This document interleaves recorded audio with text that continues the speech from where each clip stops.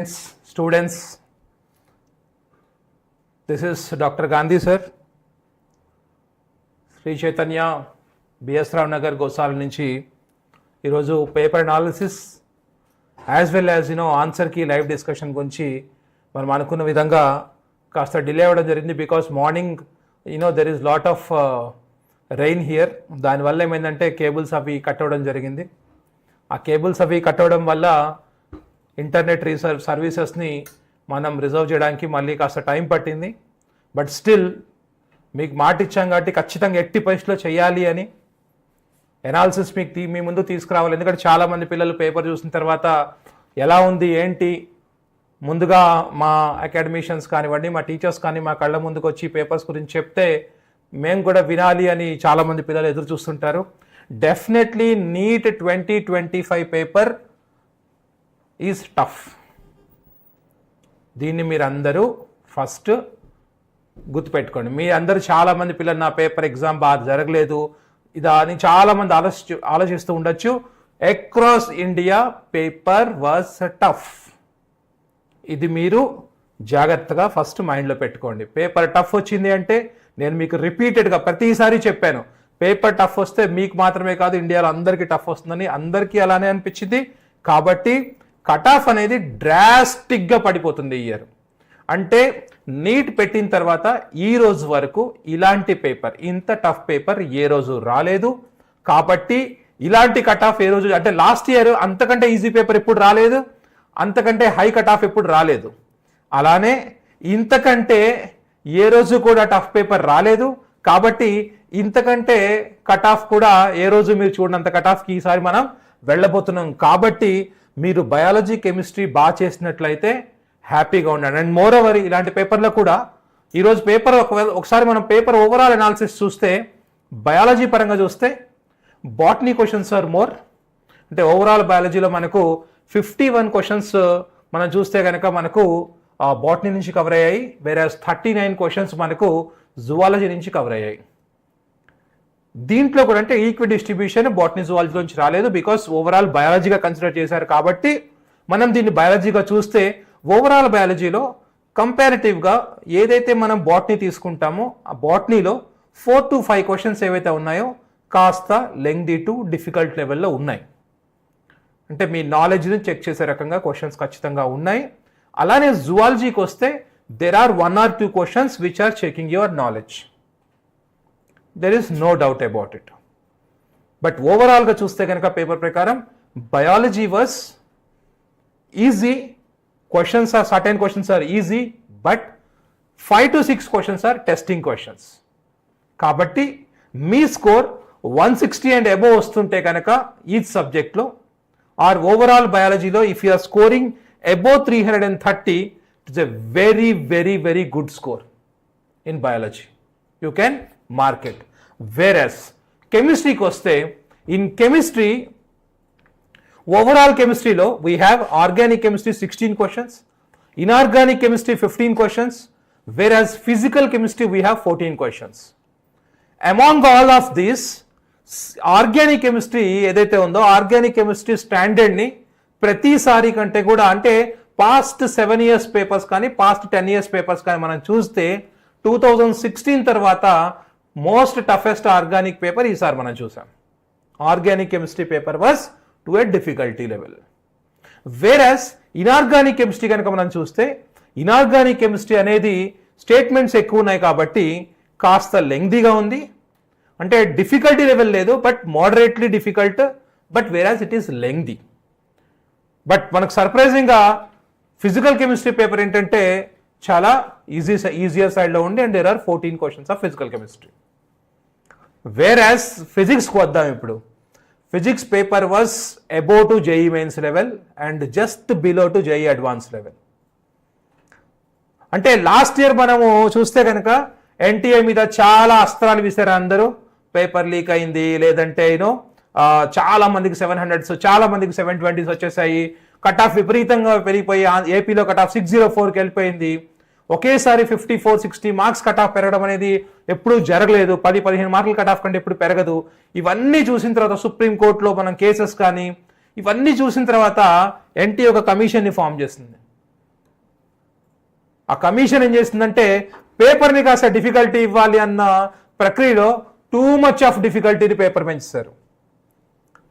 But జనరల్గా నన్ను కనుక అడిగితే కనుక ఇలాంటి పేపర్ డెఫినెట్లీ ఎన్టీఏ నుంచి రావడం అనేది ఖచ్చితంగా తప్పు. ఎందుకు మిస్టేక్ అనేది కూడా నేను చెప్తాను మీకు. ఎనీ ఎగ్జామినేషన్, మీరు ఏ ఎగ్జామినేషన్ తీసుకున్నా కూడా సైంటిఫికల్లీ ఎనీ ఎగ్జామినేషన్ పేపర్ ఎలా ఇస్తారంటే ఆ పేపర్ని ఎనీ స్టూడెంట్, ఒక మంచి స్టూడెంట్ 3 hours ఆఫ్ టైంలో పేపర్ని ఫినిష్ చేసేటట్లుగా ఉంటుంది. You can test the knowledge of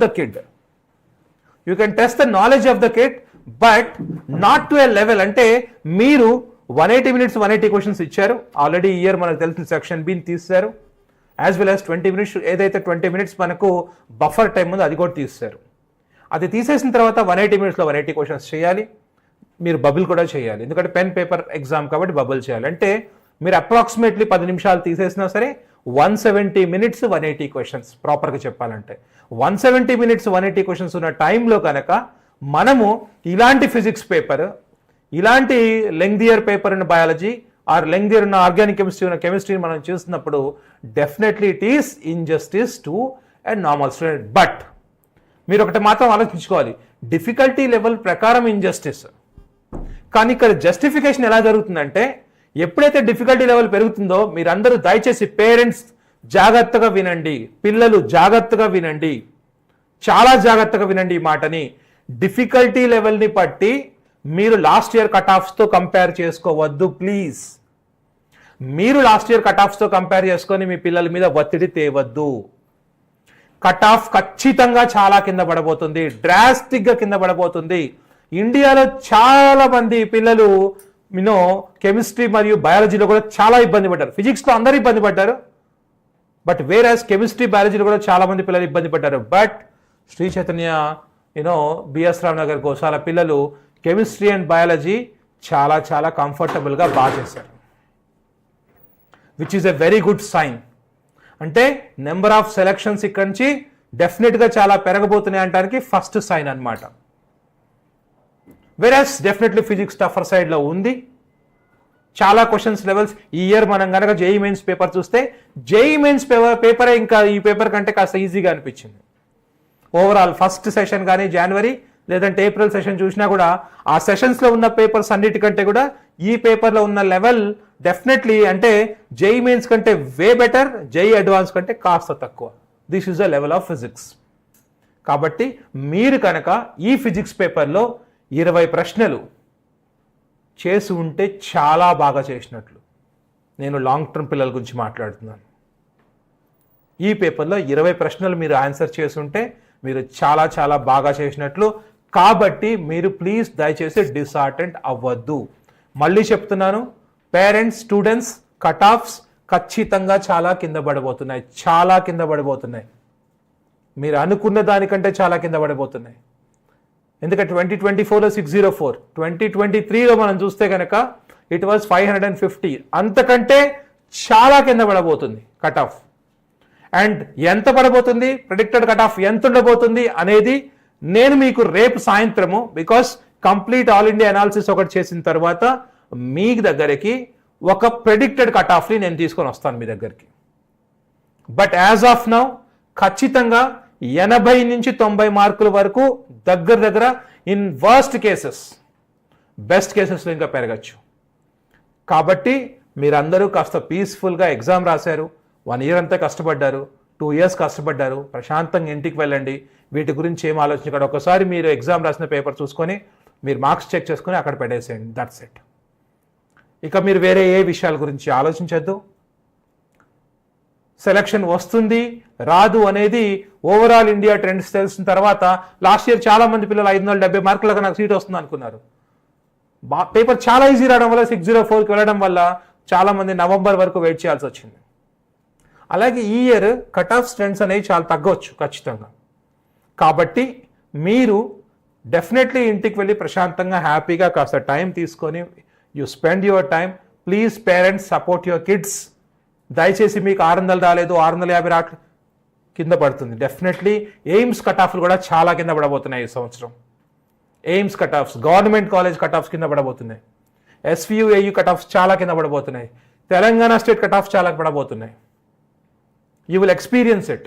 ఖచ్చితంగా కట్ ఆఫ్స్ వచ్చిన తర్వాత మీరు చెప్తారు, Gandhi sir thank you so much, exam అయిపోయిన తర్వాత మీరు లైవ్లో చెప్పిన మాటలు మాకు రిలీఫ్ని ఇచ్చాయి, ఒక ట్రస్ట్ని ఇచ్చాయి. మీకు ట్రస్ట్ని రిలీఫ్ని ఇవ్వడం కోసమే ఈరోజు ఇక్కడ చాలా అంటే పెద్ద వర్షం ఈరోజు రావడము, అన్నీ తెగిపోవడము, మీరు అందరు చూసే ఉంటారు ఎగ్జామ్కి వెళ్తున్నప్పుడు కూడా మన కొన్ని ట్రీస్ అవి పడిపోవడము. అయినా కూడా జస్ట్ పిల్లల గురించి లైవ్ చేయాలి ఎట్టి పరిస్థితుల్లో. కంప్లీట్లీ మన టీమ్ ఆఫ్ టీచర్స్ అందరూ మీ గురించి ఇక్కడ వెయిట్ చేస్తున్నారు.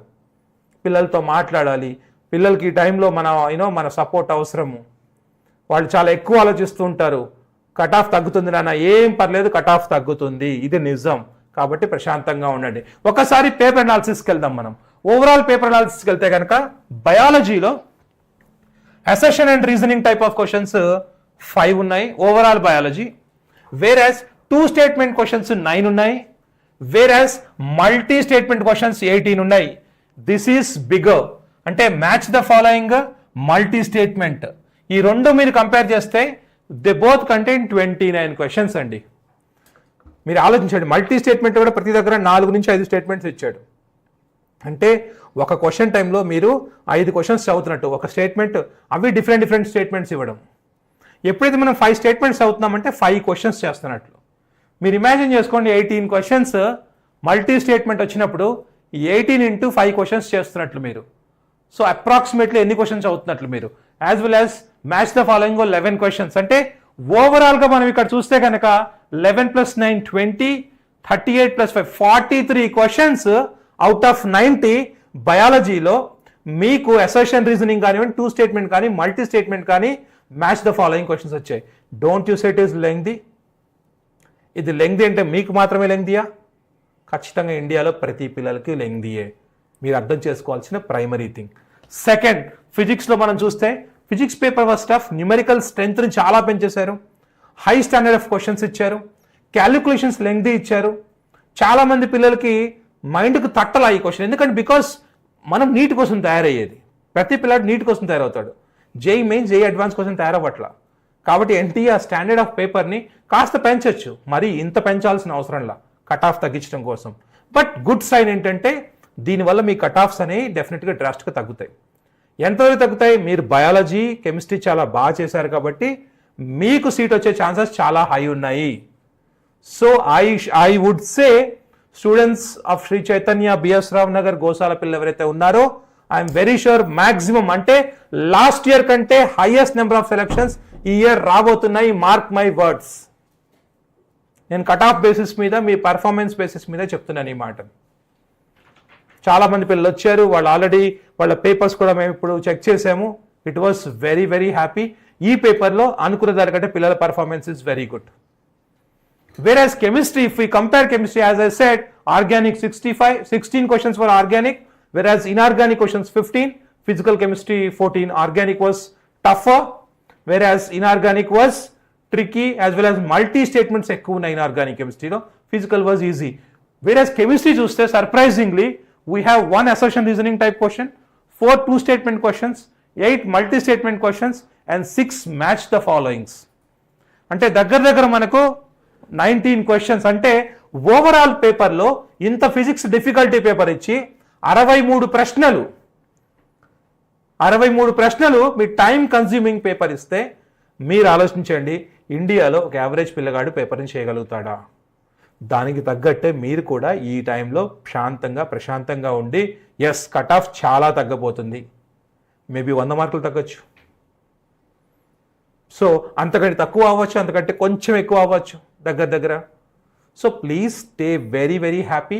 ఏం ఆలోచించద్దు, ఎగ్జామ్ అయిపోయింది. 1 year 2 years మీరు బాగా కష్టపడ్డారు. Go relax at your home, spend time with your family. I know ఇది చెప్పడం చాలా డిఫికల్ట్, మీరు ఫేస్ చేస్తున్న కండిషన్కి. ఇలాంటి పేపర్ని మీరు ఎక్స్పెక్ట్ చేయలేదు, ఇండియాలో ఎవరు ఎక్స్పెక్ట్ చేయలేదు. బట్ మీకు తెలిసిందే, ప్రతిసారి మన దగ్గర టఫ్ పేపర్స్ ఇస్తున్నప్పుడు మీరు వచ్చి మాతో చెప్తారు, సార్ ఇంత టఫ్ పేపర్స్. నేను ఇప్పుడు అనేవాడిని, వర్స్ట్ పేపర్స్ రాయాలి అన్న, వర్స్ట్ పేపర్స్ రాయాలి ఇక్కడ.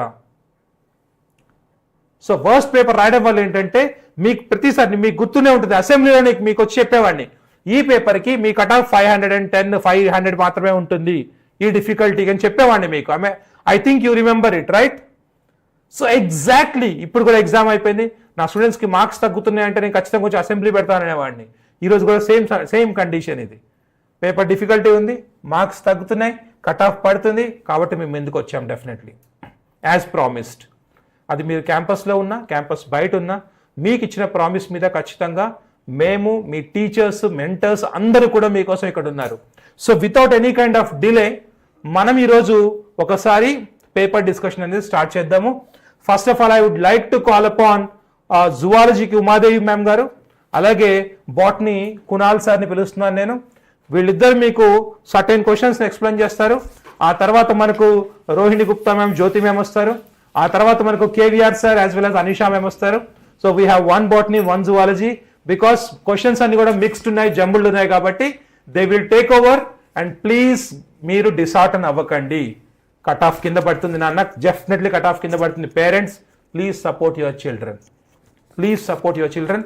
రేపు ఈవినింగ్ మళ్ళీ మనం కలుద్దాము with cut off analysis. Keep watching.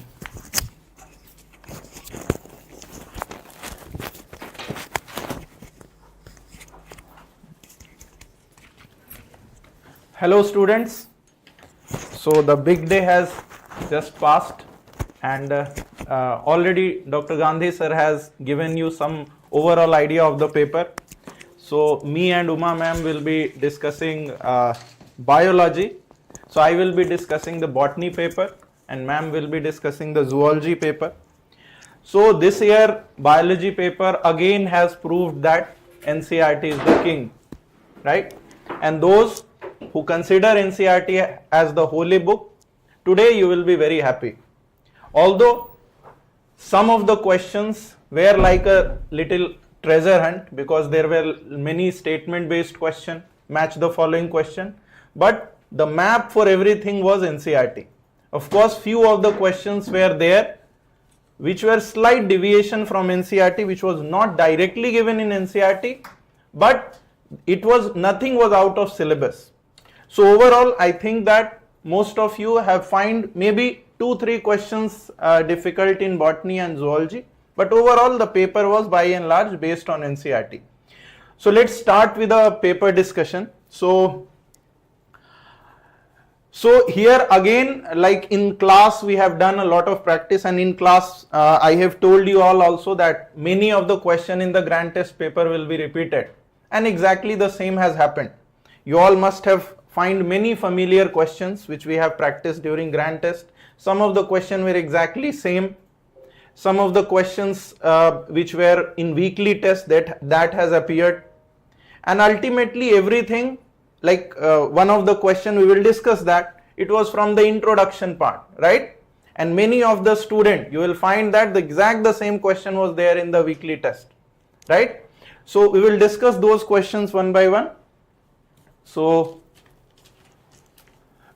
now all of you need to see all the questions and be ready with your response, and you will mark your answer and you will check how you have performed in botany, and I am very very positive that most of you will find it that it's great. So let's start with a question. So this is the first question here. So the first question says that the complex 2 of mitochondrial electron transport system. So this is direct NCERT question, right? So complex 2 is succinate dehydrogenase. All of you, this is a diagram, direct question, no twist, and we can consider it as a very easy question. Most of you must have done it. Then next question. So this is from the PCR, right? So in the second question, this PCR, although this 2 to the power n is not directly given in NCERT, right? But we have already discussed several times in class that this replication of DNA follow which rule? 2 to the power n. In class we have discussed about this 2 to the power n as the magic formula. Many were, and one of the formula it was applicable in the DNA replication also. So here polymerase chain replication amplifies DNA following the equation 2 to the power n. Then I think next two questions are from zoology, so ma'am will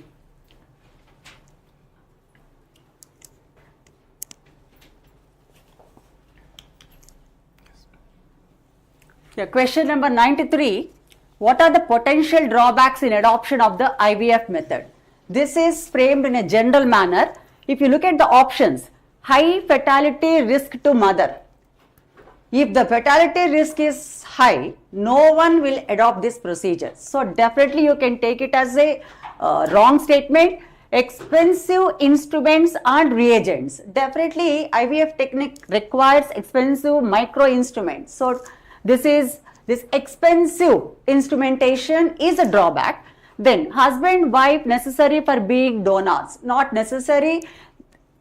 Less adoption of orphans. If this method is successful, definitely adoption procedure will be less effective, or people do not adopt the children. So they usually go for this IVF method only. So that is not the one, not available in India. IVF technique is available in India, so that's a wrong statement. And the last one, possibility that the early embryo does not survive. That risk is there. That's why superovulation is usually done.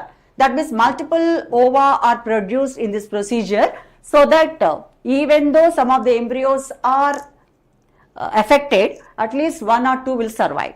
So if you consider the options given, A is wrong. High fatality risk to the mother. There is no fatality risk. If you eliminate that one, see 2, 3, 4 options. In all the 3, A is there. High fatality risk is not there. Okay. So you can go along with this BDF option. Okay. The next question. What is the name of the blood vessel that carries deoxygenated blood from the body to the heart in a frog? Aorta. Aorta carries the blood from the heart to the body. So it is a wrong option. Pulmonary artery. Pulmonary artery supplies the blood to the lungs, not carrying from the body. So that is also wrong. Pulmonary vein. Pulmonary vein carries the blood. So question is about blood from the body, not specifically towards or away from the lungs. Vena cava. Vena cava collect the blood from all the body parts and bring it back to the heart. So vena cava is the correct option. So next question is from Botany. Okay.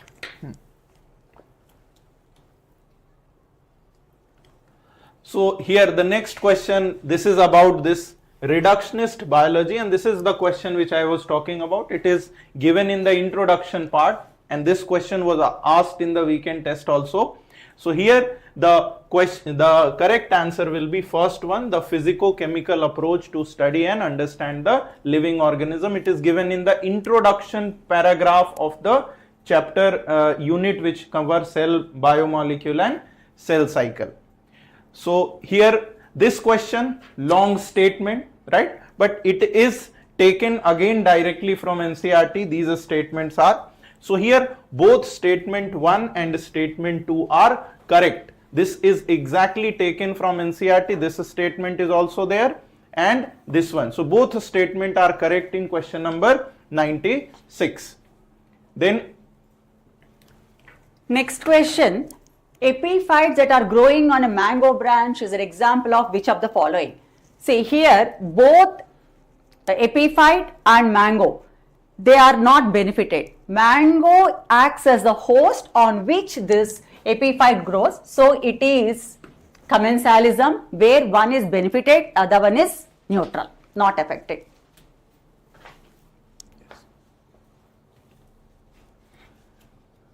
so here again this is comparatively a very simple question, 98. So here the correct answer is A, B, C all are true. As we can see, this A, B and C are true, D and E is wrong. So here correct answer will be 1.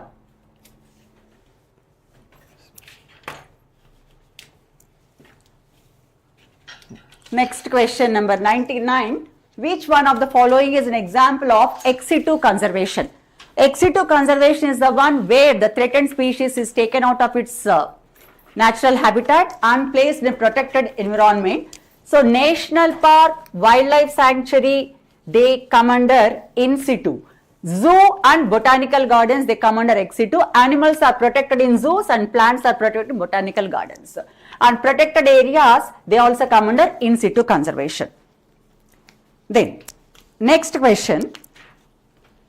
Given below are two statements. First statement, primary source of energy in an ecosystem is solar energy. 100% true.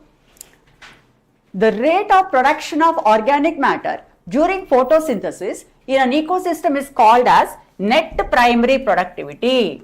This is a wrong statement. The rate of production of organic matter during photosynthesis is gross primary productivity. It is not net primary productivity. So statement 1 is correct and second statement is wrong. So yeah, third option. Next, matching question, and here they covered 4 chapters of human physiology. From each chapter, emphysema, it is respiratory disorder and it is nothing but damaged alveolar walls and decreased respiratory surface. So A can be matched with the second one. Angina pectoris, acute chest pain, not enough oxygen is reaching to heart muscle. So third option. And then glomerulonephritis, it is nothing but inflammation of glomeruli of kidney. So fourth one. And then tetany. Tetany is rapid spasms in muscle due to low calcium in the body fluid. So first one, they covered all the 4 chapters: respiration, circulation, excretion and locomotion chapter. So 4 disorders from 4 physiological chapters are given. Correct option 2, 3, 4, 1. Yeah, last one.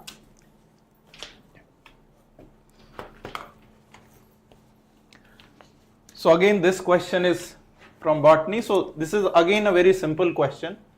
Both wind and water pollinated flower are not very colorful and do not produce nectar. Right? So yes, we know that wind and water pollinated flower do not produce nectar.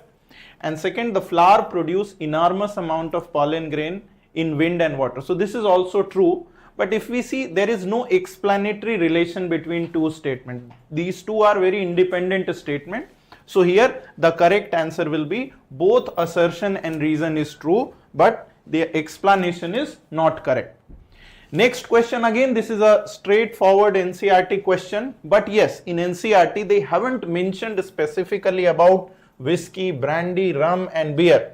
But most of you will recall that in class we have discussed this. We have discussed about the different types of alcohol, and we have discussed which has what percentage of alcohol, and there we have discussed that beer has less than 13% of alcohol. So here beer will be the right answer. Then this statement, this question is from morphology. Again a very simple question. The floral formula, this stand for zygomorphic. No, it stand for actinomorphic. So statement 1 is wrong and statement 2 is correct. So here the correct answer key will be the 4th one. Statement 1 is incorrect and statement 2 is correct. Then next one is 105. So here streptokinase. This is straightforward NCERT question. Correct answer will be the 4th one, that is removing clots from the blood vessel. 106, again simple question. Here what we have seen that chromosome 1 was very late to be sequenced because it is very long, and if it is a large longest, it has also the longest length, so it will have the maximum number of genes. So chromosome 1 will be the answer here. Now 107, zoology.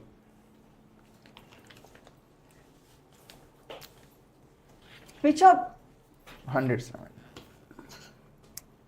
Which of the following statement is correct about location of the male frog copulatory pad? Copulatory pads occur the first digit of the forelimb. A simple and direct question from frog. Literally this time about 4 questions are given from frog. There are no questions from tissues, cockroach, 4 questions from frog only. And the next question is from botany. So here the correct answer will be the cytokinin. Again it is straightforward question directly from NCERT, that phytohormone which promote nutrient mobilization and delay in leaf senescence, cytokinin. And here this is Zoology. Next question 109. While trying to find out the characteristic of a newly found animal, a researcher did the histology of adult animal and observed a cavity with presence of mesodermal tissue towards the body wall, but no mesodermal tissue observed towards the alimentary canal. This is the key point. Actually, question appears to be very, very lengthy.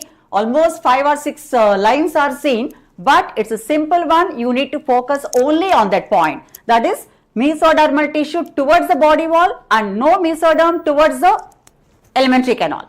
This is seen only in pseudocoelomates. In the case of coelomates, true coelomates or eucoelomates, mesoderm should be present both towards the body wall and alimentary canal. Okay. Acoelomates, no body cavity at all. In pseudocoelomates, actually the textbook it is given that mesoderm occurs as pouches between ectoderm and endo. Only you have only that information about pseudocoelom in the textbook. But actually that mesodermal lining is found towards the body wall, absent towards the alimentary canal. That's a key word. So answer is pseudocoelomate. And the next question, okay, it's a matching question, and when you read the words head, middle piece, acrosome, tail, immediately you can recollect that they are parts of the sperm. So let us match this. Head. Head is having the nucleus, haploid nucleus is present, and that means genetic material is present in the head region. That would be fourth one. Middle piece. Middle piece has number of mitochondria arranged in spiral manner, and mitochondria provide energy, or it's a source of energy. So you can take third for the middle piece. Acrosome. Acrosome is the anteriormost structure, and it contains a number of enzymes which help in penetrating the ova. So acrosome should be matched with the first option enzymes. And the last one, tail.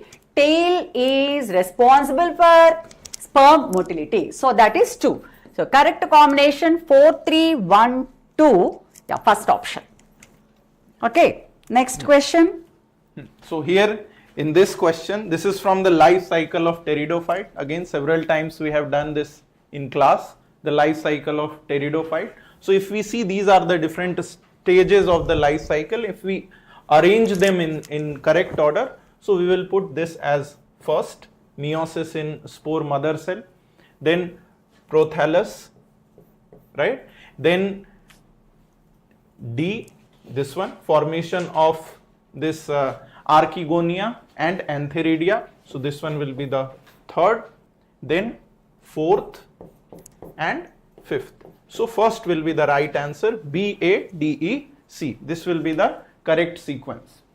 Now this one. Next question is from circulatory system, circulation and body fluids.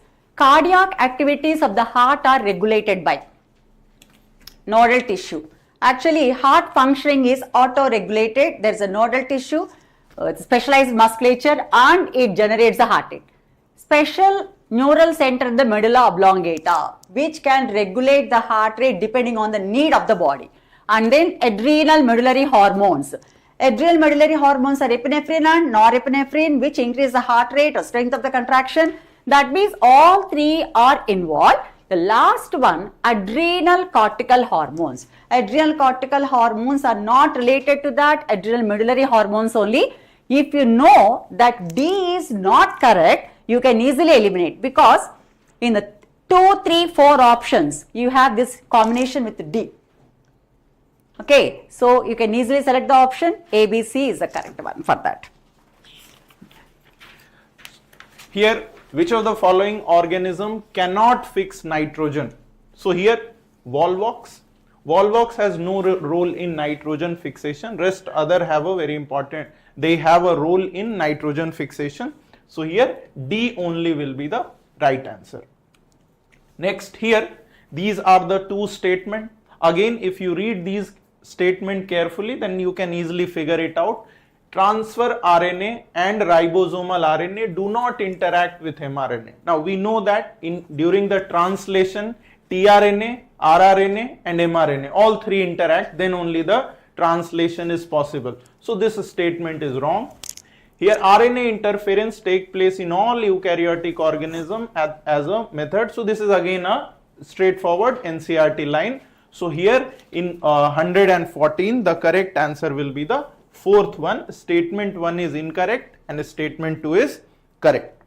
Now this question, if you again observe this question, so many of you might have confused unnecessarily with the antibiotic resistant gene, right? But here very clearly it is showing that the gene is inserted in the EcoRI. When you insert the gene in EcoRI, then beta galactosidase will not be formed, and this beta galactosidase is responsible for blue colony. Now if this beta galactosidase is not formed, then blue colony will not be there. So we can easily select it using the white colony. So just if you insert it, then recombinant will have white colony and it can be selected. So correct answer is third. Here the zoology.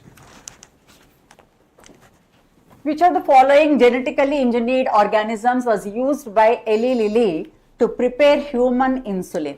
This is from Biotechnology Applications chapter. Eli Lilly company used E. coli bacterium to produce insulin. And you know E. coli, Escherichia coli is a bacterium. So the correct answer is first option. Right? Next question is from Botany. So here this is straightforward question, direct from NCERT, from the types of enzyme, and this diagram is given. Again this was asked in the practice question also. So it is simple, the group is getting transferred, so it will be transferase enzyme. Then here simple, again this is also a very simple question which is not correct. So first statement say hypodermis is parenchymatous, and this is a monocot stem. So in monocot stem, hypodermis is not parenchymatous, it is sclerenchymatous. So this statement is wrong. So here first will be the right answer. Then this question, correct event in the life cycle of bryophyte. So now see, life cycle they have asked two. From one they have asked question from the life cycle of pteridophyte. Now this time life cycle of bryophyte. So here again we will, if we see the exact sequence, then it will be the first one will be B, then E, A, third, then D, fourth, and C. So here the correct answer will be B, E, A, D, C. So this in class we have several times discussed the life cycle. If you go back and just check, so this will be the correct answer. So here, then 120.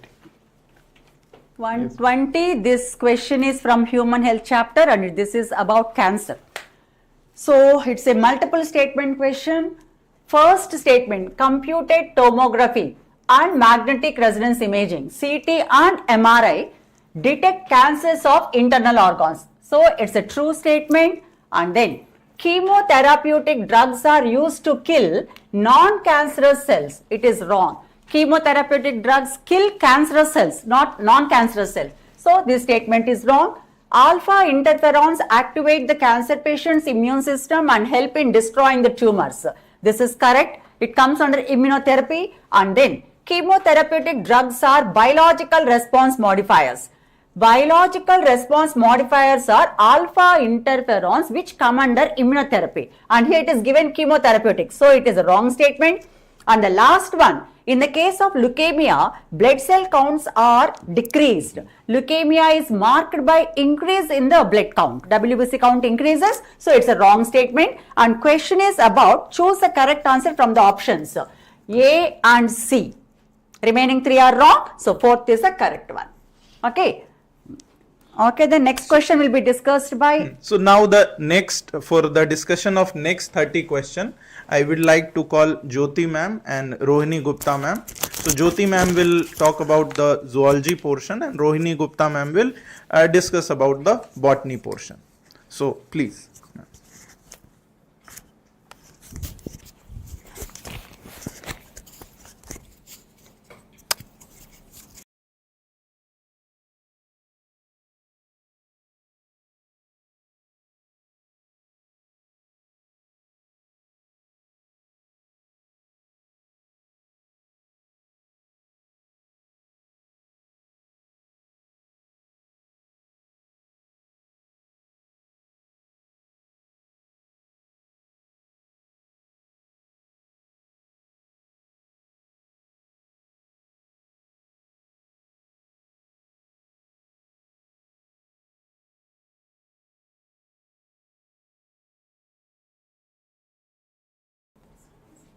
I started? Okay. Good evening to my dear students. I hope you have done your best. Whatever be the result, don't worry about that. Be relaxed now. And let's talk about the next 30 now, the questions. And what we are taking as a code, that is 45, that already ma'am has even taken, and even sir. So code 45 we are taking, right? So I'm taking with the question number 121 now, right? Which is from the cell, the unit of life, right? So here, there we are having match the column, right? Can you see here, centromere? Centromere is a central part of a chromosome. So can I say it will help in the case of the cell division? So you will have to mark with the second one. The clarity is little bit mild, so please do focus and open your paper also. So you will find that thing, right? Even I am checking cross with the paper also, so that no mistake should be there. So centromere we are linking with the second. Then cilium, that is obviously, that is the locomotory part in the eukaryotic, some of the cells. So cilium we can code it by the cell movement, right? Now next word is about the cristae. It is not cisternae, it is a cristae, right? So here cristae is linked with the mitochondria, so we can go with the 1 now.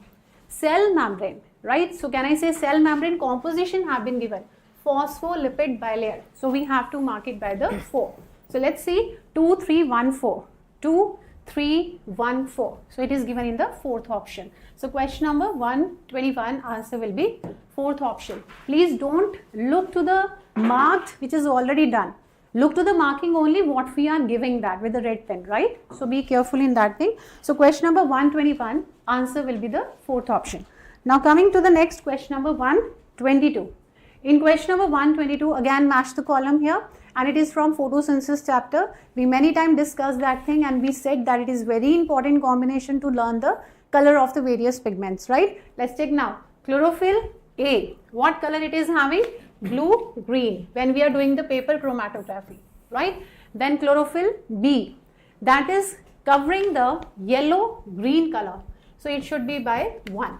Xanthophylls that are with the yellow color, and then after that carotenoids with the 4, yellow to yellow orange. So question number 122 you have to go with the 3, 1, 2 and 4. 3, 1, 2 and 4. Option number 2. So question number 122 answer will be the second option, right? So this is about match the column. Now next question is from zoology. Jyoti ma'am will take that. Yes. Hi, good evening. So this question is, ma'am back.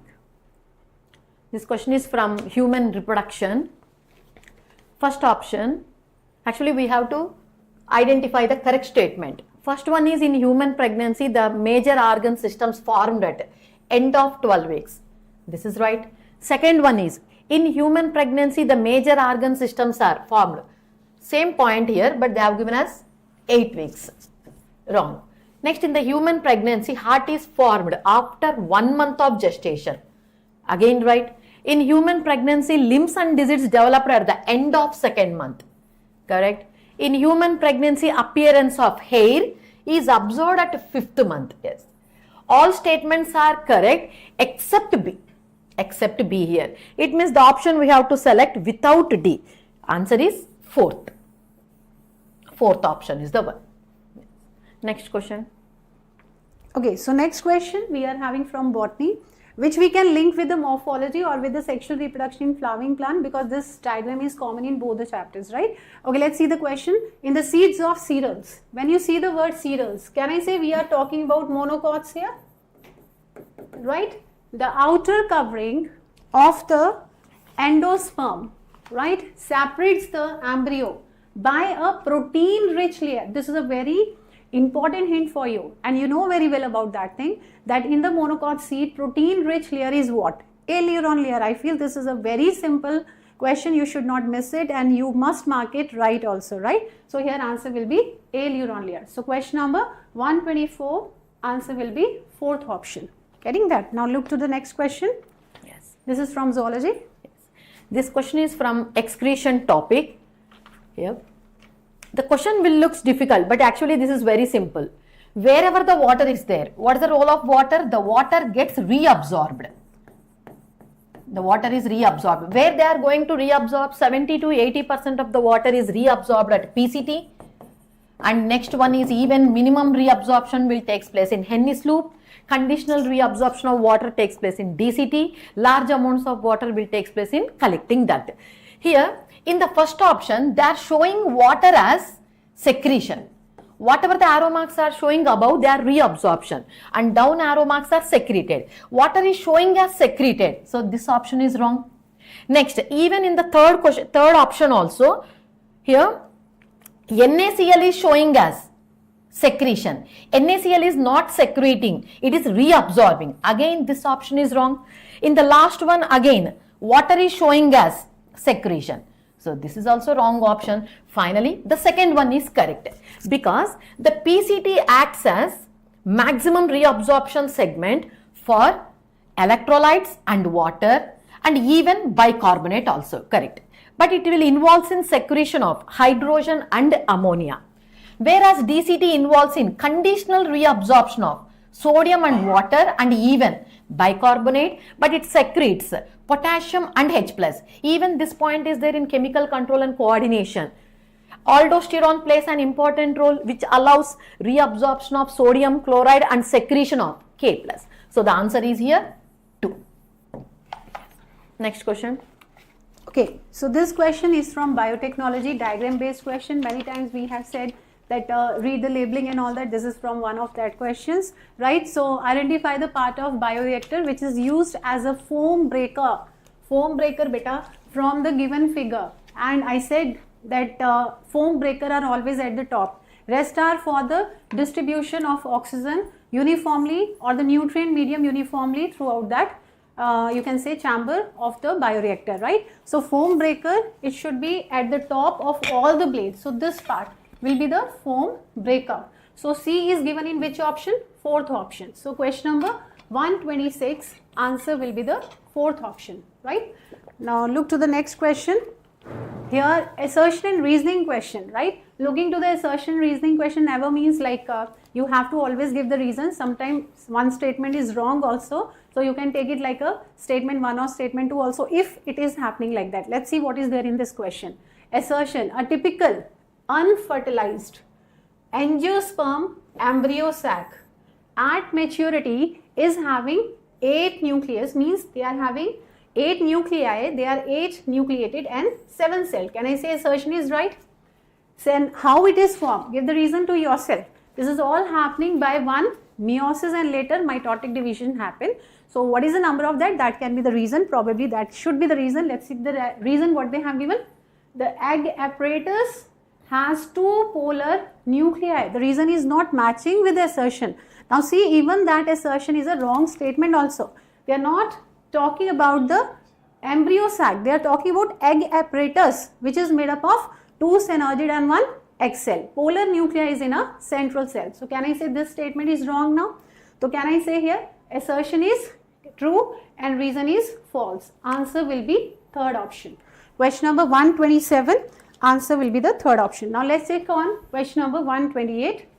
Here they are talking about a specialized membranous structure in a prokaryotic cell, right? We are talking about the structure of the prokaryotic cell which help in the cell wall formation, DNA replication and even for respiration. I feel again very easy question to you people, that all as a function of the mesosome they have given, and this is a direct line in your NCERT also. So question number 128, first option mesosome should be your answer. 128 first option, right? Okay, then let's take the next question now. This question is based on molecular basis of inheritance, right? In molecular basis of inheritance, it is based on in eukaryotes after transcription. Can I say post-transcriptional changes, right? Let's read the question. Which of the following are the post-transcriptional event in an eukaryotic cell? First they have given transport of pre-mRNA. The word is, I feel it is a pre, yes, it is a pre-mRNA to cytoplasm prior to splicing. So can I say this is going to be the wrong statement? It cannot be possible. Without that all changes, how it can move in the cytoplasm. The statement itself is wrong. Let's see the next. Removal of introns and joining of exons. Splicing process. Yes, this is happening as a post-transcriptional events, right? After, not actually after, sequence is something else. We are just considering what is happening there, right? Not the sequence. We are not talking about sequence here. So addition of methyl group at 5' position of hnRNA. Yes, this even happen in post-transcriptional changes.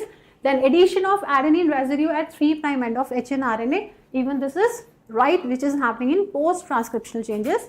Then is what? Base pairing of two complementary RNA, which is not happening there, right? There is no base pairing happening in the post-transcriptional changes. So what thing happen over there? B, C and D. Let's see in which option it is. Second option. Getting that? So question number 129, second option will be your answer, right? Now let's check question number 130. Okay, what is the pattern of inheritance for polygenic inheritance, right? Like human skin color we have discussed. Will it come into Mendelian or non-Mendelian? Non-Mendelian. So answer will be what? Second option directly, right? You need not to think about next of the paths, right? So answer will be second option for this question, right? Okay, let's see the next question now. This is based on biomolecules chapter. Which of the following enzyme contain heme as a prosthetic group? You know that cofactors, 3 types in your NCERT book given. First paragraph of that is an introduction. After that, prosthetic first type they have given, means cofactor first type they have given prosthetic, under which heme is one of the example of prosthetic which is binding to catalases and even to peroxidases. So rest of all will not be your answer. Answer will be what? Fourth option, right? Question number 131, answer should be fourth option. Now let's take the question number 132, right? Now here, this need your one thing, focus on the question and knowledge what you have gained. This is very easy question if you handle it carefully, right? Let's see that. Each of the following characteristics represent a kingdom proposed by Whittaker. Means your focus should be on 5 kingdom classification, right? Arrange the following. Now second demand of question, that arrange the following in the increasing order of complexity of body organization. Means you have to move from Monera to Animalia. But which point is representing which kingdom, that we have to sort out first. So this question is having 2 parts. First sorting out, then arranging, right? Let's say sorting out. Multicellular heterotrophs with cell wall of chitin. Can I say this is the fungi? Then is what? Heterotrophs with tissue or organ system of level. Organ system is also there and they are heterotrophic also. Who is reaching at the organ system level? Can I say kingdom Animalia? It will be there. Then is what? Prokaryotes with the cell wall. See, the word is given prokaryotes. So which kingdom directly comes? So it will be Monera, right? With the cell wall made up of polysaccharide and amino acid, non-cellulosic, fine. Then is what? Eukaryotic autotrophs. It should be eukaryote, it should be autotroph. So your mind can go on the protistans also, right? Some of that members are also there, but they are having tissue and organ level. So means protistans out from the list. So what we are left with? That is the plant, kingdom Plantae. Then eukaryotes with a cellular body of organization. Cellular means unicellular. So can I say it should be the Protista? Now let's arrange it. We sorted out. Now let's arrange that. So can I say according to the evolution complexity, we have to go in increasing. Which is going to be least complex? Can I say it will be the Monerans? So C will come over here first. Then after that what? Protista. E will come next. Then after that what? Fungi. It will be A. Then after that what thing? Plantae. Then even what? Animalia. C, E, A, D, B. Let's check where is an option? Second option. So question number 132. Answer will be the second option. Getting that? Okay, let's move to the next question, which is from zoology now. Yes. This question is from Ecology Introduction 1 and it is a direct question. Father of ecology is Ramdeo Mishra. Even this is a previous year question also. Next question. Okay, so this question next is from molecular basis of inheritance. Can you see every year we are saying that molecular basis is very important and many questions are from here, and same happened in this year also, that prediction we are doing. So even here molecular basis, so many questions we are solving. One of the question now in match the column, let's solve that. Alfred Hershey and Martin Chase, what they did? Can I say these two scientists, they have given the unequivocal proof, means without any ambiguity, DNA as a genetic material as a conformation. So can I say fourth we can match to that, right? Then after that euchromatin, that is what? Loosely packed and lightly stained, part of the chromatin. Frederick Griffith, first experiment 1928, that is done with the Streptococcus pneumoniae. Then heterochromatin, densely packed and darkly stained. So can I say we are going with 4, 3, 1 and 2? 4, 3, 1 and 2, answer will be third option for question number 134. Answer will be the 1 minute. Let's go with the, yes, it should be the third option, right? So it is a little bit blurred there. So it is going to be the third option for question number 134, right? Now move to the next question. Yes. This question is from Human Health and Disease, cancer topic here. Question is about neoplastic characteristics here. The first point is a mass of proliferating cell. This is regarding to neoplasty only. And these cells will undergo rapid division, correct? They start to invade and damage the surrounding tissue. Even this point also regarding to malignant tumors only. Whereas this D1 is those confined to virginal location. This is not regarding to neoplasty. This is regarding to benign tumors. Benign tumors, they are making a little damage and they are confined to original location. So out of 4 options, except D, remaining 3 are the regarding to the neoplastic. Then the answer is A, B, C only. Second option. Next question. Okay, so from the question number 136, we need a little bit more question. Just you have to wait for a sec, right? And just check it down that how many questions you have made it right. Meanwhile, just have a patience to get the next question answered, right?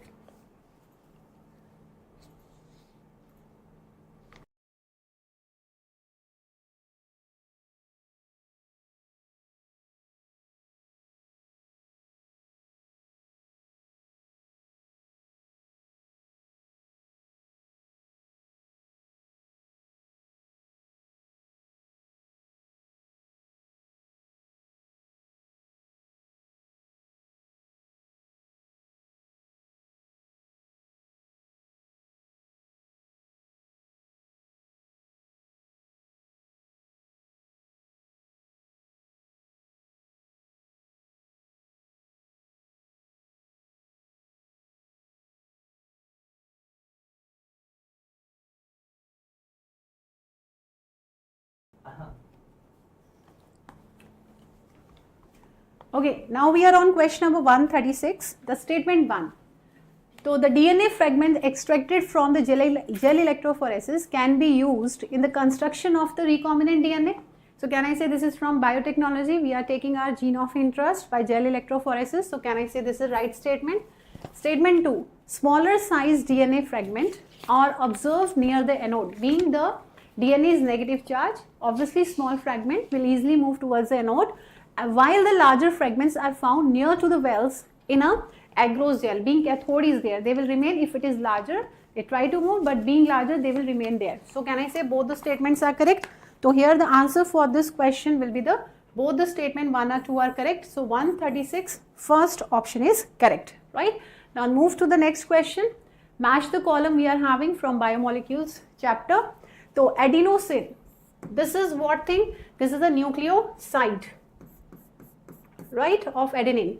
Then B is what? Adenylate acid. As acid is written, so obviously it is a nucleotide. Phosphate has been added. Then is adenine. It is a nitrogen base. Be careful about that. And even alanine. This is what thing? Amino acid. Many times we have discussed in the class, these types of word can give you a little bit chances of keeping the error, right? So be careful about all the things.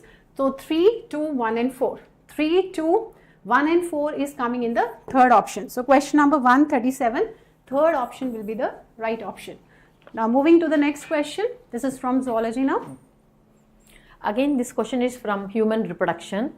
First option is the reductive division for human female gametogenesis, means they are saying about oogenesis, starts earlier than that of male gametogenesis, means spermatogenesis. Yes, this is true because it happens whenever the female is in embryonic stage only. First option is right. Second one is the gap between the first meiotic division and second meiotic division is much shorter for males compared to the female. Yes, in the case of males here, first meiotic and second meiotic takes place at a time here. It means it will take place step by step at a time. So this is also right, and it is a equational division.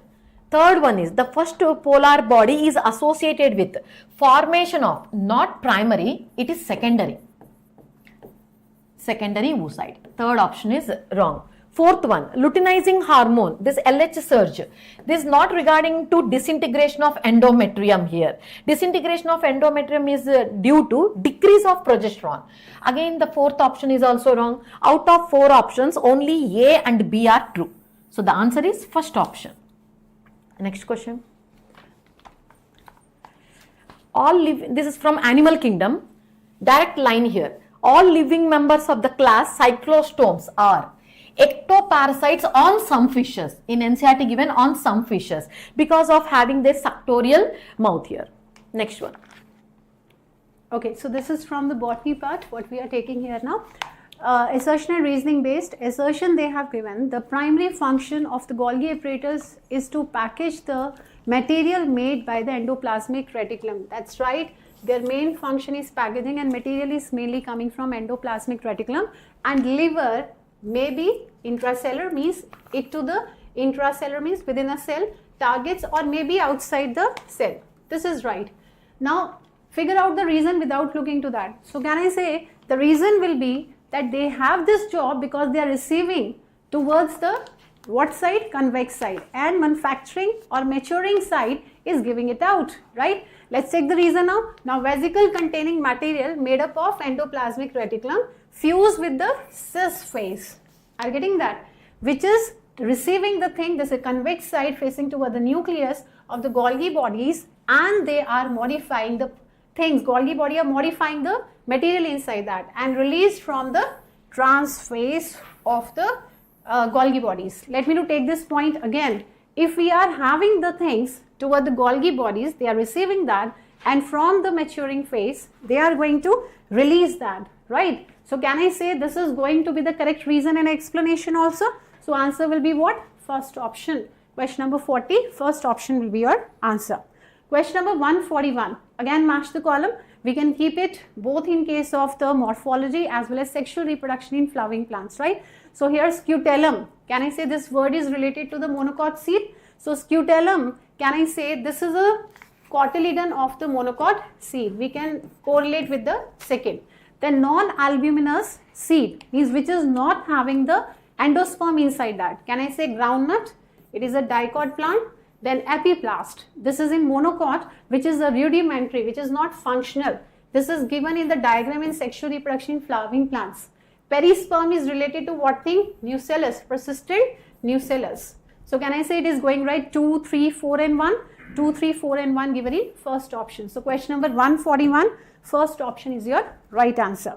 Let's take on the next question. This is from zoology now. This question is again from animal kingdom. Assertion. All vertebrates are chordates, but all chordates are not vertebrates. This statement is right. Reason. Why they are known as chordates, but why all chordates are known as vertebrates means here, because the members of subphylum, this is actually subphylum, right only, possess notochord during the embryonic stage, but it can be replaced by either cartilaginous or bony vertebral column in adults. So both are correct, and even correct explanation here. So the option is first one. Next question is from human health and disease. This is regarding to antibodies. Antibody is made up of 4 peptide chains. Out of 4 peptide chains, 2 are light chains and 2 are heavy chains. Even in the class also I have discussed here. Towards this end, N terminal end will be there, and opposite will be C terminal. And these regions are known as variable region, and this region is known as constant region. Again same. This is variable region and this is constant region. This portion we are calling as paratope, or even it is known as antigen binding site here. So the first option, each antibody has 2 light and 2 heavy chains, right?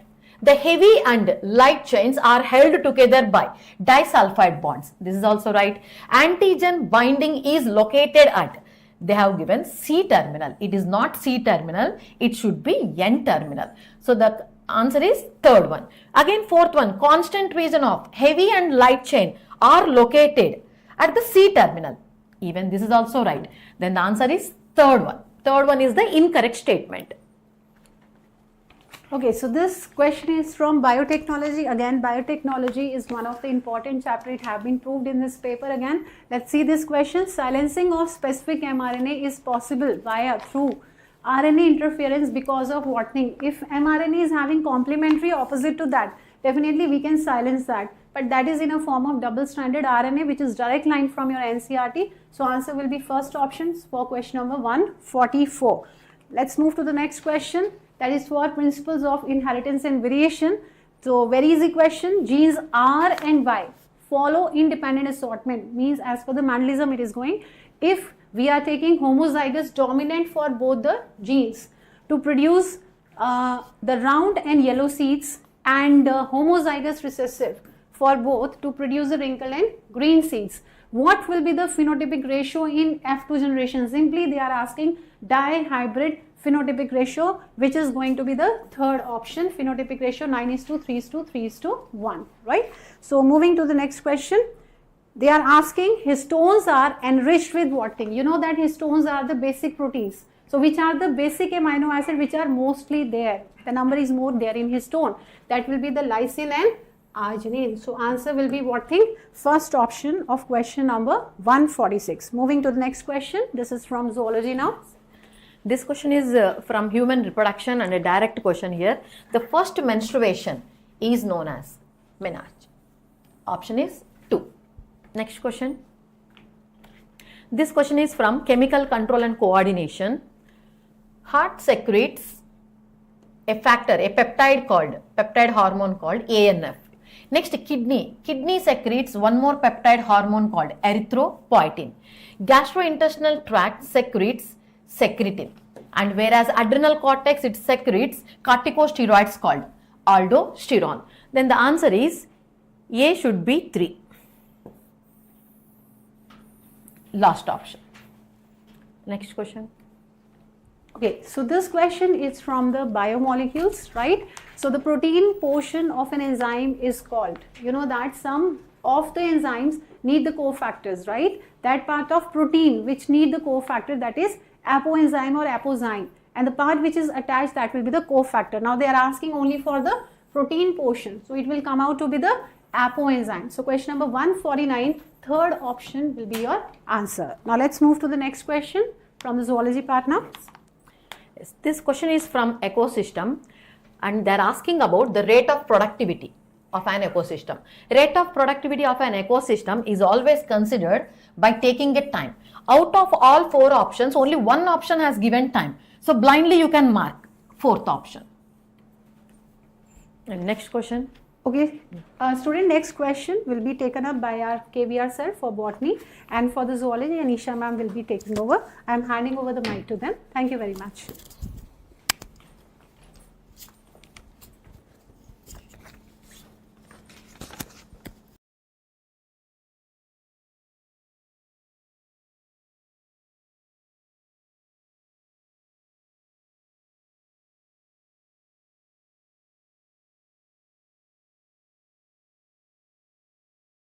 All of you. Hello students, good evening. So students, I hope you all had a very good exam, and I wish that you all are going to get a very good marks. Do not worry about the difficulty level of the examination, because all the students who have appeared for this exam may have felt that the question this year was little different from the previous years. So do not worry about the examination, and let's discuss about the answer key now. First of all, the question number 151, sweet potato and potato represent a certain type of evolution. This is a direct question, direct example given from the NCERT, which is an example of analogous organ. So for the question number 151 of the code 45, it will be the answer analogy, as well as which represents the evolution type which is called as the convergent type of evolution. Next question, I am very sure a lot of students may have had different type of difficulty, that is pedigree analysis. Now about the pedigree analysis, as we have seen here, the question looks difficult or the question appears like they have complicated it. but they themselves have given most of the answers in the question itself. First of all, they have clearly mentioned about the processes here, the female, the affected female, the carrier female, unaffected male, as well as the affected male. They have mentioned it, and a very important line they have mentioned as the help of the pedigree, find out the probability for the birth of a child having no disease and being a carrier. That means unaffected carrier. They are asking the question, what is the probability of unaffected carrier child? They have not mentioned male or a female, unaffected child. First. Second thing is, they have the disease mutation in one allele of the gene. That means they are clearly mentioning about the heterozygous condition. So when they have mentioned about the heterozygous condition as well as being a carrier, it is clearly indicating it is a recessive type of conduction. So here it is the recessive type which we can see in the disease pattern. Another thing, which is the pattern, whether it will be an autosomal or an X-linked. Clearly here, since the first generation, the parent generation has the disease, second generation do not have the disease.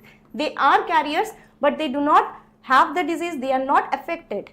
Third generation again has the disease. So it is skipping generation, it is called as crisscross pattern of inheritance, which is clearly X-linked recessive disorder. So when it is X-linked recessive, we know we have to find out the pattern of different type of individuals, children, genotype in case of this condition. So here the father is affected, the father is diseased. So that means the father will have an affected gene. And when the mother is a carrier, that means again the mother is also just one X chromosome will be affected. X-linked recessive, so the father's X-linked will be affected. In case of mother, only one X chromosome will be affected. So what will be the probability we can see here? XX. Both of them will be affected in one condition. Another. So this will be a carrier female. In this case, a normal male. And in this case, an affected male. So we can see the question is being a carrier as well as without any disease. So phenotypically normal and a carrier child. Who will be here? The female is affected here. The male is completely unaffected, but the male is not a carrier. Here the male is affected. So out of 4, only 1 here will be unaffected carrier female. So the answer becomes the first option, 1/4. That is 25% of the child will be unaffected. Next question will be from Botany. Hello students, this year this question is the one of the most confusing question, because most of the students will go for first option, but in reality what is the question here? Cells of the tapetum possesses dense cytoplasm and generally have more than one nucleus. So it's true, and presence of more than one nucleus in tapetum increases the efficiency of nourishing the developing microspore mother cells. It's absolutely wrong. The tapetum multinucleated condition helps in the nourishment of pollen grains but not the microspore mother cells. So tapetum never nourishes the mother cells. So answer will be A is true and R is false. I'll go for third option. This is the correct answer, because tapetum will never nourish the microspore mother cells. It will help in the nourishment of pollen grains only. Was it okay for you? And let me go for the next question. It's quite natural. In every time it is asked. This is one of regularly asked Chaitanya question. We feel proud of ourselves that we have given this question 20-30 times in different our papers, unit test and grand test papers. And all our Chaitanya students will never make any mistake, because this is megaspore mother cell undergo one meiosis to produce 4 megaspores, out of which 3 will be degenerated. The functional megaspore only forms 7 cell 8 nucleated female gametophyte. Okay, that requires one meiosis, 3 times mitosis. One meiosis and 3 times mitosis is required for the development of female gametophyte or angiospermic embryo sac. Was it clear for you? I'll go for third option, 1 meiosis and 3 mitosis. And this is the most easiest question of this paper. Zygomorphic flower, entire Fabaceae is zygomorphic. We have Cassia, we have Gulmohar, but see the entire family Fabaceae is zygomorphic. So Petunia solanaceae and Datura solanaceae, Chili solanaceae, family solanaceae is actinomorphic. So P is zygomorphic percentage. So 155, question number 155 answer is 3. And question number 166, I'll invite Zoology madam. Okay, this is a zoology question from the chapter Human Health and Disease, and this is to the topic of immunity, immune system. Here they have mentioned after maturation in primary lymphoid organs, the lymphocytes migrate from for the interaction with the antigens to the secondary lymphoid organs. They migrate from the primary lymphoid organs to the secondary lymphoid organs for the maturation and activation of the various types of lymphocytes. So basically they are asking about the structures or the names of the secondary lymphoid organs. What all names of secondary lymphoid organs will be here? Spleen, lymph nodes and Pierce patches. As we know, thymus and bone marrow, both of them are primary lymphoid organs. So the answer will be B, C, the C, D and E. That will be the fourth option. Okay. Next question is, two statements are given. Statement 1 is fig fruit is a non-vegetarian fruit as it has enclosed fig wasps in it. You have this question in your chapters of ecology. And statement 2, fig wasp and fig tree exhibit mutual relationship as fig wasp completes its life cycle in fig fruit and fig fruit gets pollinated by fig wasp. Definitely both of these statements are correct, as the fig will be using fig wasp as its pollinating agent. So the answer will be both the statements are correct.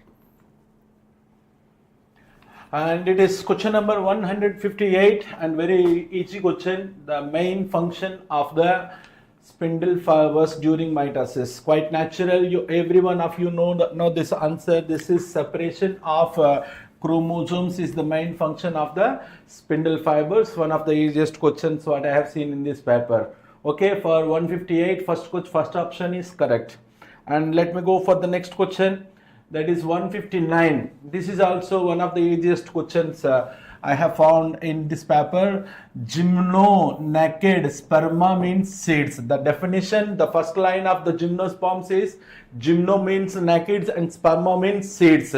So seeds are naked. So the continuous line from the textbook is seeds are naked before fertilization as well as after fertilization. Was it clear?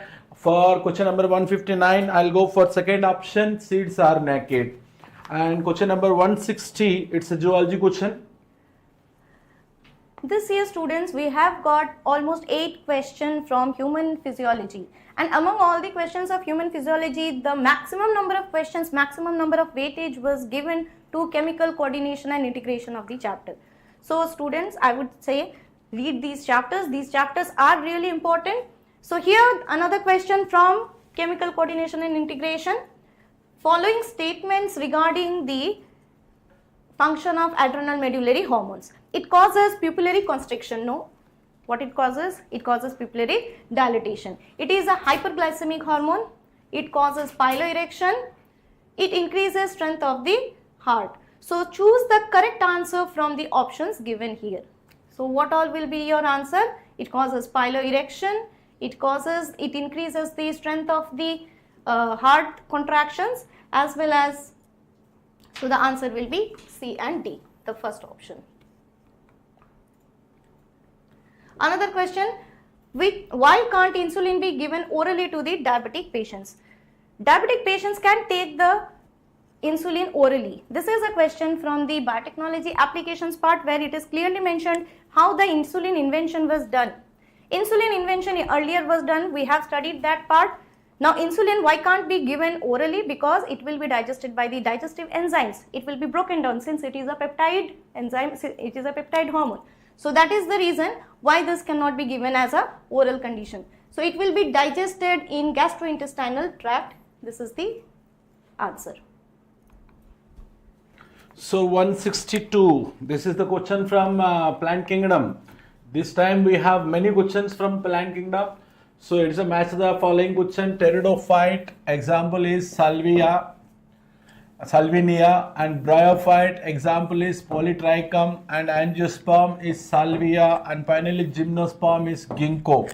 So the correct answer given is the second option, A4, B3, D2, C1, D2. Second option is correct. So 162. Was it okay for you? One of the easiest questions. One example from each group itself. Okay. And 163, it's textbook, direct textbook line question. So code is triplet proposed and by George Gamow. It is given in our textbook in translation process. The first paragraph of translation. Code is triplet proved by George Gamow. Was it clear? I'll go for first option. And the next question is of zoology. Okay, this question is from the chapter Biodiversity of Ecology. Now here very simple matching question is given. The evil quarter theory, that causes the courses of.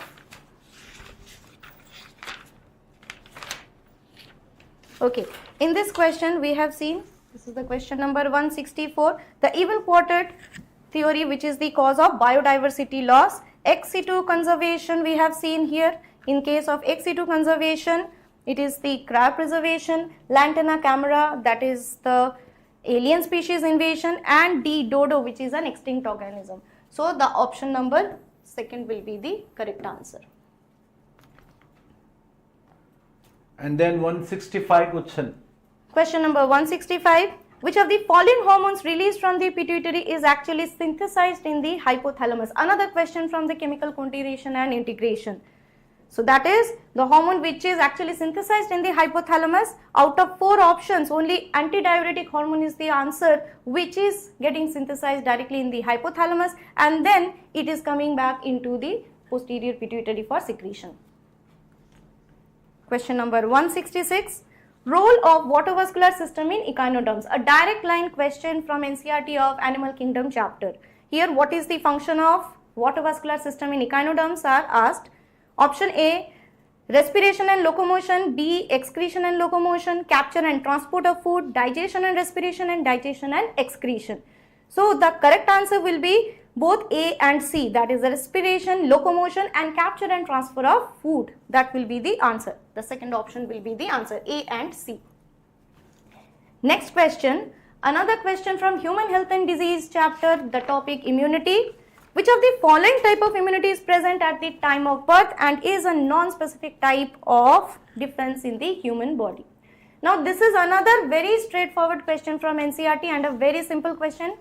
That answer will be innate immunity, which is also known as the inborn immunity. Next question is from Botany. It's from Botany, and again the question from the plant kingdom. In bryophytes, the gemma represents. So gemma is asexual green multicellular asexual birds. So for 168 bryophytes, very important question. It's a asexual reproduction. So for 168, I'll go for second option. Was it clear? 168. And the next question 169 is from zoology. So student, this year structural organization chapter has seen questions mostly, or we can say only, from the topic frog. Questions were not asked from cockroach as well as the human tissues part.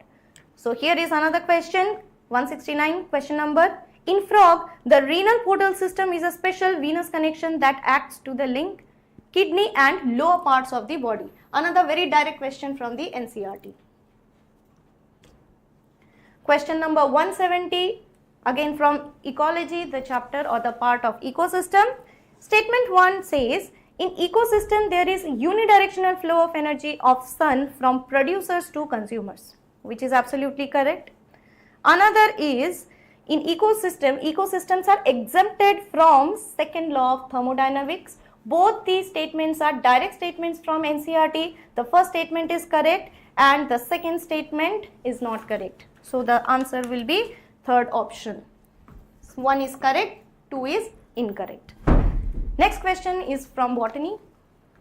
So which of the following statement is true about rubisco? So it's a straight question from photosynthesis. One of the easiest question.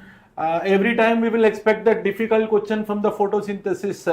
This time we have to feel happy that we got a question, very easy question, that is what is the role of rubisco? Rubisco is catalyzes the carboxylation of RU15 bisphosphate. Was it clear? So I'll go for fourth option for question number 171. So let's we move to the next question, 172. 172. So the question is very clear. Which of the following enzymes are not essential? So this is very important. Not essential. So you can see here DNA mutase is not required and DNA recombinase is not required. For gene cloning, the other enzymes are required. So C and D are absolutely not required, and then we can go for first option. 172. I'll go for first option. C and D are essentially not at all required for gene cloning. Was it clear? And then I'll go for 173. 173. So the correct answer is first option. And C, parthenocarpy can be induced by auxins. As we know very well, auxins and gibberellins both will induce the parthenocarpy. Parthenocarpy is induced by auxins. Plant growth regulators are involved in the promotion as well as inhibition of the growth. This is also correct.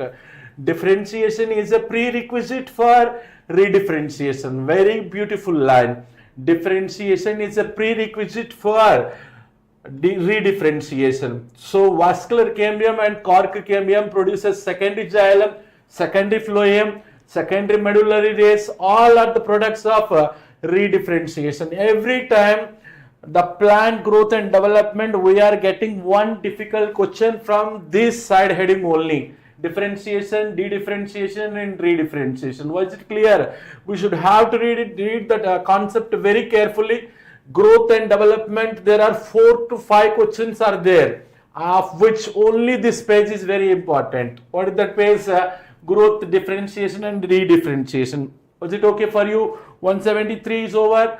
174. Which of the following factor important for termination of transcription? For initiation, alpha factor, sigma factor is required. For termination, rho factor is required. One of the easiest questions from the molecular biology observed so far. Okay, 174 is over, and 175, it's a zoology question. Here another question from frog, that is the chapter of structural organization in animals. So the question is here, frogs respire in water by skin and buccal cavity and on land by skin, buccal cavity and lungs. So which of the correct answer from the following? Statement is true for water but false for land. See students, here frogs respire in water by skin but not by the buccal cavity, and on land by skin, buccal cavity and lungs. So the first part is incorrect but the second part is correct. So the answer will be, the statement is false for water because in water they respire through skin, but true for the land. So the answer will be third option. Next question is, this question is from the chapter Human Reproduction. Twins are born to a family that lives next door to you. They have just twisted the question with the statement, do not worry about the question. The twins are a boy and a girl. So that means they are the twins from two different parts of the ovary. So which of the following must be true? They are monozygotic twins. If it were a monozygotic twins, they both of them will be identical twins. Since boy and a girl, they are non-identical twins. So another name of non-identical twins, we can say fraternal twins. They were conceived through in vitro fertilization. That is not necessary through in vitro fertilization. They have 75% identical genetic content. Even that is also not necessary. So the answer will be they are fraternal twins. Okay. Next question will be from the chapter of Botany. So here, which of the following? So this year, microbes and human welfare. There are 4 questions are there. It's a very great thing. Aspergillus niger is used for the preparation of citric acid, commercial production, not household production. And lactobacillus is used for curd production, so it is household production. And Trichoderma polysporum is also not used for household production. So A and C are microbes are not used in household productive things. Okay, Saccharomyces cerevisiae will be there for regular ethanol production. Okay, and Propionibacterium shermani is used for Swiss cheese preparation. So I'll go for second option for 177. Clear? And 178 is from zoology. Again in human physiology, another chemical coordination and integration chapter. Here the question states two lists, list 1 and 2. List 1 indicates all the hormones and list 2 are their origin. So here directly we can solve progesterone obtained from the corpus luteum, relaxin from the ovary, melanocyte stimulating hormone from pars intermedia and catecholamines from adrenal medulla. So the answer will be first option 4, 2, 1, 3. Okay. Next question will be from botany chapter. So this question is from biotechnology. Same questions are being appeared from the last year and this year also. So there are two statements. The blue colored colonies have DNA insert in the plasmid and they are identified as recombinant colonies. If the blue color comes, so the LAC-Z gene is not insertational inactivation is not taken place. So they cannot be a recombinant. They cannot be a recombinant. That may be a transformant but not a recombinant. Clear? Statement 1 is incorrect. Statement 1 is incorrect. The colonies without blue means the colonies that is white in color, they have DNA insert. They are called as recombinant colonies. This is correct. So for 179, I'll go for statement 1 is incorrect and statement 2 is correct. So I'll go for fourth option, and next question is from zoology. So we have reached the last question of the biology segment. This question is from organism and population chapter of ecology, and a very easy question. The question says about the equation which represents the logistic growth of the population. This is a direct question from NCERT and the answer will be dN by dt, that is Rn k minus n by k. So this indicates the growth curve for logistic growth. So thank you everyone. Thank you students. We have already concluded the biology segment of the answers and I am very sure you all have got very good marks, very good answers you are getting. Next segment will be the chemistry, that will be taken over by Amit sir and Anirudh sir. So Let's we welcome Anirudh sir and Amit sir for chemistry discussion. Thank you very much. Have a good day.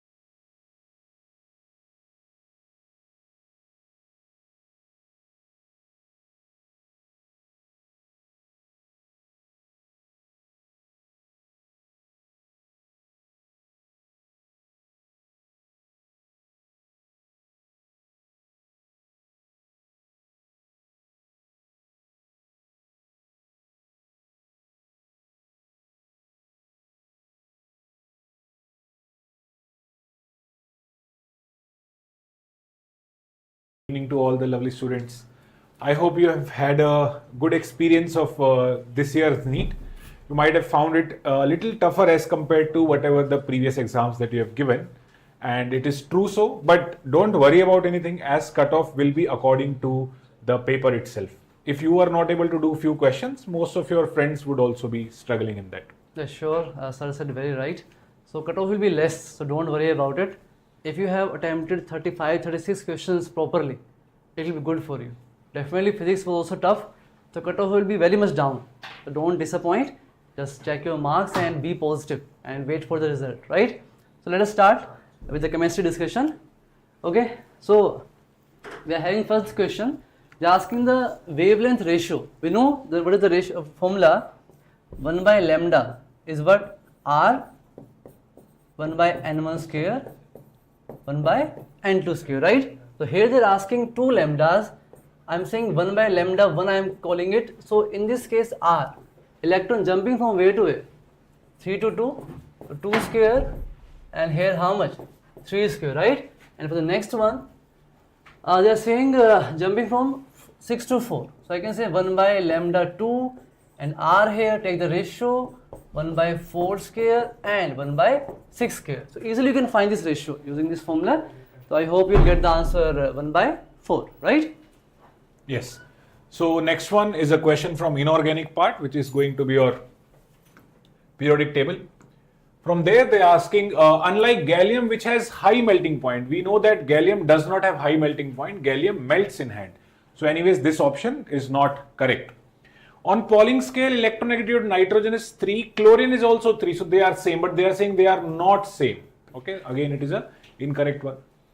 Next one they are asking, argon, potassium 3, chlorine minus, calcium plus 2, argon 18 electron, potassium is 19, so potassium plus is again 18, so this is 18 electron, this is also 18 electron, chlorine is 17, chloride is again 18, calcium 20, this is again 18, sulfur is 16, this is again 18, all are isoelectronic species, so this is absolutely right.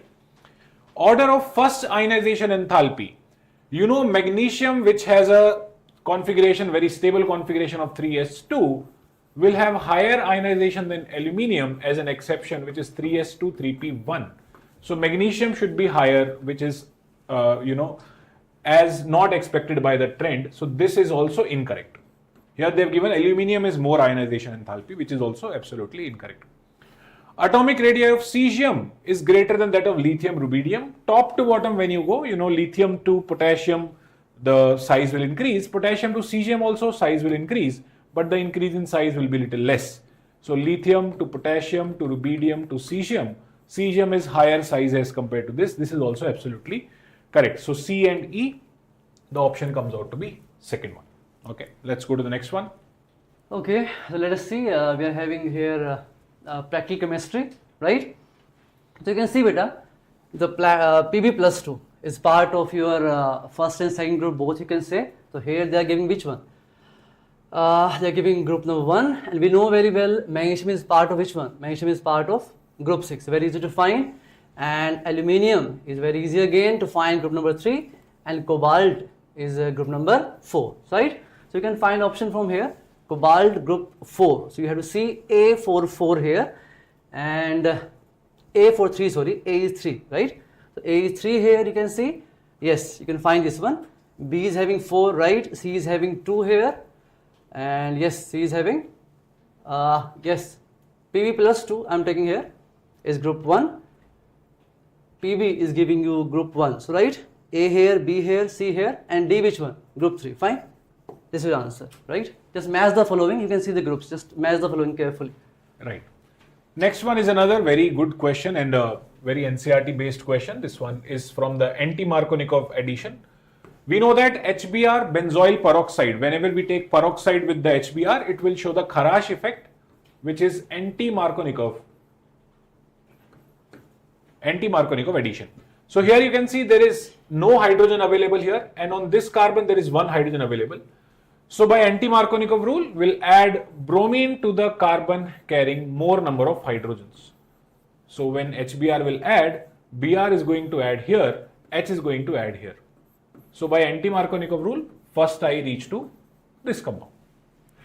KCN nucleophilic substitution reaction, Cn negative will replace the Br negative, giving you a Cn here. If any stereochemistry was mentioned, it will be a backside attack. And then we are doing this reduction. This name is called as Mendius reduction, but although the NCERT does not mention the name, but sodium amalgam ethanol just reduces CN2 primary amine. CN2 primary amine. So CH2 NH2. Okay. So this gives you option 1. If you had done any mistake, you could have gone for option 2, but this was Markovnikov if benzoyl peroxide was not mentioned. Okay. Moving to the next one. Okay, right. So next question they're asking about the energy. They're asking energy and radius of first Bohr orbit of which one? Helium plus 2 and lithium plus 2, right? So if you go for the energy formula, we know very well what is the energy, minus of 2.18 10 to the power minus 18, and we have Z square by N square, right? So what is Z? I'm talking about the helium. So for helium it is what? 2 square. Shell number they are saying 1, so easily you can see, and it is for helium plus. Similarly, if you go for lithium, 2 plus same, minus 2.18 minus 10 to the power minus 18. Here lithium we are having, so Z square by N square. So easily you can see from here we are getting energy, and the formula of radius they are saying 52.9 picometer. If you go, it's N square by Z, right? So for if you are going for helium, again 52.9, it's N square. They are saying first shell, difference is Z here. Z which one? For helium it is 2, and again for lithium 2 plus, it's 52.9 in picometers, 1 square. Again we are having Z here for 3. So easily you can find the option. I think you'll get the first option by this data. You have to solve it just. Correct. So sir, as we discussed, this question looks to be very lengthy, but you could have easily checked the answer just by looking at the options. Right. Okay, even if you got the lithium ka energy also correct, which is coming like 2 times 9, something like 18 into 10 power minus 18. So lithium is getting this one, this option.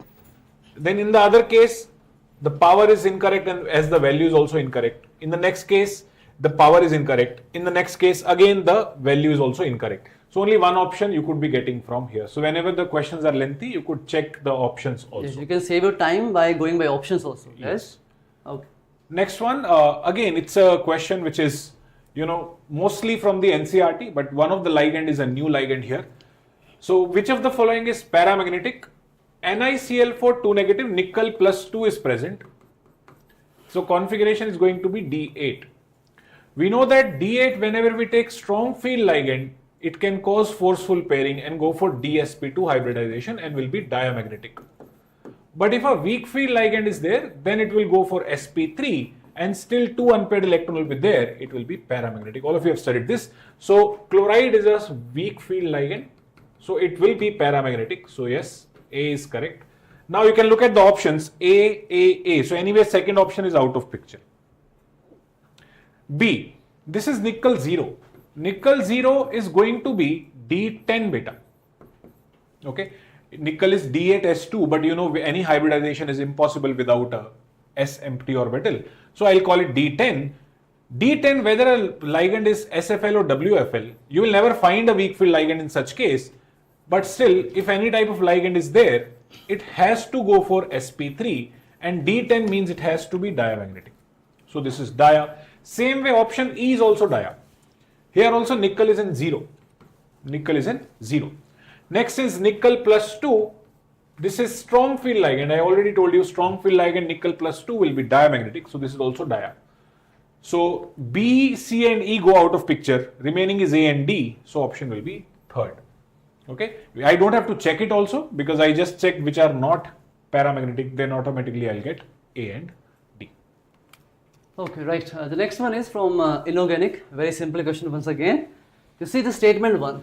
Like nitrogen that can form ammonia, arsenic can form arsine. Like we know that hydrides of nitrogen family, it's NH3, PS3, right? ASH3. It can make, right? Easy. Next one is they're saying antimony cannot form pentoxide. The inert pair effect will become very highly dominating on the last element. If you go in bismuth, is very tough to show +5, but antimony can show +5 easily. So it can form pentoxide, right? This way, first one is coming right and second is wrong. That's why we can go for the third option, right? Easy to find. Correct. So next one is a question from, again, electronic configuration only. From looking at the electronic configuration, we have to check who is a representative or a main group element. But a main group element means S block or P block element. S block or P block element. Here many students do mistake by looking at, not completely filled S subshell, not completely filled P subshell. See carefully how to check. Argon, neon 3s1, so noble gas NS1 has to be a S block element. It has to be group 1 element. In this case, it is going to be what? It is going to be potassium. Okay, it is going to be not potassium, it is going to be sodium. It is going to be sodium, 23 atomic number. Next we have 23 mass number, sorry, 11 atomic number. Next we have argon 3d3 4s2. Here D is partially filled, means it's a D block element. When total electrons outside the noble gas are 5, means it is belonging to a group 5. Group 5 of the D block element. You can easily check, this is going to be group 5, which is going to be vanadium. Chromium is group 6. So this is not a representative element, not an element of S and P. Next one is 4d10 5s2 5p5. Whenever p orbitals are not completely filled, it has to be a p block element. So this is ns2np5 belonging to ns2np5 belonging to 17th group. So one of the family member of halogen. Mostly it is going to be iodine.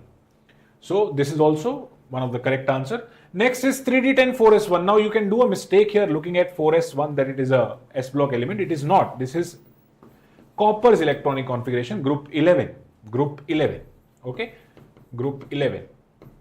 And then the last one we have is a 5f0 6d2 7s2. Very good configuration of thorium as an exception. It is a f block element. Looks like a d block element, but it is a f block element. So what do we get here? A, C. A and C only are the main group elements. Okay, we can go to the next one. Okay, next one again, very simple question from NCERT. They're discussing Dalton's atomic theory. If you say this complete theory, there is no discussion about the volume of gases and everything. Okay, this theory is simply saying like how atoms will combine, and atoms of same element have same properties and all these things, but no discussion about the volume or gases. Gay-Lussac's volume is like if 2 or 3 gases are combining or forming in a reaction, it will do so in a simple volume ratio, right? Simple whole number volume ratio. So that there is no discussion about it in Dalton's law of theory. So you can say law of gases volume is not discussed by the Dalton's atomic theory, right? Yes. Although we don't consider Dalton's theory to be in our syllabus too much important, but in 10th you study it. But you have seen that in last 3 years, at least 2 times Dalton's question have come. So next one is again an easy question. Okay, potassium always show +1. It is a group 1 element. This is +1. This is +1. H2O2 is a peroxide. Peroxide we know H2O2. If I check for oxygen, 2 hydrogens are +1 each. 2 oxygens, let's keep it as X equal to 0. From here X is coming -1. So peroxides are always -1. So we don't have to check the next one. Only first option is possible from here. Okay, next one. Okay, the next one is from chemical kinetics. Very easy question. Whenever they are giving one time for this much completion and they're asking the other time, go by ratio, or you can use direct relationship also. So they're asking for T 99.9% completion, right? They will say here log, it's how much here? 100, and how much remaining? 0.1 R by R, and they have given us T 50%, right? T half. So you can say log here it's 100 and divided by 50. So they have given you this value. They are asking this value. And one more thing you can say T 99.9% completion will be 10 times more than the T half. So directly you can go. They're saying here half life they gave how much? 1 minute. So how much will come from here? It will become 10 minutes, right? Easy question. All right. Moving to the next one. Again, this question is a little bit of value based. Okay. But by knowing the basic concepts, you can easily solve it. Okay. What were the basic concepts? We know that whenever the crystal field splitting gap, delta, whenever the gap is more energy will be required for the, jumping of electron from here to here, for the excitation of electron. And we know the energy is inversely proportional to lambda. So more the gap, lesser the lambda. And gap depends on strength of ligand.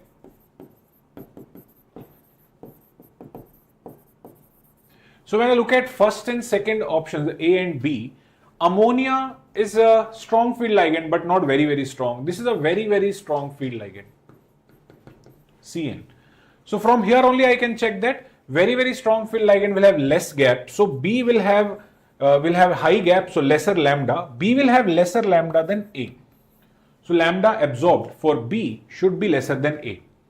B lesser than A, B lesser than A, B more than A, not possible. B more than A, not possible. Now remaining are these two. Okay. Now among these four, little bit of value based this question becomes. We know that titanium, water 6, although we can solve it by the strength of ligand, you can say water is a even weaker ligand than ammonia, it's a weak field ligand. So I can easily think that between ammonia and water, easily I can say that water will have more lambda absorbed. Water will have more lambda absorbed. So I can say between A, B, D, D should be more than A also. B, A, D, this is not possible. B, D, A, B, A, D, this is correct. So we can get to the option 2 easily. But again, little bit of value based, I can just tell you, we know that blue vitriol is blue in color. So here observed color is blue. That means lambda absorbed should be orange to red. Okay. So this should be highest lambda, which is also correct according to this. And this is violet in color actually. In NCERT, they say it is violet color. So when the color absorbed is violet, then observed color is violet. So absorbed color should be yellow, which is complementary to it. So we know yellow is lesser lambda than red. So yellow is lesser lambda than red. So this is the one. Okay. We'll consider it as a little bit of a moderate to tough question type. Okay. Okay, the next one is from organic chemistry. Let us see. They're asking the cis-trans isomerism. Which of these can show cis-trans? So we should know, mainly we need a restricted rotation system, means you can say pi bond presence, or we can have a cycle. And remember, the pi bonded carbon should have two different groups to show cis-trans, or you can say GI. In this case, if you see pent 1 in, so if you go here, pent 1 in, pi bond is there, next carbon is here, but it is having both same group. You can't go for this. If you go similarly 2-methyl hex 2 in, again you will see, if you look at the pi bond, you will see again the carbon having pi bond have same groups. It can't show GI. Next, if we are having 1,2-dimethyl, 1,1-dimethyl cyclopropane, 1,1-dimethyl. Here in cyclic compounds, we have to see any two carbons having two different groups. But here this carbon having methyl-methyl.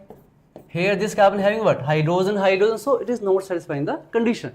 Again here you see 1,2-dimethyl cyclohexane. Right? Here we are having methyl and here we are having methyl. So these two methyl and definitely here we have what? Hydrogen as well. So these methyl can be on same side cis, or these methyl maybe one is upside coming forward and one methyl going backside. So it will show cis trans, right? This is the question from GI. Very easy. Important again. Yes. So next one is again a simple, this is also NCERT based question. There is nothing out of NCERT in here as well. Whenever we take a polyprotic acid, let's take H3X, it can break down in 3 steps, H plus HX, H2X negative. H2X negative further can break up to give H plus HX2 negative. And HX2 negative can further break up to give H plus and X3 negative. So it's always easier to remove a proton from a neutral molecule. So Ka1 is actually higher than the other Kas. When already a negative charge has come, going to more negative charge, it becomes more and more difficult. So going from here to here was still better. Going from the next one is becoming more difficult. Okay.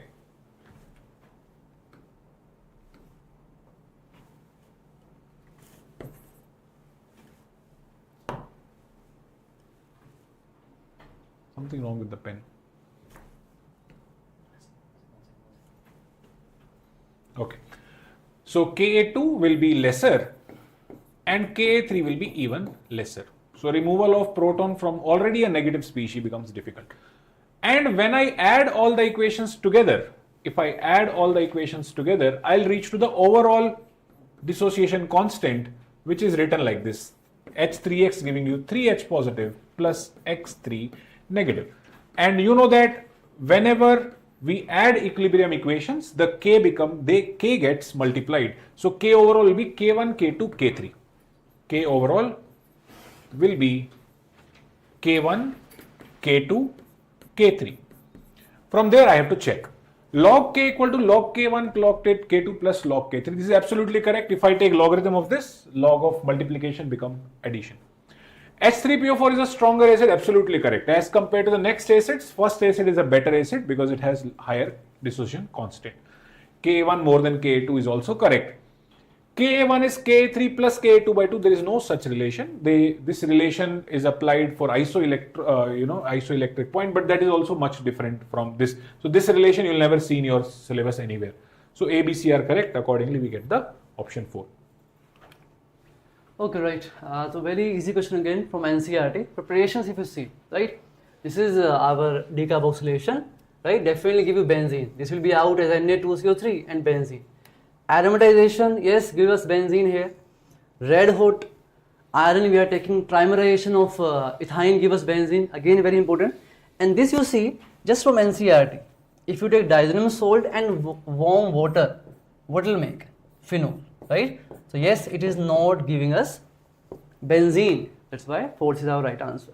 Easy to find, right? Yes.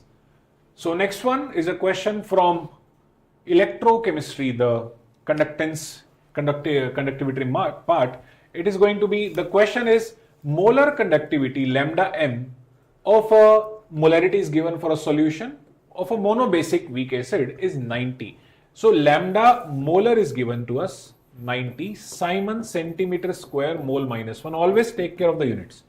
It might be given in just Simon centimeter minus 1, then you could have called it as kappa, the conductivity. But this is molar conductivity correctly given. Find its alpha, degree of dissociation, alpha they are asking. Assuming that the limiting conductivity of cation is 350 and that of anion is 50, both are in Simon centimeter square mole minus 1. So we know that by Colroche law, we can easily say that lambda molar infinity of the salt will be summation of lambda infinity of cation plus lambda infinity of anion. Since a monobasic weak acid is given, monobasic means the formula is a HX type. So conduction of H plus and X minus we have to add. So here molarity will not be required only. There is no use of molarity. Okay. If they had asked you what is Ka C alpha square, then molarity was required. Otherwise, I don't need molarity here. So alpha, we know it is nothing but lambda molar at a given concentration by lambda molar infinite. So lambda molar at given concentration is 90. Lambda infinity will be sum of these two. If I see options are looking little bit closer, so I have to take the perfect value. 349.6, which is around 350, plus 50, which is 400. Exactly 400 you are getting here. So it's an easy calculation question. 0, 0 cancel. So this is 9 upon 40, which is 0.225. 0.225 will be the alpha without any units. Okay, easy questions again. Right. Okay, next is from your chemical bonding, you can say. So what they are saying, a hypothetical diatomic molecule with bond order 0 is quite stable. No, if bond order is 0, then the molecule don't even exist, right? Like if you talk about He2, Be2, Ne2, in these molecules, number of bonding electrons are equals to anti-bonding. That's why if you apply the formula, the bond order coming how much? 0, right? So they don't even exist. So we can't even talk about stability, right? So wrong given. The next one is, and as bond order increase, if bond was single, little lengthy, if bond become double, little closer, triple, little closer. So bond order increase, bond length decrease. But what they are saying here, bond order increase, the bond length increase. No. So both statements are clearly wrong. Very simple from NCERT. So you can say that, yes, both statements 1 and 2 are false, right? Yes. So another question where you could have done mistake or you might have left it out. Okay, little bit of a controversial one, this question. See, whenever they ask you about conductance, generally what you need to check is conductance is directly proportional to number of ions given in the aqueous solution, which is nothing but the value of want of factor I can say. As you can see here, I is 0. Cobalt is showing +3 oxidation state, I is 0, it is not breaking down to give any ions. Now here also I is 0. So both will not show any conductivity. But here cobalt is showing +2 oxidation state. Now what most probably paper setter would have tried to ask you is, because these compounds are there in the NCERT, but they are there in cobalt +3 oxidation state. So instead of keeping 2 chlorines inside and nothing outside, this complex should have been cobalt, 4 ammonias, Cl2, and outside 1 chlorine. Okay, this is the correct compound according to NCERT, because cobalt majorly shows +3 oxidation state in octahedral complexes. Okay, so if it was like this, then we could have said I value is 2. Let's see the other options. I value is 4 here, because it is 1:3 type compound, and here the I value again is coming 2, but again looking at the stoichiometry, cobalt is +2 in this case, but in NCERT cobalt is given in +3, so this also should have been cobalt, ammonia 5. If 1 Cl is inside, then there should be 2 Cls outside, and then I value should become 2 in this case, I value should become 3 in this case. Then the best possible answer will be first option if we go by NCERT. But if we go by this particular question, both 1 and 2 are looking absolutely correct. So if you have answered 1, you will get full marks. If you have answered 2, you must get full marks. In case they go by NCERT, they'll give it as an add mark. So don't worry about it.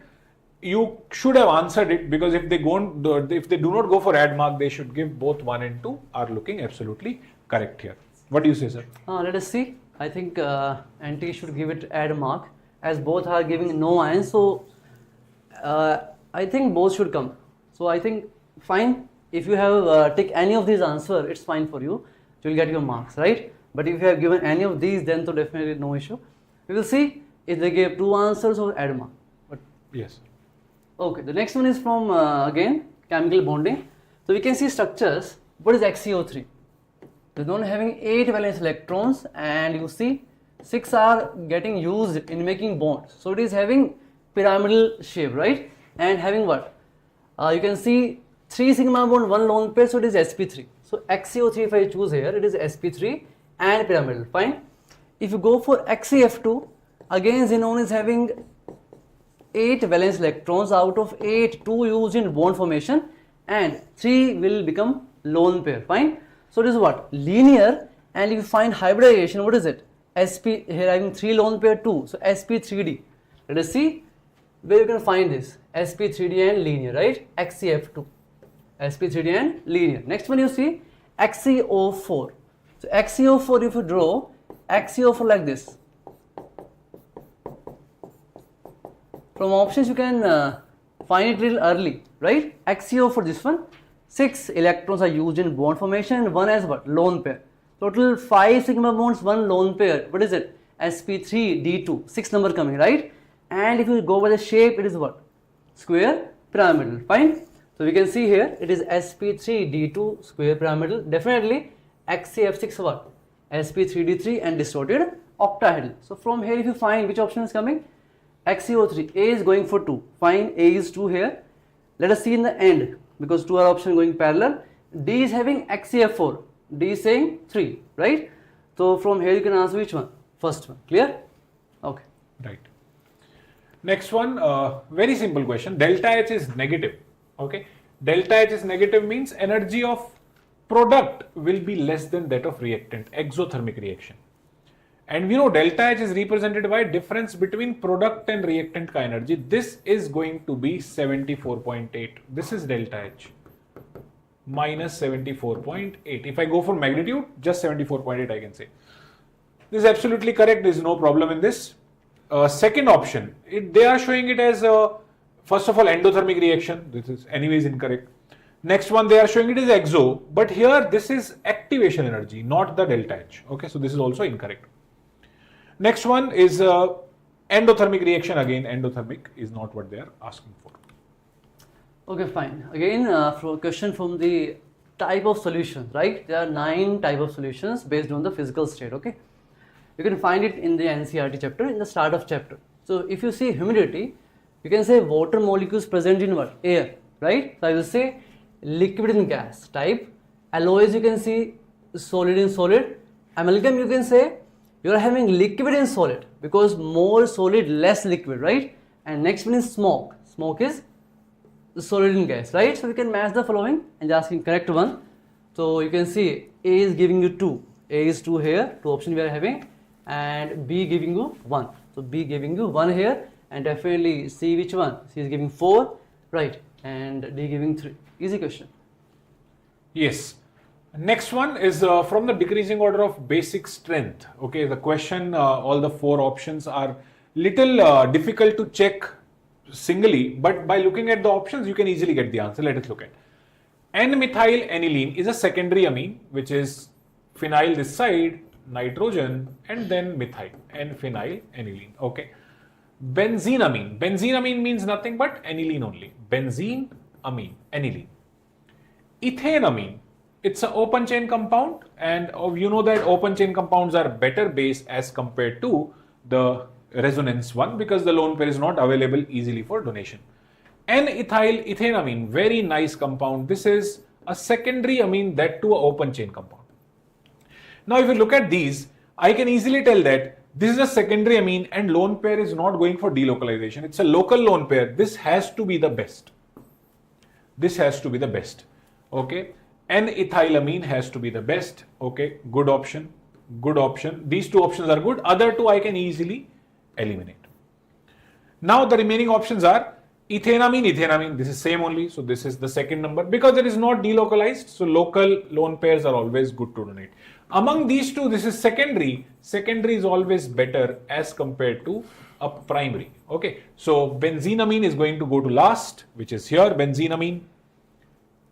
And N-methyl aniline will go to the second place. So third option will come. Mostly students can do mistake by thinking, sir, this secondary should be better or this type of primary should be better.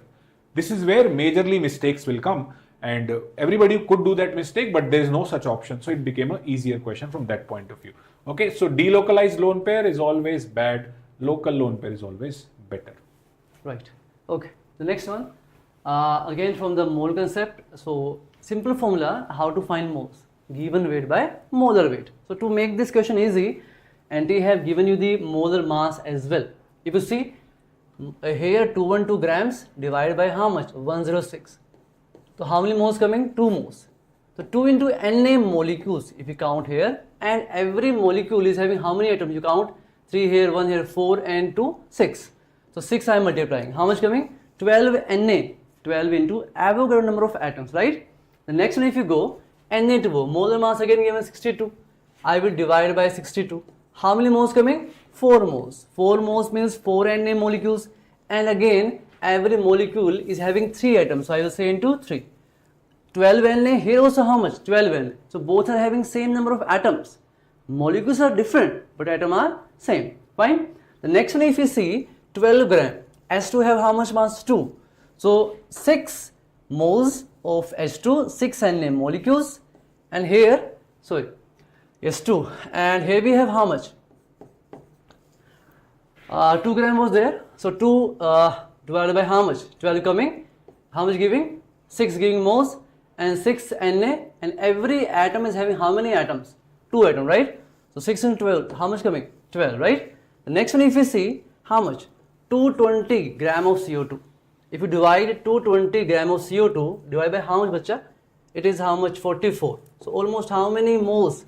5 moles. So 5 into Na molecules, and every molecule have how many atoms? 3 here, right? So how much coming? 15 Na. Fine. So if you count from here, they're asking which one of these is having same atoms. So you can say A here, B here, and which one? D. This we left here. If you count, it will come different, right? 240 by 46 coming, right? And 6 into how many atoms are there? You see 3. So 18 Na is coming. So in ABD, you're getting the same number of atoms, right? Correct. So next one is from your biology part only. I hope all of you have done this correct. You are going to become doctors soon. So this one, vitamin B12, which the deficiency causes anemia, and vitamin D, rickets.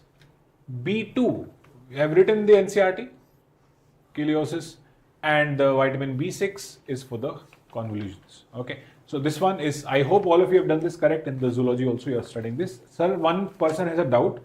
Getting 485, will I get seat in open category? Okay, yes, you have better chances. Cutoff will be very less this time. I hope it should go that much down, but it's very close, I will say. I can't be very sure, right? But it can be. Yeah, Kamareddy, no, what you are saying is not correct. Above 590 there will be chance. Above 590 you will have a chance of getting a rank in top 200 also. Right. Okay, so this every paper is not same. Yes, last year was cutoff around 600. This year cutoff will not touch 550. It will not touch 520 as well. So 500, Yes. 485 is having good chance. Okay, you have good chance. Don't be sad about it. Yes, be positive. So around 500 or little bit less than 500 we are Yes, expecting. 490 is good. 485, 90 is good. Good Right. chances there. Hope for the best. 510 is very good, Sridhi. Yes, Okay. sir. Next. So next one you can see, they are asking the acidic strength question, right? We know that electron donating groups like plus I, plus M decrease the acidic strength, whereas withdrawing groups increase the acidic strength, right? In this case, they have given a very simple question. You see, here we are having formic acid, this is acetic acid. So here CH3 is giving little bit plus I here, which will decrease the acidic strength. Similarly, here I have 2 methyl groups and here how many?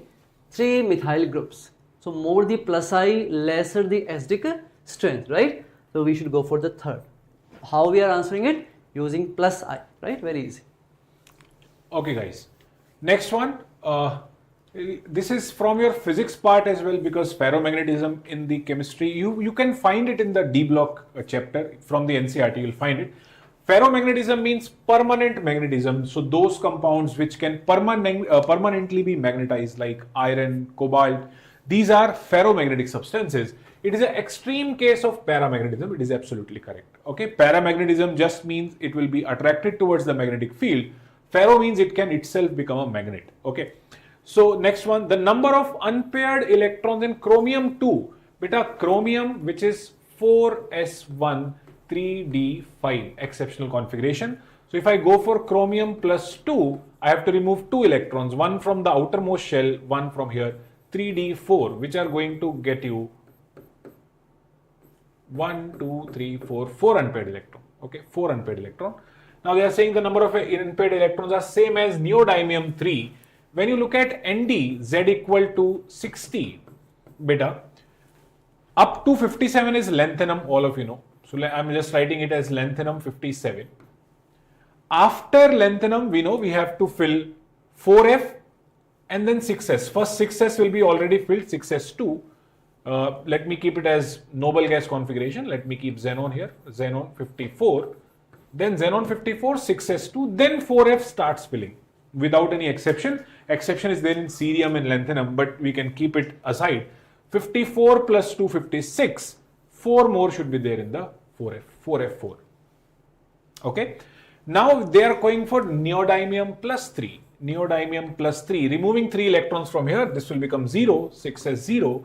This will become 4f3. 4f3. Okay.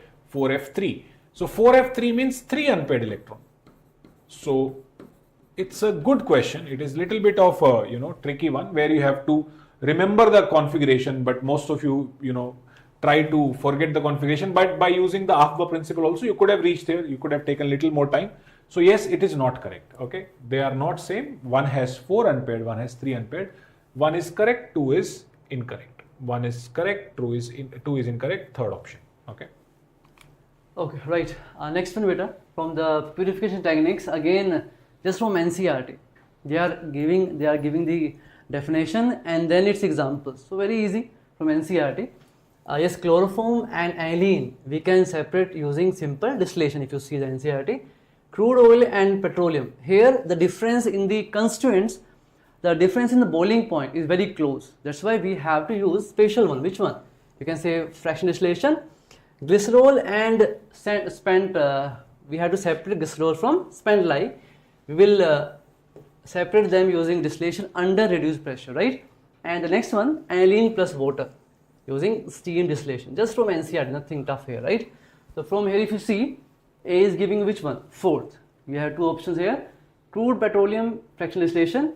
B is 3, right? and C, they are giving distillation under reduced pressure. See which one?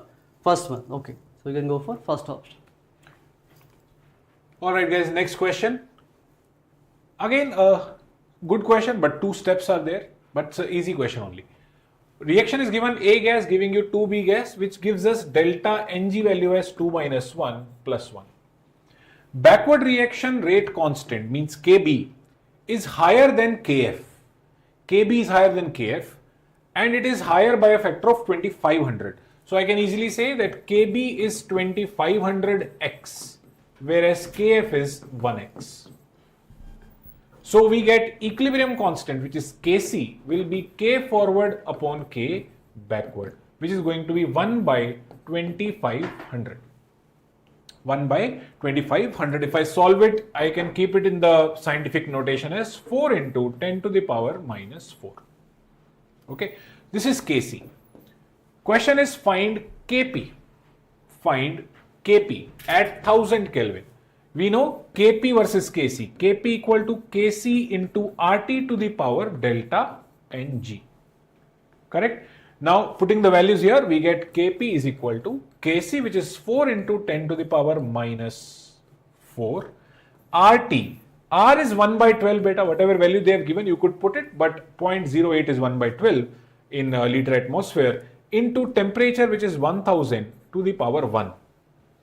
Now this 1000, 10 power minus 1 will remain. So I am getting 1 by 3 into 10 power minus 1. This 0.033 is Kp. 0.033 option C. So easy question. I hope most of you have done it correct.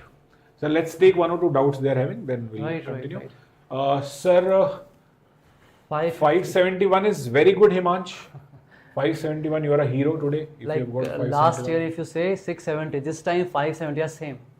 Yes. Okay, so don't judge yourself from the last year cutoff. It will be very low. Ravindra says, sir, I am general category, got 550 marks. They are good. They are very good. They are very good. 556 Kirti is very good. Right. Because you studied here in Sri Chaitanya, we can easily expect you to be getting more than 500 marks.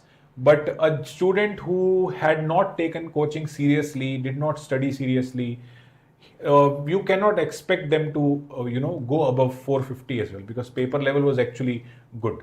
Right. All the best for your result. Okay, the next thing is benzene diazoxide salt is prepared by the reaction of aniline with the nitrous acid, right? Diazotization we know very well. If we are having aniline here, and in aniline you can add here NaNO2 plus HCl, or you can say HNO2, right? It gives us diazonium salt. One of the most important reagent in making benzene compounds, chlorobenzene, fluorobenzene, so many compounds, right? And but you see, you can't make chlorobenzene, you can't make fluorobenzene or iodobenzene very easily from the other reagents, but you can convert diazonium salt into iodobenzene as well as fluorobenzene very easily. NCRT reaction only, if you add Ki in the diazonium salt, it will give you iodobenzene, right? So very good method here. They're saying insertion of iodine into the benzene ring is difficult, and hence iodobenzene prepared by the reaction of Ki with benzene diazonium salt. Here what confusion can come, they are asking you, like if I want to make it from phenol or from something else, then iodobenzene making is tough.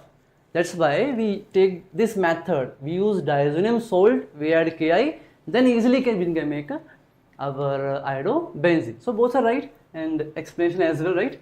Okay. All right, again a good question, a tricky question where most of you could get stuck. Let us quickly look at this. How many total products are possible on monochlorination of this compound? So this is our 2-methyl butane. Little tricky, all of you see here. This is 2-methyl butane. Now how many places can I substitute chlorine here? Let us see. First I'll check the structural isomers. This is a place where I can keep a chlorine, 1 chloro, and here also will be 1 chloro. So let me keep this as same compound. Either I put a chlorine here or here, both will be same only. 1 chloro, 2-methyl butane. Then I can put a chlorine on the second number, 2 chloro, 2-methyl butane. I can put a chlorine on this carbon, it will become 2 chloro but 3-methyl butane, and I can make it on this primary carbon, it will become 1-chloro-3-methyl butane. Now, if they asked only structural isomer, the answer would be 4, but stereo means check for the chiral carbon. First one, very important, as soon as I put a chlorine here, you should have drawn the structure. Then you can see this carbon became chiral carbon. It has a CH2Cl attached, it has a methyl, it has a ethyl and a hydrogen attached. This is a chiral carbon, so it will give two compounds, dextrorotatory and levorotatory. So 2 compounds I'll check. In this, now you can see that this is not a chiral carbon because 2 methyls are there, so this will be a single compound. When I put chlorine on this second number, then this carbon becomes a chiral carbon. This carbon becomes a chiral carbon because it has a methyl, a chlorine, a isopropyl group and a hydrogen. So this will also be counted as 2 different compounds, dextrorotatory and levorotatory, 2-chloro-3-methyl butane.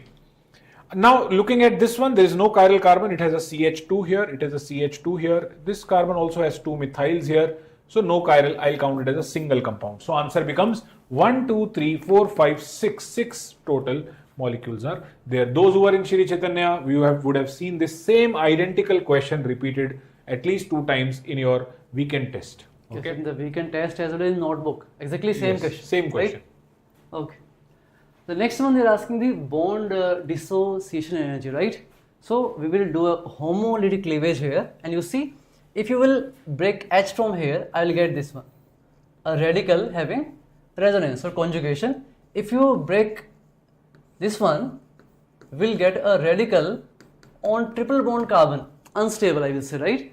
And here in this case you will get a radical on the double bonded carbon. We know that radicals and carbocations are unstable on double bond or triple bond, right? That's why it should be easy to break. Why? Because it will make a stable thing.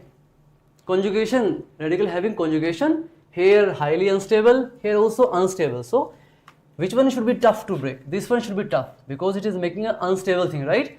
So we should come here, it should be highest one, then first, and then which one? Third one, right? It's also a good question, right? Yes, sir.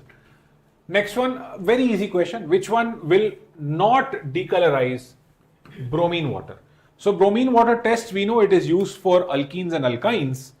For alkane, obviously, this will not decolorize. You don't have to check other options also. If it was a question of A and B, A, B, C, A, D, E, then it might become a difficult question. But alkanes never give a bromine water test. This is a phenol. You might think, sir, benzene does not give bromine test. Yes, but phenol can give you a white precipitate of 2,4,6 tribromo phenol. Okay. So it's not actually a bromine water test, we don't call it. But yes, reaction is there, that orange color of bromine will go out and a white precipitate will form. Here though there is a alkene, so it will obviously give the bromine water test.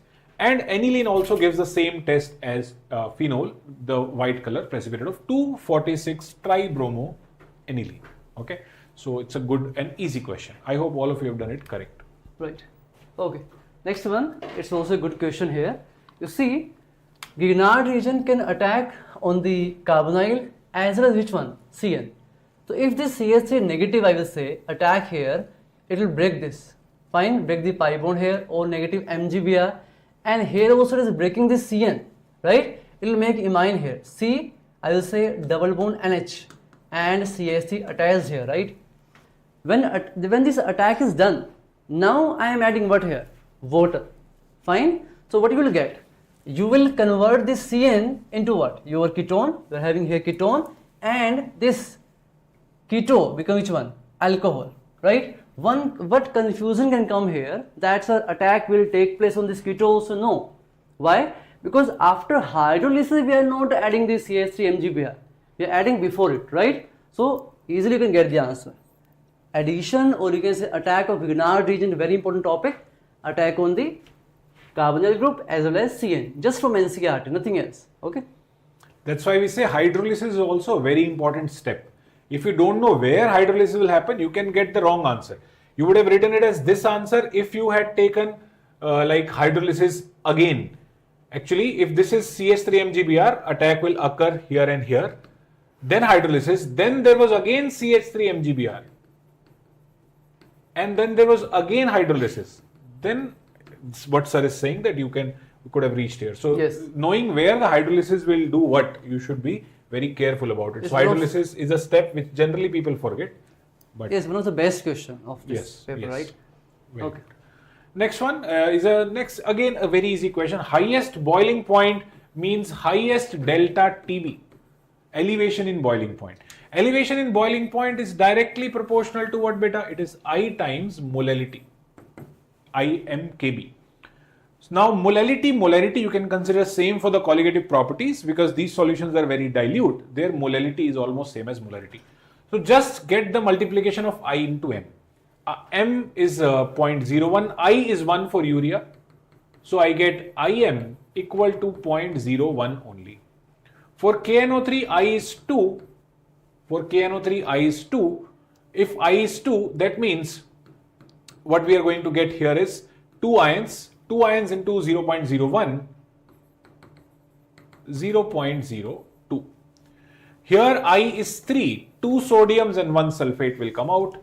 I into M is 0.03.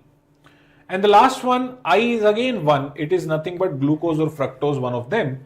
And IM will be remaining 0.015 only. So highest boiling point will be this one, and the lowest boiling point will be this one.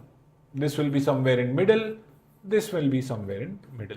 So our answer is only to check the highest one, so option 3. Okay, so I value is always checked according to the electrolyte. Right. Okay, the next one, again, from just NCERT, they are asking the catalyst. Which catalyst include, which reaction include which catalyst, right? We can see Haber process, very famous, making of ammonia here. We use iron here, right? Wacker's oxidation, again, to make aldehydes from our alkenes. So we can use PDCl2 here. We are having Wilkinson catalyst, right? Again, complex of which one? Rhodium. And next one is Ziegler-Natta catalyst, right? Trimethyl aluminium and TiCl4. It was there actually in your chapter polymers. Now that is gone, but yes, very common catalyst, you can find it. Okay, and easy to get these, because if you know one of these, two or these, you can get the answer easily. So no need to get no need to know every single thing. Okay, right. All right, bache, next one, again a good question. 5 moles X, 10 moles Y are mixed together. So total moles are 15. I get mole fraction of X to be 1/3 and mole fraction of Y to be 2/3. Okay. They are giving us a vapor pressure of solution as 70 torr. This is P solution observed beta. We don't know how much it will come by putting the Raoult's law, but observed one is 70 torr. The vapor pressure of pure X is 63, P naught is 63 and P naught B is 78. So if I check the actual value of P solution calculated by Raoult's law, it will be P naught A XA plus P naught B XB.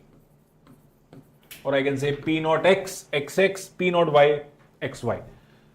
So 1/3 is X into 63. 2/3 is Y into 78. So this comes out to be 21 plus 26 double 56, 52 sorry.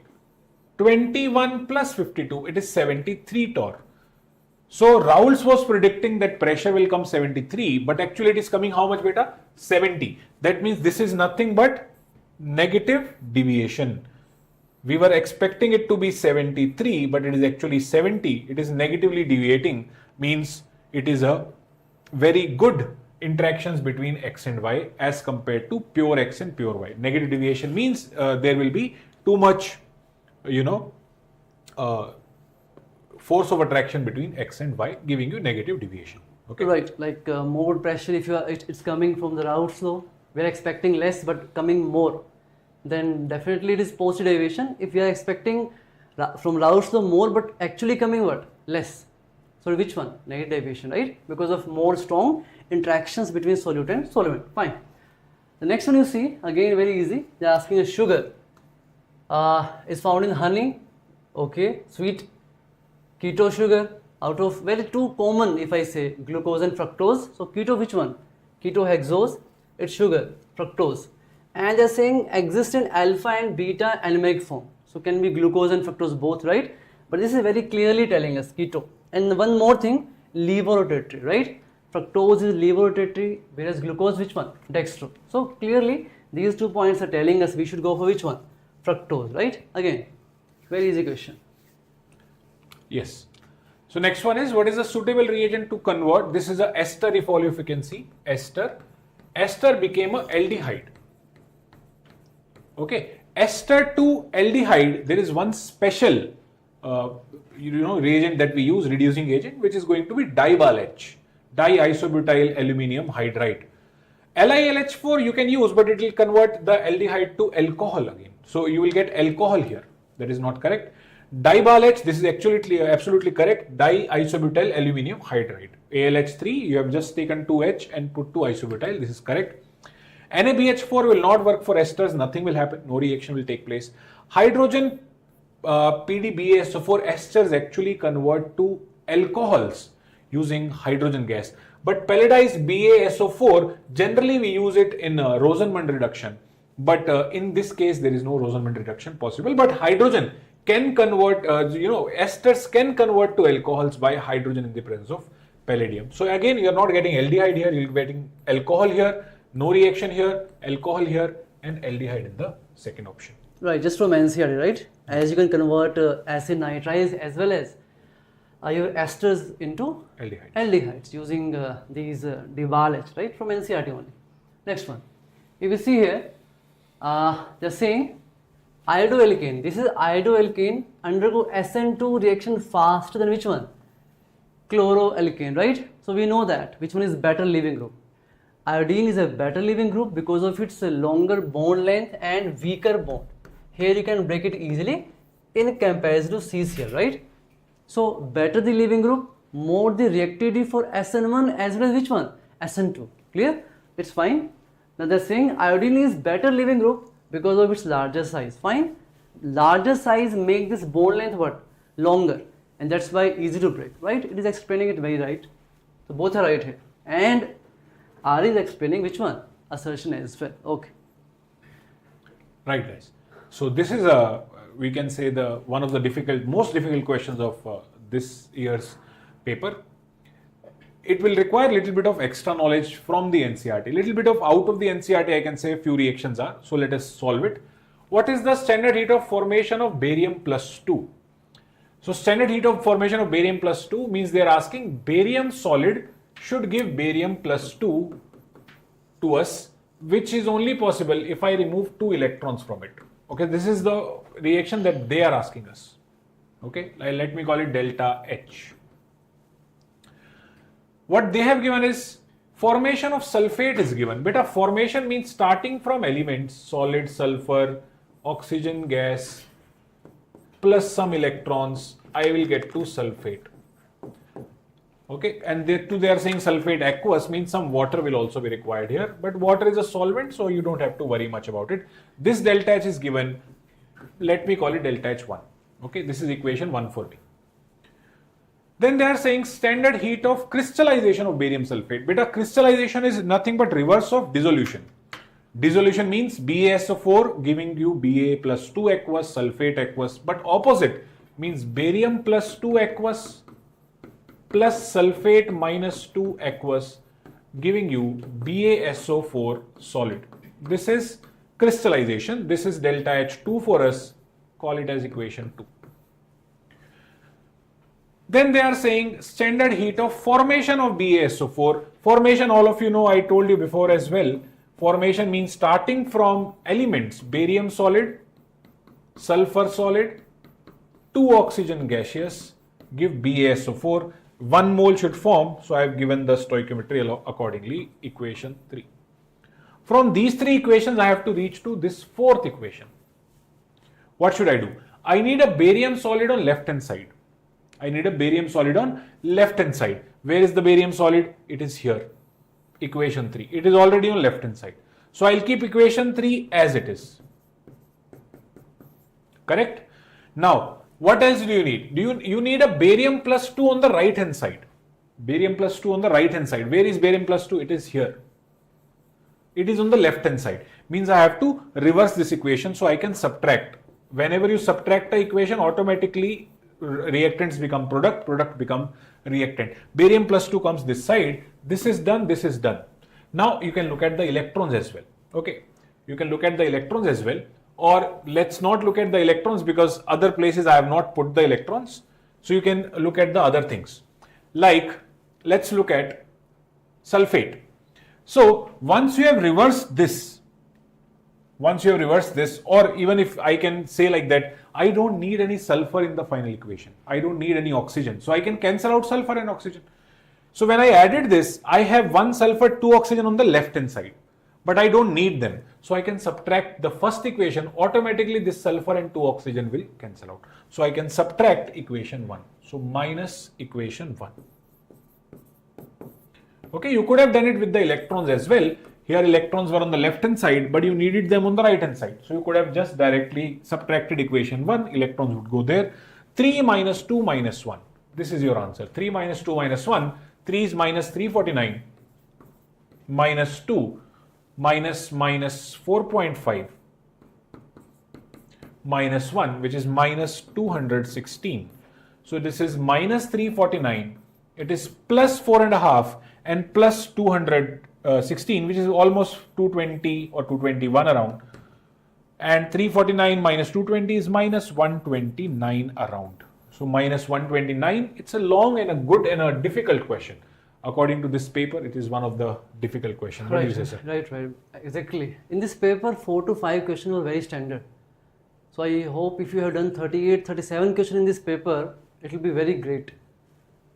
Yes, sir. Okay, next one if you see, again. One of the difficult questions. Yes, one of the difficult You should have left this question if you have not done this type of question in the class. Right. But I'm sure after you have studied from Sri Chaitanya, if you have seen in the classes, these type of questions are very common. We make you keep drilling about these types of questions. Yes, sir. Okay, let us see. So we are having here C4H8O, and just mentioning in the question that you have to make only which one? Cyclic ethers, and include structural as well as stereo. Inclusion of stereoisomerism make it tough, right? So one of the best questions in this paper I will say. Let us start with the 5 carbon cyclic ether. It is a 5 carbon cyclic ether, right? Now I will go for the 4 carbon cyclic ether. Here we have, and 1 extra carbon I am showing here. Fine. Next one, if I say this is again a 4 carbon cyclic ether, and here we have carbon, right? Now we can first we are making the structures only, then we will see the stereo part, right? Now we can go for the 3 carbon cycle. This is the possible thing, and here I am taking a ethyl. So here it is ethyl, you can see imagine this way, right? It's an ethyl group here. Okay, fine. And next one, instead of ethyl, I can take what here? 2 methyls. This is also possible, and here the next one is this one. So these are the possible things if I say. Okay, 1 here and 1 here, I'm sorry. This is methyl here. This is also methyl. Fine. Okay, so these are the possible structures. You can see here 6 possible structures, right? Now we have to check in these optical or geometrical isomerism, inclusive which one? Stereo, right? There is no chiral carbon. Okay, so we can't think about GI or OI here. In this case, if you see, this carbon is a chiral carbon, right? If I show here hydrogen, here what we have? Methyl. So this carbon is a chiral carbon here, 2 different things. This group different, this different, this different, this different. So it can show dextro and levo. So I will not count it as 1. I will count it as 2. 1 dextro and 1 is its twin brother, levo, right? Next one. In this case, there is no chiral carbon. Here I have methyl and here I have hydrogen. But this thing and this thing is same. So not having 2 different groups. These are same only, right? It can't show which one. OI or GI, fine. Next one we can see again, this is ethyl group. This is ethyl for us, and this is hydrogen. Again, ethyl group, hydrogen group here, right? And you see, next if we say beta, which one? We are having here also. Now here we have to count. You see, this side is O, this side is which one? C. So here also I am having a chiral carbon. I am giving it asterisk mark here, like here we give asterisk mark, right? So this can show also dextro-levo, right? It can show dextro levo, this one and its twin. Okay, one will be dextro, one will be levo. Fine. Here also if you check, here both groups are same. So we are not having here any chiral carbon. Fine. Next one if you come here, yes, we are having 2 chiral carbon. Here also we have chiral carbon. Here also, and now check once carefully. It can show you cis trans. In a cycle I am having 2 groups, right? So one methyl can be upside, this can be upside, cis form, and one methyl downside, one methyl where? Upside. So cis H trans, right? I am showing here. Imagine this is the ether here, and I am showing both methyls same side. This is methyl, this is methyl. Fine? Hydrogen here, hydrogen here. Clear? But in this case I am having a plane of symmetry. I can cut this into equal parts. So this cis form of this one is optically inactive. But if you make its transform, I am having its transform here. Here methyl is upside, hydrogen is downside, and here I am saying methyl is where?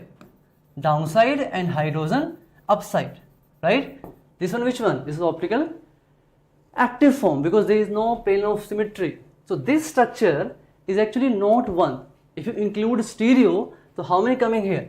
3, right? So now if you count total, 1 and 2, 3, 4, 5, 6, 7, 8, 9 and 10, right? This structure make it a little difficult. Otherwise it was okay. So we should get how many total? 10 isomer, right? Okay, next one. Yes, sir. So both the difficult questions came together only. Right, So right. You could have avoided this particular question because little bit extra you have Fine, to IIT check it's it. very common, but NEET it's like first Yes. time I will say. Yes. Next one is identify the correct order against the property mentioned. Water, ammonia, CHCl3 dipole moment. This dipole moment looks correct only because water is more polar than ammonia, and ammonia is more polar than chloroform, which is actually taken as a non-polar solvent only, very less polarity. So this is looking absolutely fine. XeF4, just now sir only drew the structures, will have 2 lone pairs, one up, one down. XeO3 has 1 lone pair, pyramidal shape was there, already we saw this. XeF2 had 3 lone pairs, already sir has drawn the structure. This is absolutely incorrect, okay, it is not the correct way. OHCHNO bond length. Beta, whenever hydrogen is attached to something, bond length is always minimum, not maximum. So in this case, hydrogen is very small sized, it has 1s orbital. So OHCH should be the least, OH should be the least because oxygen is the smallest size. So when I check the size, carbon to nitrogen to oxygen to fluorine size decreases. So same way, OH bond should be much smaller than NH bond. And NO bond should be larger because these are large atoms. So this is anyways incorrect. And then going for the D1, I don't have to even check because there is no such option as only A. It has to be A and D only. What is D? You can check N2 triple bond, double bond, single bond. Bond order 3, bond order 2, bond order 1, bond enthalpy will be highest for N2. That's why N2 is an inert gas as compared to oxygen and hydrogen. So A and D. Easy question. Right. Okay. The next one from the Lee Chandler pencil bache. If you see, we are making NO from N2 and O2, and you can see here the reaction is endothermic. Endothermic reactions are favorable at high temperature. If a reaction is at equilibrium and if you increase the temperature, reaction will go to that side which is endothermic, right? So definitely high temperature, if I increase temperature, it will make it what? Forward, right? So what they are saying? Yes, high temperature will give me more yield of NO. Or I can say it will shift reaction toward which side? Forward side, right? Lower temperature, no, definitely opposite thing. High concentration. If you increase the concentration of reactant, reaction go always which side? Forward side. So N2 is a reactant, right? O2 is a reactant, right? So all of these 3 factors are making it forward and increasing the yield of NO in the reaction. So easy to find. We can see here ACD. ACD is pushing the reaction toward forward side. Okay, easy one. Okay guys, next one. Again, question is kind of repeated where the question was T half was given 1 minute, T 99.9% they asked. This is also a similar type of question. Let's do it by that method only. Rate constant is 0.03 and how much time does it take to go from 7.2 to 0.9? beta, whenever you see that the two concentrations are multiples of each other, whether it goes 2 times, 3 times, 4 times, 5 times, most probably the question is related to T half-life. So if I start from 7.2, if I half it once, I'll reach to 3.6. If I half it again, I will reach to, 1.8. If I half it again, I will reach to 0.9. So what am I doing here? I am just doing 1 time T half, 2 time T half, 3 time T half. T half plus T half plus T half. 3 T halves I am running. So the time required is 3 times T half. Simple. And what is T half formula? T half is 0.693 by K. 0.693 by K, which is 0.03 given to you. Okay. So this is, I'll take the point here, 369 upon 3, which is 21.1. Triple of 21, 23.1. Triple of 23 is 69.3. This is the time required, seconds. Okay, or you could have done it by the method Sir told you. You can take it as T equal to 2.303 by K into log of initial by final concentration. But I think this is much easier to do. Okay. We'll Next go we for can the see- next and the last question. Yes, right. Again from your qualitative analysis, if you know, very important test, Lissagane test, in organic compound we put fused sodium. Depending on the elements, it is containing halogen, carbon or nitrogen. It makes different thing, right? So yes, if our organic compound have carbon, nitrogen, it makes NaCN, it makes Na2S if sulfur present. If X present means halogen makes NaX. This is not the test, right? This is copper oxide we use in the Liebig's method in qualitative analysis. So this is not part of this test specially. Fine. So it is easy to find just from NCERT. I hope you have done this right. Okay. So this is it from us. Now physics discussion will start. I hope you have done well, and we will see you with sweets very soon. Right? Okay, bacha, bye. All the very best for your result, everybody. Sir, what do you think the cutoff should be for this particular chemistry paper? If a student got 140 plus, I think that is good only. Yes, 140 is very good marks in this paper. Even 135. So I'm saying like 5 questions are very standard. So if you have done 150, 140, 135 even, I will say good marks overall. Because physics was tough. So definitely students like sometimes they lose their calmness and make mistakes. So 140 is a very good mark, sir. Right? Okay, sir. Okay, beta. Advance. Okay, bye. Bye. Good night, everybody. And now Abhilash sir will take the further discussion forward. Thank you. Bye.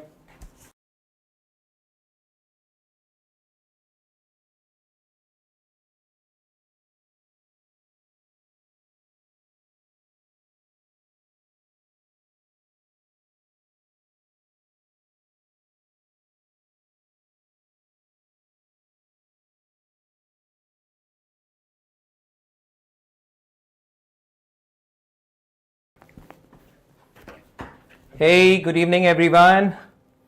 So last but certainly not the least, we have come towards the physics section of our today's exam. And yeah, whenever we say, and everyone is saying that this time NEET paper is of much quality, and the standards of NEET paper are quite high this time. In simple terms, everyone is saying that NEET paper is difficult. And obviously, if we say that the paper is difficult, the main core reason of calling this exam difficult will be definitely the physics, right? So physics section or physics problems were like good standard problems. I would say, the problems which came in this year NEET are one of the best problems which we have got in the NEET. Especially there are two things that the problem models which have come in NEET are also comparable to the level of JEE models these days, and there are some topics from where not even a single problem came, like nuclei topic of modern physics, motion in a plane, we didn't get even a single question. Solids, almost every year we were getting exactly one problem, one problem was fixed from solids, but this year we didn't get any problem like that. So the paper quality was, the paper quality was somewhat more different as well as difficult, because the expected topics were also not there. More number of questions were coming from the common topics, from the same topics, I would say, and the question level of doing the problem, time spent in each problem was also, somewhat more. Apart from that, we have been trained, when I talk from the students' point of view, these days students are always trained depending upon the pattern of last 4-5 years, which included a lot of assertion, reason, statement based problems like that. But this year in the physics exam, not even a single problem you got. So before starting the problem discussion, why I am discussing these details with you, because I want you to know that yes, you have found the physics stuff, but at the same time it is a competitive exam. Calling it difficult or calling it simple, everything is relative. All right. So even if you couldn't score in physics that much as per your expectations before the exam, what you were expecting, suppose you were expecting 120, 130 and you are scoring now 80, or you were expecting 160, 165, but you are touching only 115 or 120 like that, trust me, it is okay. Trust me, you may get still the same rank and even a bit better. That will not be even a surprise, that even after getting so many, less marks, your rank could be better than your expectations. Because again, it's nationwide. It's true that the section was tough. Okay. And let's see, one by one, we will take up the problem models. So while I take up the problem models, you might find that, we are doing the things very easily. But there is a difference, no? Yeah, right? I will be doing the problems just to make you understand. So definitely in our presence, you will feel more comfortable. But the challenge is for the candidates like you sitting in the examination hall. So for that matter, paper was really tough. Cutoff is going to go down. Even if you are scoring less than your expectation, don't worry, you will get good ranks. Okay? So let us start with the paper discussion now. So the first question is already in front of you. I would say that this is the first question of this set, but I call it the most difficult or tricky problem that has come in this year NEET. All right, but our speciality is that whenever the problem models go tough, we follow the multiple method approach. Right? We would like to solve this problem by different ways. Let us see. So first of all, I would like to read the question trying to fetch the details from every line. So consider a water tank shown in the figure. It has one wall at x equals to L and can be taken to be very wide in the Z direction. So I have a paper in front of me. I'll try to give you the representation in 3D. This is your x-axis, this is your y-axis, and z-axis is towards you. So if the wall is at x equals to L and that's a very large wall, right? It is very wide in the Z direction, which means it's kind of this wall which is coming towards you. It's kind of a cylindrical shape I would get. Can we have a fresh paper? Right. Yeah, it's kind of this cylindrical wall, because if there is a wall, it is coming towards you. It's a long wall. So if I observe it from here, the z-axis, it is coming up to a very wide range. So I will say this shape which I am going to have here is not spherical meniscus. It's a kind of cylindrical meniscus. I repeat, the shape is not going to be spherical meniscus. It's a kind of cylindrical meniscus here. And if it is kind of cylindrical meniscus here, then definitely the excess pressure will not be 2T by R. The excess pressure will be T by R. Okay. So the first logic here, that excess pressure delta P, that is going to be equal to T by R and not 2T by R. Not 2T by R. The first thing, the first detail which I have understood. Now, when it is filled with a liquid of surface tension S, the liquid surface makes angle theta, where theta is less than 1. Theta is very small. So the other information what I can get from here is theta is very small. So if theta is very small, so I can say that sine theta is almost equal to tan theta, almost equal to theta if required, and cos theta and secant theta reciprocal of cos theta, both approximately equal to 1. Sin theta, tan theta, theta, everything is approximately equal, and cos theta and secant theta, obviously they are approaching to 1. Another detail which I have got from here. If yx is the height of the surface, means they are telling you to take the y coordinate as the height, take the x coordinate as the, the base length here, and the z coordinate which is towards you, which is resulting into a cylindrical meniscus of the surface, cylindrical meniscus, okay. These are the things which we have understood here. Now they are saying if dy by dx gives you slope tan theta, which we already know, it is obvious, right? It's a trivial detail, it's obvious, we already know that. G is the acceleration due to gravity. Then you have to choose any one option, any one of these options. Okay. So let us see way 1 of doing it. So I will say the fundamental I'll be using here is, see the two basic concepts I have already written for you. The third fundamental I'll use here is the radius expression. The radius expression at any point, radius of curvature. The radius of curvature expression at any point is written as 1 plus dy by dx whole square whole to the power 3 by 2 by d2y by dx square, d2y by dx square. This is the expression of radius. R will be equal to 1 plus dy by dx slope whole square whole to the power 3 by 2 and by d2y by dx square. This approach is going to be a bit mathematical. Sometimes we don't even include this expression of radius into the NEET journey, into the NEET preparation, okay. But yes, it is application of derivatives, one of the application of derivative. Let's see. Because whenever something new comes into the picture, even if we are having, even if for few of us, if we are looking at it for the very first time, let us see how this we are going to utilize it. Then I'll tell you other methods also to solve this particular problem. Okay, and we are spending some good time with this because it is the most difficult problem of the paper.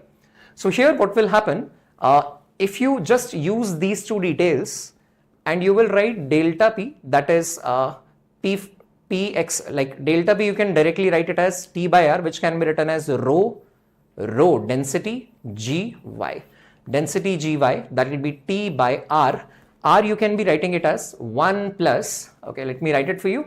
So it is 1 plus tan square theta whole to the power 3 by 2 by d2y by dx square. Alright, here 1 plus tan square theta is secant square theta whole to the power 3 by 2 is secant cube theta, which can be replaced by 1, so it is almost 1 by d2y by dx square, almost. So I'm going to keep it over here, T by R, and R can be written as 1 by d2y by dx square. Alright, now you can say denominator can become numerator, and hence from here we can get d2y by dx square, that will be equal to rho gy by s. d2y by dx square is rho gy by s or t, where s or t denotes the surface tension. So the correct option is d2y by dx square is rho gy by s. I'll go ahead with option 2. These options might change depending upon the set you are dealing with. So we are dealing with code 45. Alright, and different institutions or different resources, online resources may give you different options. So in order to avoid any kind of confusion, I would like to share another method also with you. Okay, so I would suggest you to quickly take the screenshot of this. Alright, okay, now let's see the other method for doing it. The other method for doing it is, what we can do is way 2. Okay, I'm suggesting this, you can try on your own and then you will realize that both the methods will give you the same result. So that's why I'm sticking with this one. So method 2, what we have is, if we consider this curvature, this surface like this, then you will find that there is some force due to surface tension here, S with the Z coordinate, and you will have the force due to surface tension here, S into some small Z coordinate which is towards you, and there will be the weight W of this liquid column. You have to just balance that, sir, this angle is theta, and suppose this angle is theta plus some d theta. And we will just write that this upward component, which will be given by sz sine of theta plus d theta, that will balance the sine component here down as well as the weight down. So what you can write here is s into z coordinate into its component sine of theta plus d theta minus s into z into sine theta, that will be equal to the weight of liquid column, which can be further written in terms of differential thing. Then these sine theta things can be converted into tan theta, tan, okay? And further, if you solve it, you will be getting the same answer. You can try it on your own, all right? And so by two different logics, one is pure mathematical expression, one is by normal balancing of the force and the weight of liquid column, we are getting the same result. So that's how, and that's why I say that this was the most difficult question of the physics paper today. All right, hope you have understood the methods. Next is question number 2, optical instrument problem. Majority of students don't like the topic of optical instrument, but as I always say, irrespective of your likes and dislikes, all the NCERT formula must be remembered, and this was a direct problem which was based on NCERT formula. It says focal length of objective lens is given to you, focal length of eyepiece is given to you, and the tube length L is also given to you, the distance of distinct vision, and they are asking you magnification. See, they are giving you the least distance of distinct vision and they are asking you the magnification, but the twist in the problem is they are nowhere mentioning that determine the magnification in the least distance of distinct vision arrangement. All right. And whenever they don't mention the arrangement, conventionally, which arrangement we take? We always take the normal adjustment. So magnification in normal adjustment, that is given by L by FO into D by FE. Very simple NCERT formula. So L is what? 40 centimeters. Everything is in centimeters. Focal length of objective is 2 here. D is 25 and FE is how much? 4. All right. So 4 will cancel 40 at 10 times. 25 into 10 is 250. 250 by 2 is 125. All right. That's the result. Let's go for the next one. Yes. So an electron that is moving with speed, its speed is given, electron mass charge, anyways we know the data. They are saying that it is injected into a magnetic field of magnitude this much perpendicular to the direction of motion. So the charged particle will enter perpendicular to the magnetic field, and the theme of the question is we wish to apply a uniform electric field together, like in the simultaneous region where the magnetic field is already existing, such that electron does not deflect. If the electron does not deflect, the condition is Lorentz force must be equal to 0. In that case, what you can conclude is that E naught by B naught is equal to V, and E vector perpendicular to B vector perpendicular to V vector means all of them are mutually perpendicular. So E is perpendicular to B vector, and this V is given in the question as C by 100. So what they are asking you is the value of E naught. That will be B naught, which means 9 into 10 to the power minus 4 into C, that's 3 into 10 to the power 8 by 100. So 9 into 3, 27, and E vector must be perpendicular to B. So E vector is perpendicular to B and its magnitude is 27 into 10 to the power. Okay, we have to check whether it is 10 to the power 2 and 10 to the power 4. Let us check. So I will say 10 to the power 8 and 10 to the power minus 4 will compensate, and it will be 10 to the power 4, which is further cancelled by 100, 2 more zeros. So ultimately it is 10 to the power 2 only. Okay, magnitude you can consider separately, direction you can also consider separately. Is that fine? Let's move on to the next.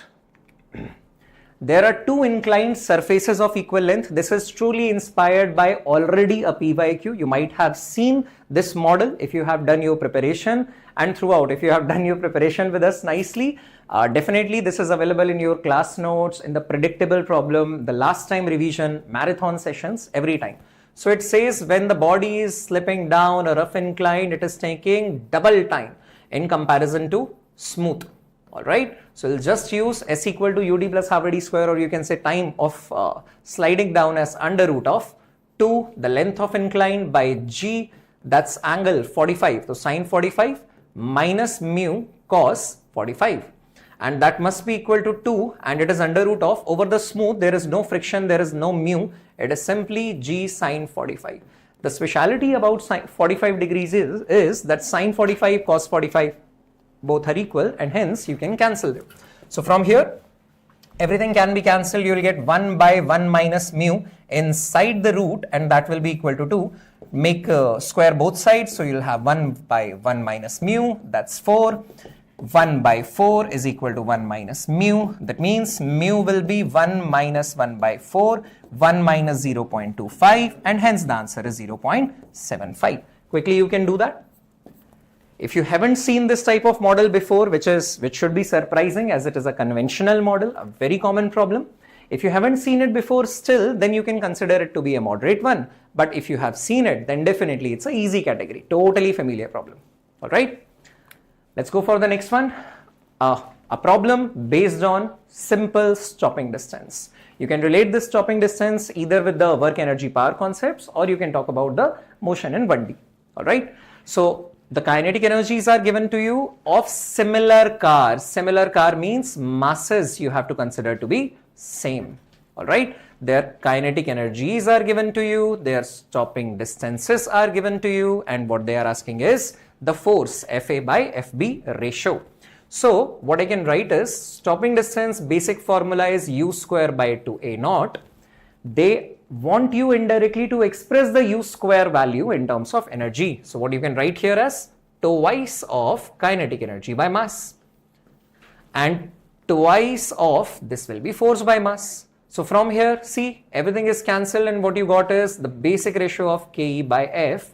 Or you can say the F value is directly proportional to KE by stopping distance, which means if they are asking you the ratio FA by FB, that will be KA by KB, the direct ratio, and in terms of stopping distance, this will be inverse ratio, DB by DA. Let me just substitute the data.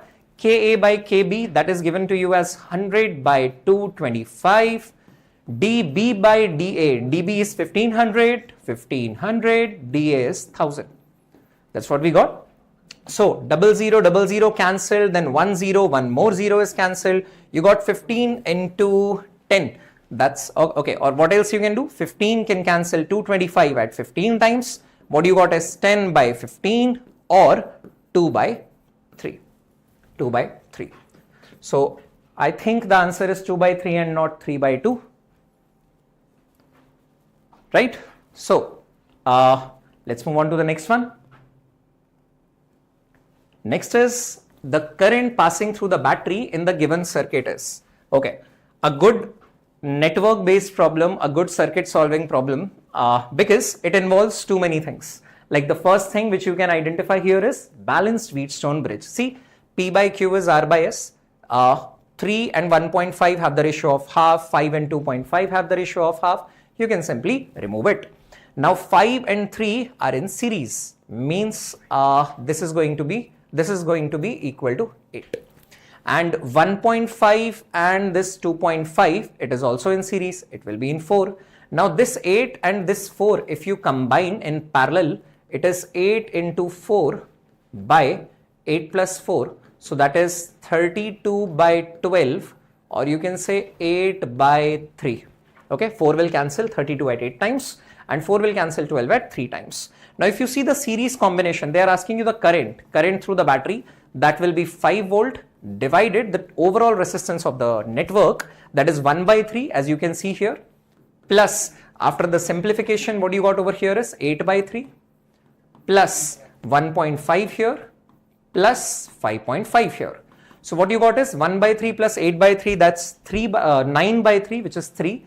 3 and 5.5 plus 1.5 will give you 7. 7 plus 3 will give you 10. We are getting 5 by 10 or 0.5 amperes. So yes, the calculations involved are relatively simple, but it involved the balanced Wheatstone bridge further, like the basic combination series and parallel. All right. Let's go for the next one. Yes, this is a problem which is based on work energy power, or I would say conservation of energy in vertical circular motion. In order to deal with such problems, the two basic things which we have learnt is that whenever you are trying to talk about tension, a force always focus on the free body diagram of the bob at a given position. And whenever your interest is relating the velocity of the bob at two different points, you will be using conservation of energy. All right. So this is a problem which somehow involves both the steps here. All right. See, so what they are telling is that at P point, the bob is about to slack. So the string is about to slack here. I will say that this mg sine theta, just like for a motion for a body placed over an incline, that will be mv square by L. So you can balance these two because tension here is 0, about to slack. Now, secondly, I want to relate the velocity of these 2 points. How do we know that, sir? Because examiner is asking you the ratio, speed v by speed v naught. So the total height difference from here to here is L and here to here is L sine phi. Okay, so what you can do is, first of all, you will write there v square as v naught square minus 2g L plus L sine theta. All right, what other? mg sine theta is equal to mv square by L. Got cancelled and you can just replace this gl as v square by sine theta. All right, gl as v square by sine theta. Let me rewrite it for you. So v square is equal to v naught square minus 2. If you take L common, that gl can be replaced by v square by sine theta, and within the brackets we got 1 plus sine theta. Now, just rearrange them and finally get the ratio of v by v naught. Once you simplify, finally take the square root, you will be getting this option. All right. Problem is easy, but it is time taking. So doing this in the NEET exam will be easy for you if you have trained yourself the way I keep telling you that, relating to the force, always draw the free body diagram. Relating the two velocities, always apply the conservation of energy. Let's go to the next one. Yes, a good problem on logic gates. Every year, one problem comes from this. So here, you have to relate why. There are two methods of doing it. Depending upon your comfort, you can do that. Some people try to do this problem by Boolean algebra. Some try to do it by truth table. So I'm assuming that truth table 0, 0, 1, 1, 0, 1, every type of input you can feed. And by taking your own time, you can find out the output and then match up. Okay. I am here today, let me try to help you out with the Boolean algebra. So you can identify that this is a NAND gate for us, this is a NOR gate for us, and here it's a normal AND gate for us. Alright, so what NOR will do here, A will come, B will come, so it will be giving A plus B OR and then a bar. And here it's a NAND gate, A will come, B will come, so it will give you A dot B and then a bar. So what Y will do here? Y is a normal AND gate. So that will be A dot B bar. It is one input. A plus B bar. It is another input. And we have a dot in between. The AND operation basically. Now I can apply De Morgan's law into individual terms so that if I convert the combined bar into individual bar, AND and OR operations are interchangeable. So it is A bar plus B bar dot A bar dot B bar. So let's open it. Open the bracket. A bar dot B bar plus B bar dot A bar dot B bar. So what we have got, A bar dot A bar, like we know that A dot A is equal to A always. Alright. So another property, I can convert these two as a single one. A bar dot B bar plus here also B bar dot A bar. Yeah. Also we know that A plus A is always equal to A only. So if you are repeating two terms the same way, it will be A plus B, A bar dot B bar, which can be further again in the reverse De Morgan's law can be written as A plus B bar, which simply means NOR operation. We are having NOR operation here. Alright, you can even check the same by drawing the truth table by feeding different inputs and getting the corresponding outputs. Let's talk about the next one. Right, another problem which is based on electromagnetic waves.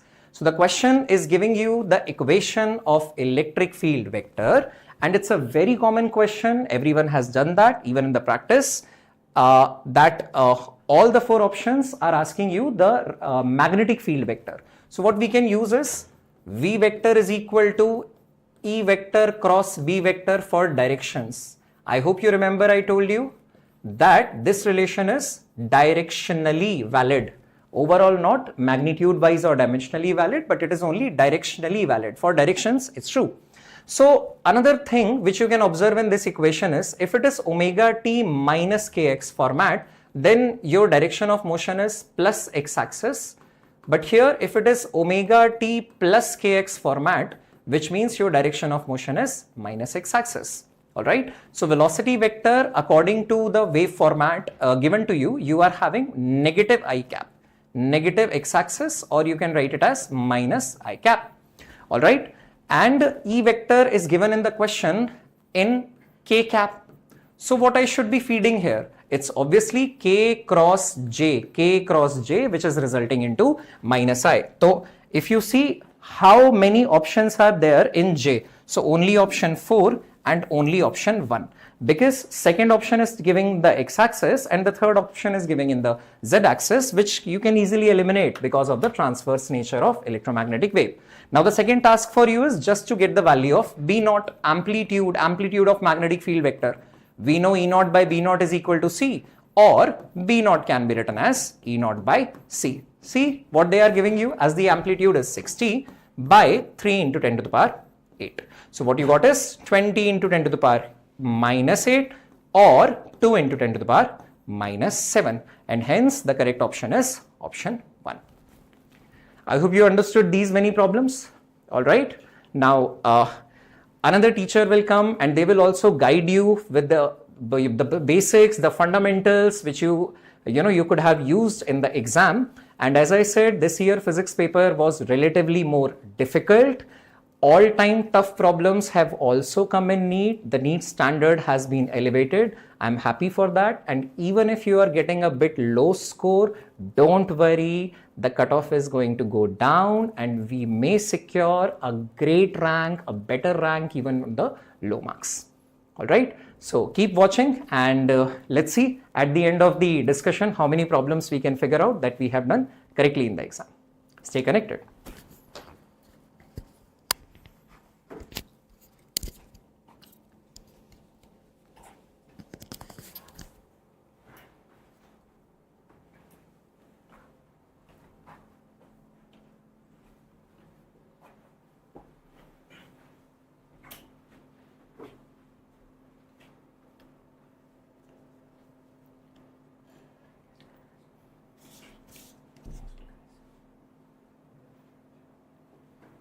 So, very good evening everyone. So, we will be continuing with the next set of questions. So, up to question number 9 you already saw the discussion and I hope all of you are benefited by it. So, let us move on to the next question. So, in question number 10 they have given a ball of mass 0.5 kg is dropped from a height of 40 meters. The ball hits the ground and rises to a height of 10 meters. The impulse imparted to the ball during the collision with the ground is. Now we know very well that impulse is simply the change in linear momentum. So what we need to do is, and linear momentum being a vector quantity, so when we have a ball whose initial velocity is 0 and when you drop it from a height h, which is given how much? It is given as 40 meters. So we know on hitting the ground speed, let's call it as v. So v becomes simply root 2 gh. So root 2 gh. So this value of v, putting the value of g they have taken as 9.8 in this question. So 9.8 and h value is 40. So if you see 9.8 into 2 is 19.6, 19.6 into 40. So 19.6 into 10 becomes 196, under root becomes how much? 14. And 4 under root becomes 2. So in short it becomes how much? 28 meter per second. So I did the calculation orally over here just for you so that even if you try with a pencil you can do it faster. So root 2gh. Now obviously they are saying that it is rebounding to a lesser height, so the velocity and the kinetic energy has been lost over here. So what we do is this velocity with which it rebounds, let's call this as v dash. So they have given that it rises now to a new height which is 10 meter, let's call it as small h, which is 10 meter. So if it is 10 meter, so this is the maximum height which is v dash square by 2g. So directly we can say what is v dash? V dash will be equals to under root 2g h dash, or h, I am sorry, small h. As simple as that. Just remember this thing, when you drop something, the speed becomes root 2 gh. Similarly, it rebounds and goes to a maximum height of h, the again speed will become root 2 gh. But this time the height h is 10 meters. So if you put the height as 10 and again put g as 9.8, so it will become how much? It will become 196 under root, which is nothing but 14. Clear? So now they are asking the impulse. So obviously the ground has given an impulse in upward direction. So impulse is equals to change in linear momentum of the ball. Now for this, let's take the upward direction as positive, because the ground will hit the ball where? Upwards. So impulse is change in momentum, which is mass of the ball, into V final. V final is upwards, so V dash upwards, minus V initial is downwards. So downwards we are taking what sign? Minus sign. That's it. So that means the mass given is 0.5 kg. 0.5 kg I can take as 1 by 2. V dash is 14 and plus V. V is 28. So simply what we have, 14 by 2 is 7 and 28 by 2 is 14. So this becomes how much? 21. Putting the SI unit of this, it will be Newton second, because impulse is also force into time. So Newton second. So that means the correct option will be option 1. So I hope this is clear to all of you over here. Now let's move on to the next question. Well, question number 11. This type of problems, plenty of problems we have discussed earlier. How to solve such questions? We have done this in class also, this type of case. Only thing about inductor. When we talk of an inductor, you know inductor provides what? Electromagnetic or electrical inertia. Basically it is providing electrical inertia. That means it will oppose the change in current. Resistance opposes the current, whereas inductor opposes the change in current. So what we will do is, we will see whether the current is growing or it is decreasing, and according to that inductor will change its behavior by behaving just like a battery, right? So let's see, they have given that the current is increasing. Since current is increasing, so it will try to oppose the current. Where is the original current going? It's going right side, so it will try to oppose it. So it will behave like a battery whose polarity will be as shown, because we know whenever we have a battery, it tries to send current out of the positive terminal. So it will try to oppose the original current which is given towards right. So it will behave like this. And what will be its magnitude? This voltage of the inductor, if you see the magnitude, this will be nothing but mod L di by dt, right? So what is the value of inductance given? Inductance in the question we have 1, and di by dt, the rate of change is given as 1 ampere per second. So it is also 1. So we have got 1 volts. Right, now just apply VA minus VB. If I want to write, I am going from A to B. When I go from A to B, I tell the basic way in which no confusion will be there regarding writing the voltage. You are going from A to B, then see which terminal are you hitting first of the battery. Your answer will be positive terminal. Sir, if I am hitting the positive terminal, what should I write? I will write plus volt. So how much? 1. Next again I am seeing, I am going from A to B, I am following this. I am going from A to B. Again, which terminal am I hitting? Sir, positive. So what I will write? Plus 5. Again, I have a resistor, and in resistor we know that the voltage is IR.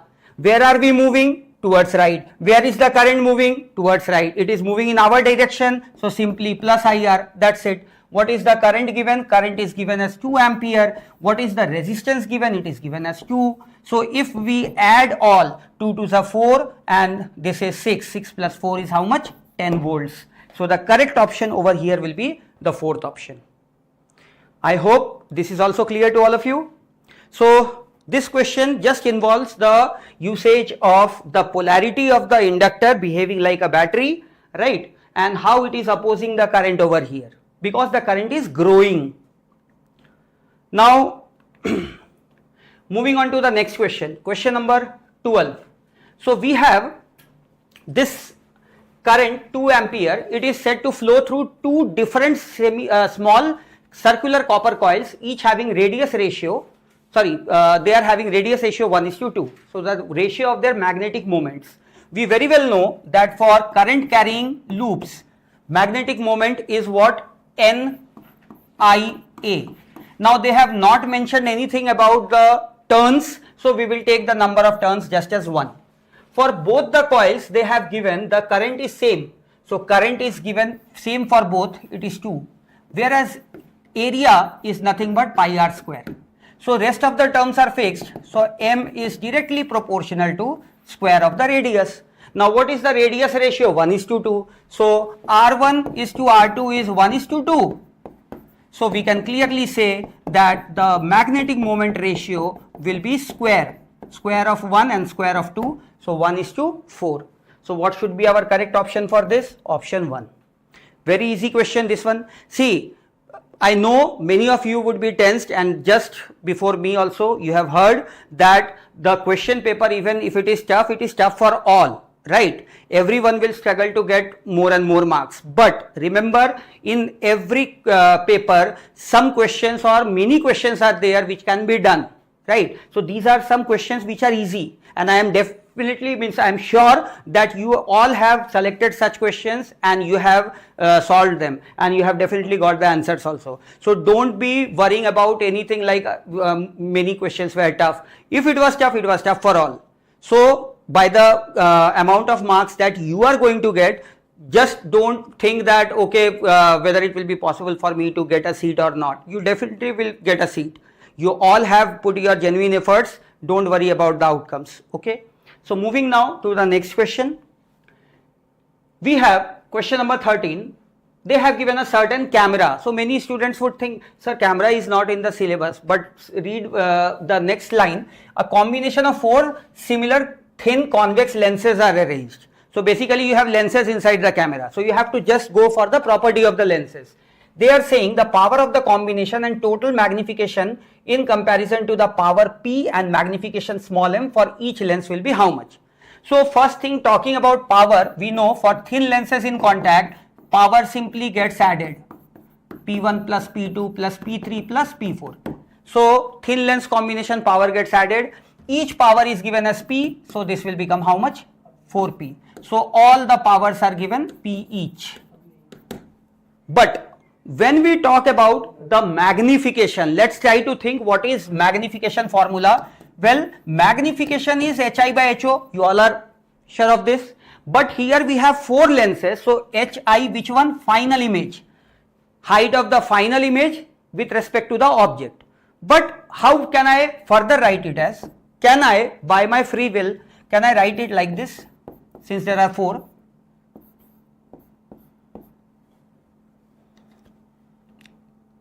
Let's take the first lens. First lens, object height Ho, image height Hi1. Now the image of first lens will become the object for the second.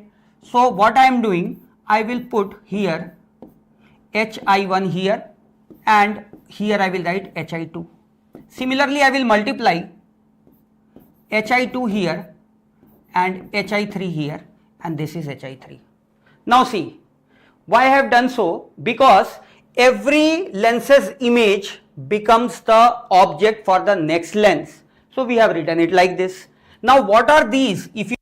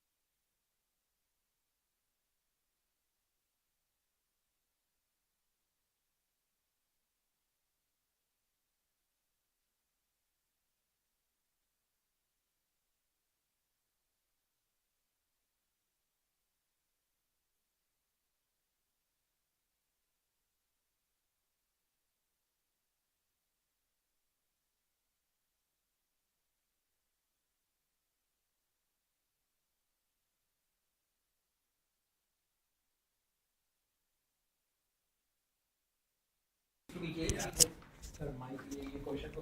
Okay. So I'll have to repeat this question.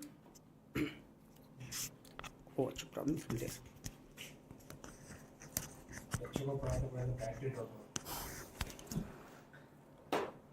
So I'm sorry, there was a small technical glitch, you can say, from our end. So I'll again be just quickly going through the question in brief. So there is an oxygen cylinder whose volume is given as 30 liters and it has 18.2 moles of oxygen. After some oxygen is withdrawn from the cylinder, its gauge pressure drops to 11 atmospheric pressure at temperature 27 degrees Celsius. What is the mass of the oxygen that has been withdrawn from the cylinder? Approx value they are asking. Now what we have to remember is they are giving here the gauge pressure. Gauge pressure is not the absolute pressure. Whenever we are using PV equals to nRT, PV equals to nRT. So what we have here, that P is the absolute pressure, and absolute pressure is what? We know absolute pressure when we write P, it is gauge pressure plus atmospheric pressure. Understood? So this thing we have to keep in mind. So now what we will do, initially in the vessel there were how many moles? 18.2 moles. Let's see finally what has happened. Later number of moles is suppose NF. So we can say PV equals to nRT, P final V final is equals to N final RT. So from here we can find the final moles or not inside. So what will it be? P final. Now what is P final? The gauge pressure finally they have said it has dropped to 11 atmosphere, 11 atm, and atmospheric pressure is 1 atm. So this becomes how much? 12 atmospheres, 12 atm. So 12 atm we will have the value, and since they have mentioned in the data, so you have to use that 1.01 into 10 to the power 5. So 12 into 1.01 into 10 to the power 5. This is to be used as pressure. Okay. And next we have volume. They have given 30 liters. So we know liters is not the SI unit. So what we have to do? You have to convert 30 liters. 1 liter is 10 to the power minus 3 meter cube. So here you have 10 to the power minus 3. Now PV is done. What we have to divide it by R. They have mentioned here the value of R also in SI units as 100 by 12. So we have to write this value as 100 by 12. And next we have the temperature which is given as 27 degrees Celsius, means we can take it as 300. So this values if we substitute here, then let's see what happens. Here 30, this becomes 10. Now 12 goes up, 12 and 12 becomes 144. Now 12, 144 into 1.01, and rest what we are having is 10 to the power 5, 10 to the power minus 3 becomes 10 to the power 2. Now here we have 1000. So 10 to the power 2 was in numerator and in denominator we have 1000. So we have 10 to the power minus 1. So what it will become now? Now see, 144 into 1.01, it is more than 144 obviously. So you have to take that value. So approximately it will come as 145. Okay, it will be 1455 approx. So when we take 1455, now you may think that sir, how do we have so much time, because this is NEET exam, we won't be getting so much time for calculation. Then what to do sir? So you can use what we call as simple binomial approximation. How you can use binomial approximation, or directly no need of doing that also, you can directly take 1 point just to make you aware of the calculation. So what we have here, it is 144 plus here we are multiplying, so we get 1.44. So this is the value we are getting, and this is to be multiplied by 10 to the power minus 1. So this becomes 145.44 into 10 to the power minus 1 is 14.544. So we can take this as the number of moles. So I am doing the calculation also in front of you. So 14.54 is the final moles, but they are asking how much mass has been withdrawn. So what we can do here, so we can say that how many moles have left. Moles left, I am sorry, not left, moles that has been withdrawn, because we have to find the withdrawn mass. So withdrawn moles is, initial moles were 18.2 minus 14.54, which becomes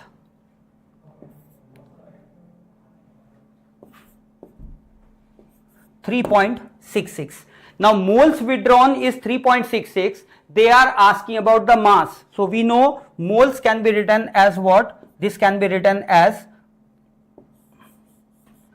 mass by molecular mass is moles. So this will be small m withdrawn by molecular mass. So what is the final value for small m? Will be 3.66 into molar mass, which is 32 grams per mole. 32 grams per mole. So when you will multiply it over here and you convert it into kg, so this value 32 into 3.66, simple calculation, you can multiply by 4 and then by 8. So you will see this value comes as 0.116 kg. This is given in grams. Gram you will convert in kg by multiplying as 10 to the power minus 3. So you will get 0.116 kg, which is the third option. So you have to be very, very clear. You have to be very, very clear with what the values which are given in the data. So according to that, you will get the mass as 0.116 kg. So that brings us to the next question. In some appropriate units, time position relation is given as t is equals to x square plus x. They are asking the acceleration of the particle. Well, how to get the acceleration? They have given t time in terms of x. So what we can do over here is, we know that if x is given as a function of time, you know very well that if x is given as a function of time, then velocity we find or not, dx by dt. But if t is given as a function of x, we can do the reverse. So here if dx by dt is v, so can I say dt by dx will be 1 by v or not? So let's go by this. So if I take this and differentiate dt by dx, which I write as 1 by v, so I will differentiate with respect to x. What is the differentiation of x square? 2x. What is the differentiation of x? 1. So from here we get velocity as 2x plus 1 to the power minus 1. Now here you are seeing velocity is not a function of time, it is a function of position. And what they are asking in the question is acceleration, and all the 4 options are in terms of position. So what we will say from here, acceleration, we have 2 formulas, dv by dt and v dv by dx. Which one to use here? We will use v dv by dx. Why, sir, why are we going to use this? Because v is a function of x given directly, right? So what we will now do, see, v, so we know 2x plus 1 to the power minus 1. That's it. Now comes dv by dx. Differentiation, very, very simple, very simple. How to do? Suppose you have x to the power n. What is the differentiation you will say? You will say, sir, the differentiation is an x to the power n minus 1. So exactly same thing you have to do from here also. What is given in place of x? They have given, sir, 2x plus 1 to the power minus 1. So I will go with the same. What I will do? I will multiply the power outside, minus 1. Then 2x plus 1 to the power n minus 1. So minus 1 minus 1, minus 2. Then, sir, shall we stop here? No, because this was the differentiation of x to the power n, but here you are differentiating 2x plus 1. So you have to differentiate 2x plus 1 also. So I will differentiate again 2x plus 1, which is in place of x, I have to differentiate that. So 2x will become 2 and 1 is a constant, it becomes 0. So ultimately what we are having is minus, this goes down, 2x plus 1, it will become square. So here we have minus 1 by 2x plus 1 square. But what is 2x plus 1 to the power minus 1? If you take it down, it will become 2x plus 1 in denominator. So what we are having, minus 1, denominator you were having 2x plus 1 square, and one more 2x plus 1 came below. So how much it will become? 3. So this is our acceleration. So this differentiation helped us to get the value of acceleration, which is -2. I'm sorry, I think I have to check. One thing we have missed here, I'm extremely sorry for that, because here there is a 2 also being multiplied. Sorry for that thing. Here we have an extra 2. You can see that 2 we had missed. So this will come as 2. This will also become 2. So here -2 by 2x plus 1 whole cube. Please excuse me for the mistake that I had committed over here. So this 2 I had skipped. So that also we will be counting. I hope this is clear to everyone. Moving on to the next question, 16. We have an AC power supply of 220 volt. Whenever such values are given, which value is this? We will call it as RMS value. And they have given the frequency as 50 hertz. Resistance 20 ohm, capacitance, instead of capacitance they have given the reactance as 25 ohm. Inductor of reactance 45 ohm. Okay, we have these values handy. So let's write XL is given as 45 ohm, XC is given as 25 ohm, and hence net X reactance will be XL minus XC, which will become 20 ohm. What is the value of R? Sir, R is given as 20 ohm. Okay. Then what all values we are asked to find? We have to find the phase angle between current and voltage, and we have to find the current. Current means, if they are saying current means RMS value. RMS current is V by Z. So V, which value? RMS value by Z. What is Z? Sir, Z is under root of R square plus X square. What is the RMS value? 220. What is R? 20, X 20. 20 square plus 20 square under root is simply how much? 20 root 2. That's it. So 20 root 2 we are getting. Now what we will do? Just goes. So this becomes how much? This becomes 11 by root 2. Now you know 1 by root 2 is approximately 0.707, but I can also write it as 0.7. So approximately 7.7 ampere. Closest answer, they have not given 7.7, they have marked 7.8, so we'll be going with that. Now they are asking the phase angle. Beta, we have two ways of finding the phase angle. Either use the power factor formula, but I personally like a very important formula, which is what? Tan phi. If you know the value of X and R, directly find phi using tan phi. Tan phi is simply X by R. That's it. What is X? X is 20, R is 21. So what is phi? Phi is equals to 45 degree. Additional information, here they have said that only find phi and current, but one more thing, we know this is LCR circuit where inductor has more reactance than capacitor. So we will say that this is behaving like a LR circuit, and in LR circuit who is leading whom? Voltage leads the current by phi. That means here voltage will lead the current by 45 degree. So we have 7.8 closest answer to 7.7 and 45 degree second option. Okay, one or two questions more we have to do, we'll finish it fast. The sun rotates around its center once in 27 days. Okay, they have given the time period of rotation about its axis. So we know when the sun will rotate like this, so sun will be treated as a sphere over here.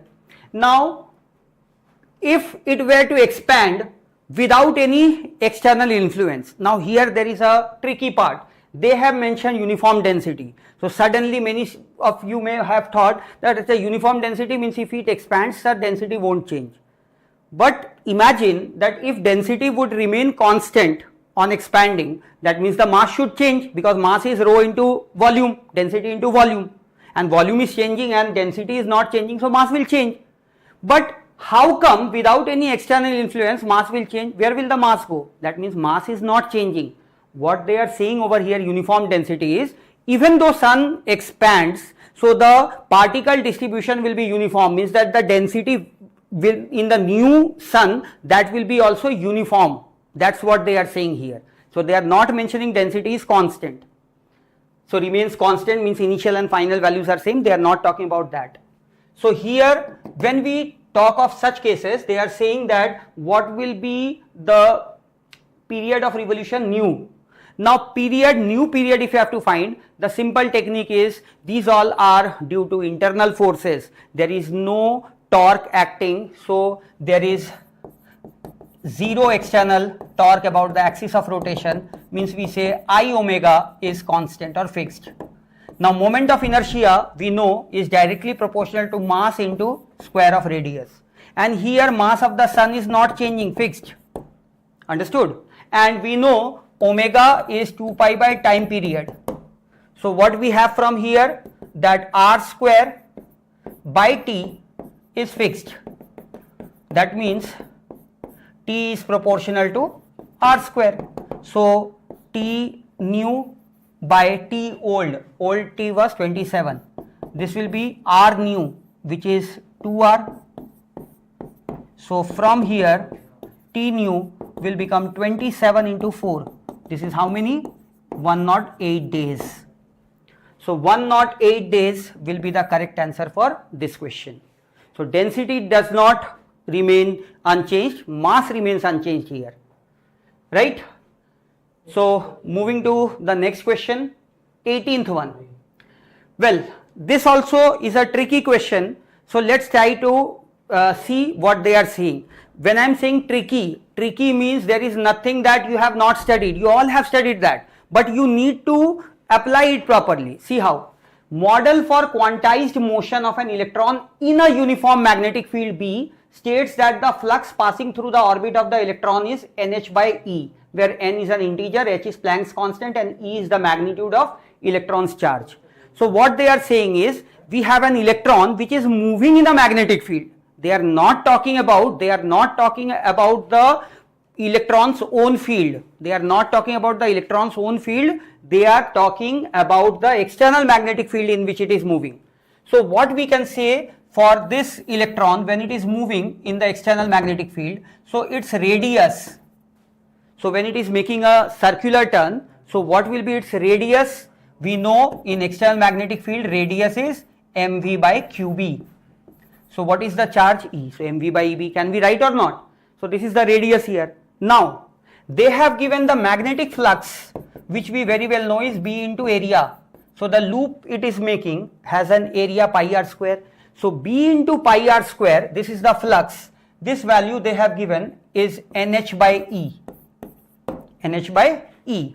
Now they are asking that, okay, what is the magnetic moment of the electron? So we very well know that magnetic moment, there is a, for revolving charges we have gyromagnetic ratio, which is directly mu by angular momentum about the axis is equals to total charge by 2 times total revolving mass.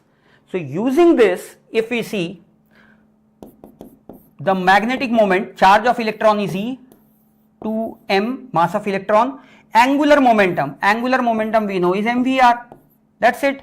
So we can substitute angular momentum as mvr. So once we do this thing, now we can see one important observation from here. What is that? Here mv, in place of mv, can you see we can write mv is ebr. mv is how much? ebr. So the moment you write mv as ebr, so what you are getting here, E by 2m into E into br square, is it not? Now what is br square? How can I substitute br square? Can you see from this equation, br square, I can write br square is equals to nh by pi e. So substituting E by 2m and we have E br square is nh by pi e. So 1e cancels, so we have nhe by 2 pi m. But they are asking for what? The magnetic moment in the lowest energy. Lowest energy means it corresponds to n equals to 1. So when you substitute, So mu lowest state n equals to 1. So just put n as 1. So you get He by 2 pi m. So He by 2 pi m, which is that option? Second option. So it was bit tricky just rearranging the terms properly and knowing the radius while the electron is moving in a circular orbit, you get the answer. I hope it is clear. So I think we'll be stopping our discussion over here, not we, means myself, so that our next sir will come and he will be continuing with the rest of the questions. Okay, thank you.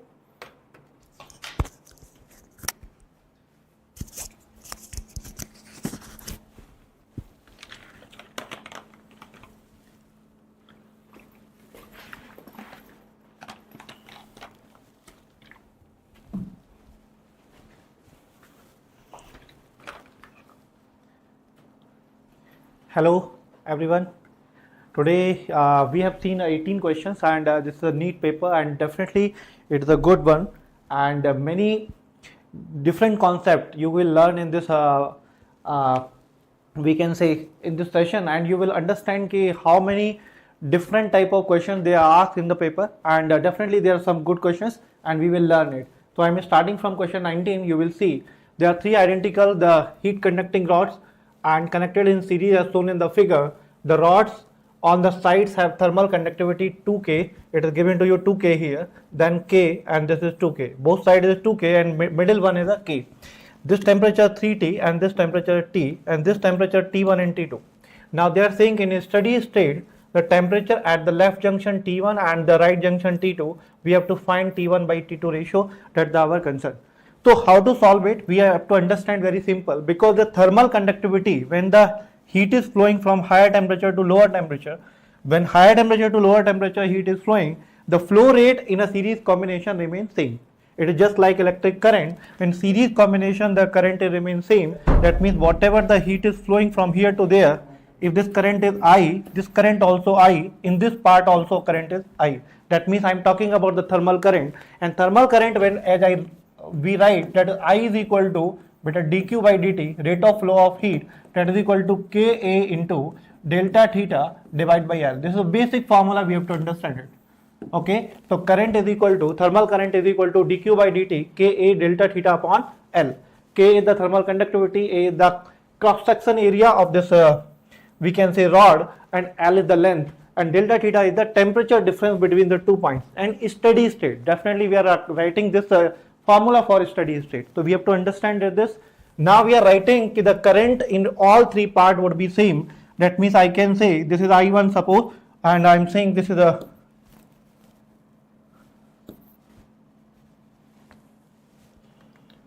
this current is a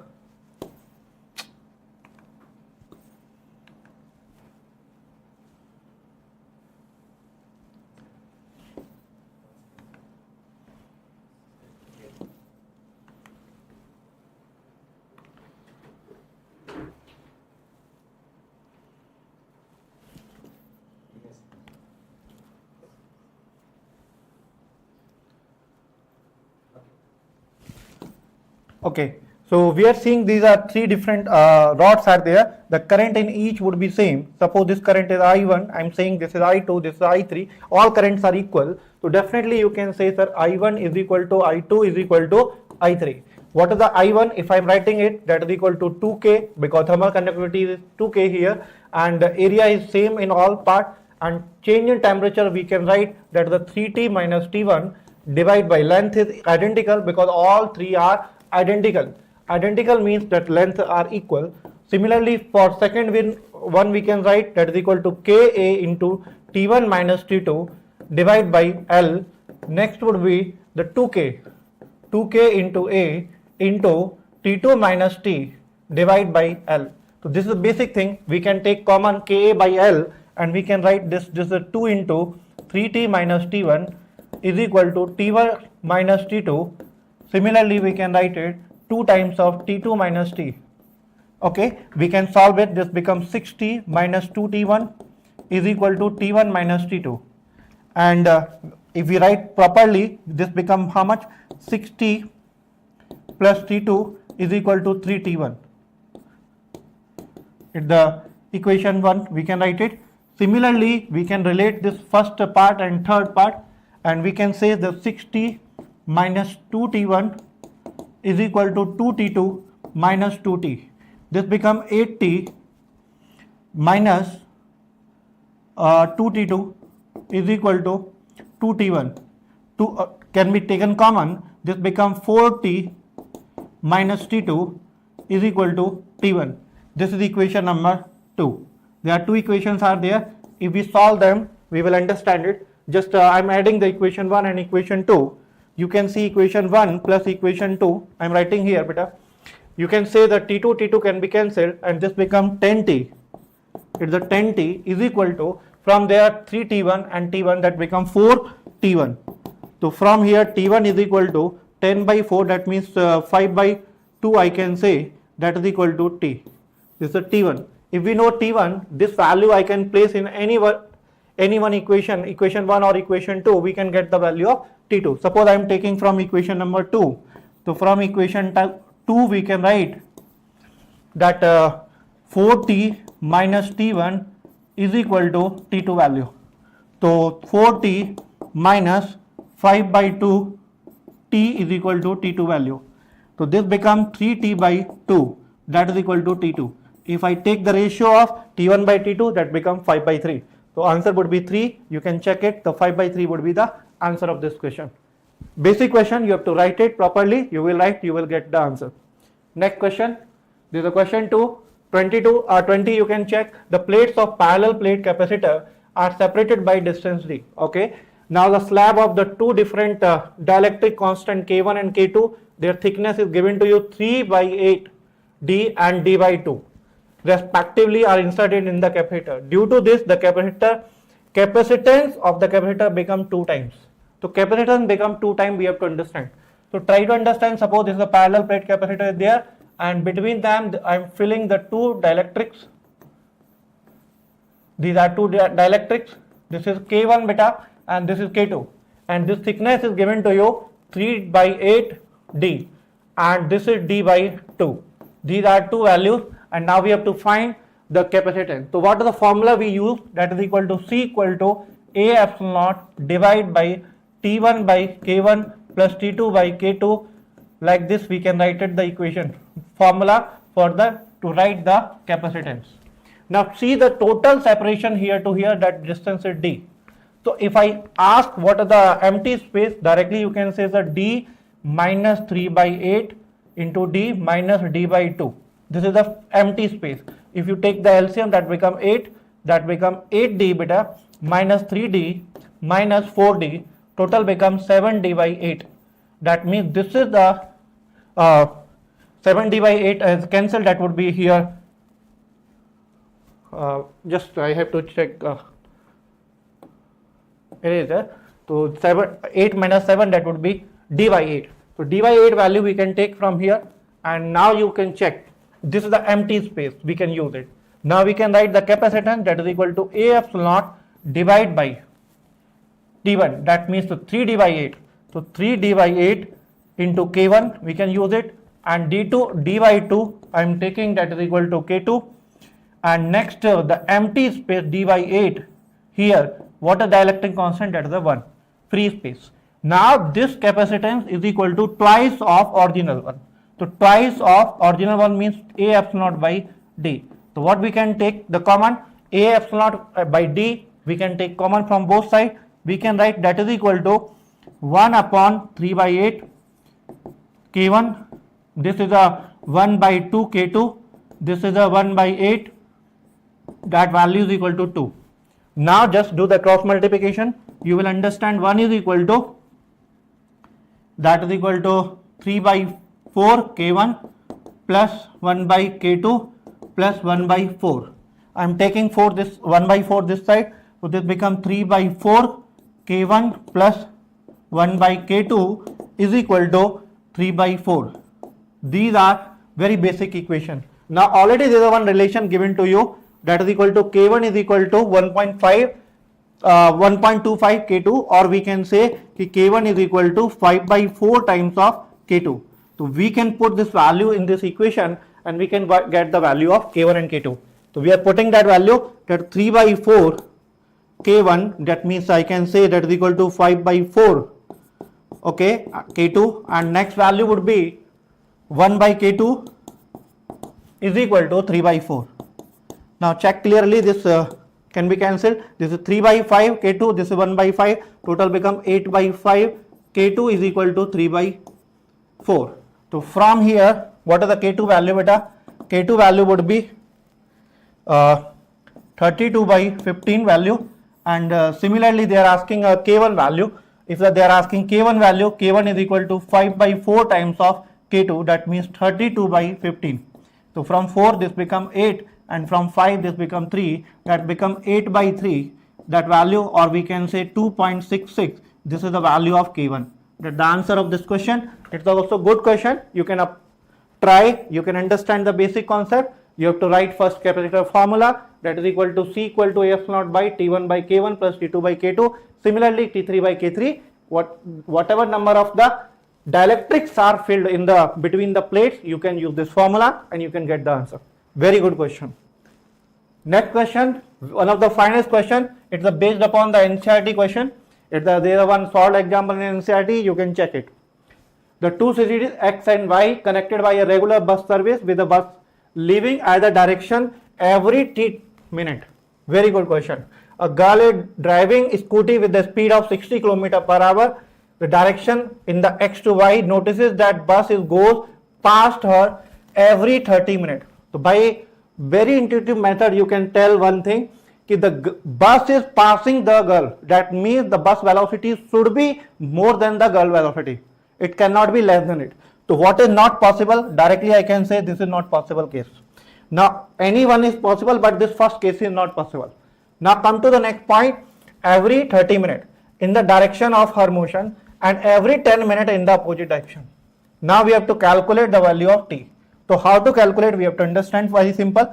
Suppose you are going A to, this is the X to Y in the same direction. Suppose a girl is also moving in this direction on a scooty, and the bus is also moving in this direction. But every bus is moving at a t time interval. That means there is a gap between the every two bus, that is equal to d, and time interval is t.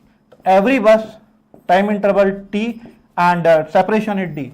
This is very basic if they are moving in same direction. So there are two velocity. We can say velocity of bus and this is the velocity of girl. Okay, and that value given to you 60 km per hour. But when we are moving in same direction, the relative motion, that means we have to subtract the velocities. Now try to understand what we do. We will say directly that here time is equal to T1 is equal to d divided by velocity of bus minus 60. Okay, and that value given to 30 minutes. 30 minutes means 1 by 2 hours. We can write it. Now similarly we can say that when they are moving in opposite direction, then T2 would be the distance divided by velocity. Again relative motion, they are moving in opposite direction, then velocities would be added. You have to add the velocity of bus plus girl velocity, that is equal to 60. Now the time taken is only 10 minutes. 10 minutes means 10 by 60, that means 1 by 6 hour. So we are writing everything in the hour. Try to understand it. Don't make mistake here. That is equal to T1 and T2. This is given to you. Now using this equation we can write the basics. Either you can take the ratio, that would be also good, or you can do the cross multiplication, that is also good. So I am just taking the ratio, you will understand it. So this becomes d by VB minus 60 upon d divided by VB plus 60. That ratio is equal to 1 by 2 upon 1 by 6. From this become 3, that means this is 3. dd cancel, this become VB plus 60 divided by VB minus 60 is equal to 3. Do the cross multiplication. VB plus 60 is equal to 3 VB minus 180. So you can say 240 is equal to 2 VB. That means VB is equal to 120 km per hour. That means the bus velocity is equal to 120 km per hour. As I already told you, the bus velocity would be definitely more than the girl velocity. So we can see this is 120 km per hour. We can get the answer, but still we have to solve the time. So we are going to solve that part also. So try to understand first. Now you already know this velocity. bus velocity. Now using bus velocity from any T1 or T2 value, you can get the value of D. Now calculate first D value. So you can say that T1 is equal to D divided by VB minus 60, that was the 1 by 2. Now D value would be how much? 1 by 2 into VB means 120 minus 60. So this become 1 by 2 into 60, that means 30 kilometer. So separation between the every two bus is equal to 30 kilometer. This is the average, the separation between the buses. Now we have to calculate the time also. So how to calculate time? So very simple, distance divided by speed, because speed of the bus is constant. Speed of the bus is constant, that is D by VB. So what is D? D we already know, 30 kilometer, and divide by this is a 120 kilometer per hour. If you write it, that value is equal to 1 by 4 hours. That is equal to time, or you can say 15 minutes is the time. This is the answer of this question. So you can get the answer number 4 is correct. So we have seen the time also, we have seen the 120. So what we got from this question, NCERT reading is also very, very important. It's a similar kind of question we have seen in the solved example in the NCERT. So please read NCERT carefully. It is very important. NCERT exemplar. So you have to understand it. Now next question. A uniform rod of mass 20 kg and length is 5 meter leans against the smooth vertical wall, making an angle 60 degree with it. This is a question, the similar kind of question we have seen in the PYQ also, and one NCERT solved example also. So you have to see carefully this type of question. Now I am making the diagram, you will understand it. This angle is given to you 30 degree, because with the vertical it is 60 degree beta. So now this surface, the ground is rough, this surface is a smooth surface, wall is smooth and this ground is rough. They are asking friction force here. So you have to draw the forces first. So this force, suppose I am saying this point is A, this point is B, so this normal is NA and here normal is NB. So now what are other forces acting? This direction there is a force is that we can say friction, and one more force is that mg. These are only forces acting here. The forces are acting if this is in a rest condition, because it rests, I am saying it, if it is in rest condition, so definitely we can say there should be equilibrium. Equilibrium means net force should be 0, net torque should be 0. So net force means horizontal forces should balance and vertical force should be balanced. If I am balancing the forces, you will understand it. First thing is the Na is equal to mg, and second force is that we can say that friction is equal to Nb. But there is one problem is there. Neither we know the friction, neither we know the Nb. But don't make a mistake. Don't write that friction is equal to mu into n, because this is not equal to mu into n, because it is a static condition beta. When we say static condition, in static condition the friction is equal to the external force. So first we have to find the external force. And what is the external force? Nb. So neither we know the Nb, neither we know the friction. So we have to calculate. For that calculation we require the torque equation. What we require? Torque equation. So you have to understand the torque equation. So we have to calculate the torque. So about which point we can take the torque?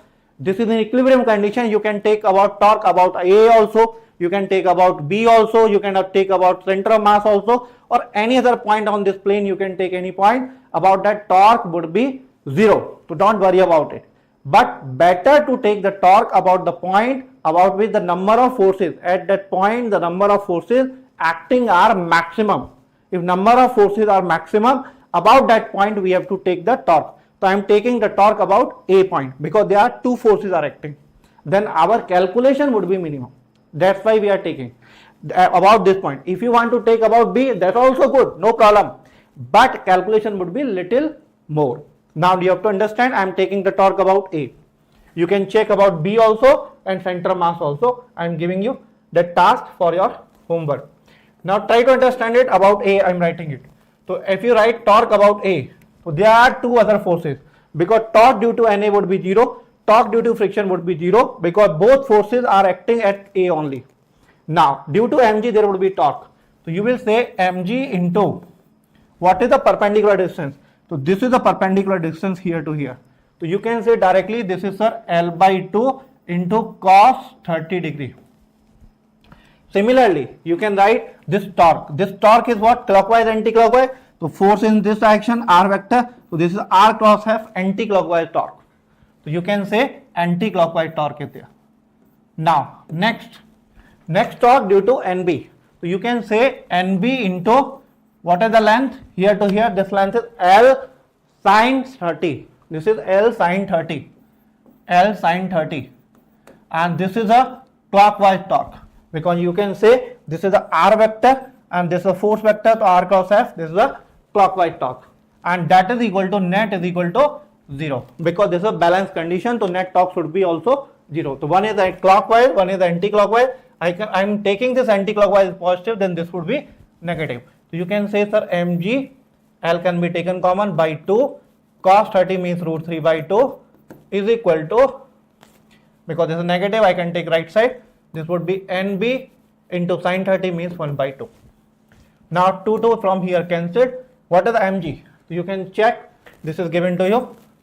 Here put that value 20 into 10 divided by 2 into root 3 is equal to NB. And by the way, whatever the NB, the same is friction. So you can say from here this is 10. That means friction is equal to 100 root 3. Very good question. Already NCERT solved example is there. So that's why it is very, very important to read the NCERT carefully. You have to understand it. Okay. So whenever you join us, definitely you will find we are focusing more and more NCERT exemplar. So you have to join Gosala, then only you will understand all the depth of the NCERT. Got it? Now come to the next question. This is 23. One of the finest question of this complete paper. One of the finest question. This is a question 1 we have discussed. That was also very good question. And question 23 is also one of the good question. Now you have to understand what is given there. In an oscillating spring mass system, a spring is connected to the box filled with the sand. As the box oscillates, sand leaks slowly out of the box vertically. The average frequency and average amplitude of the system changes with the time. Now which of the graph is correct? That is the question. Now first understand what is happening here. Suppose I am telling you very simple, there is a one box is there and there is some hole is there, inside this sand is filled. But if it is not actually simple pendulum. So I am not making this. I will correct this diagram first. You can check. This is this type of system. This is the spring constant is K, and suppose initial mass is M. Now what will happen? As it is oscillate vertically up and down like this, as will up and down, then what is happening? The sand is coming out of it. So sand will come out. Now we have to solve. Definitely this question not asking you the numerical exact value. They are asking only one thing. What is that? What type of shape would be there? How the omega is changing? How the amplitude changing? So you have to just tell the curve nature. They are not asking exact question, because if they are asking exact question, it becomes very difficult question for you, and definitely it become advanced question. So J advanced question, definitely in the NEET they are not going to ask. So you have to put your intuition in the question, then you can solve this question very easily. I am telling you, I am helping out to get the correct answer. Now wait, what we know the omega. So omega we already know, that is equal to under root of K by M. This is the omega value, very simple thing. So omega value is under root K by M. So with the time what is happening? Mass is decreasing, because from this sand is coming out, that means in this sphere or in this bag or whatever we can say, this box, the masses with the time is going to decrease. If mass is going to decrease, that what will happen? Mass is decreasing, we can check it. You can say this is decreasing, not increasing. Decreasing part is there. So what you can use from here, that I am just erasing this part, it would be more clear to beta. Mass is decreasing, then omega will increase. So with the time as mass is decreasing, then definitely omega should increase, not decrease. So what option is not possible? First cut down that. So option 4 is not possible, because here omega is decreasing with the time. Other 3 is possible graphs. Now we have to see another part. Now think carefully. Because as mass is going out of this system, if a mass is going out of the system, definitely that is taking some energy also, some kinetic energy also.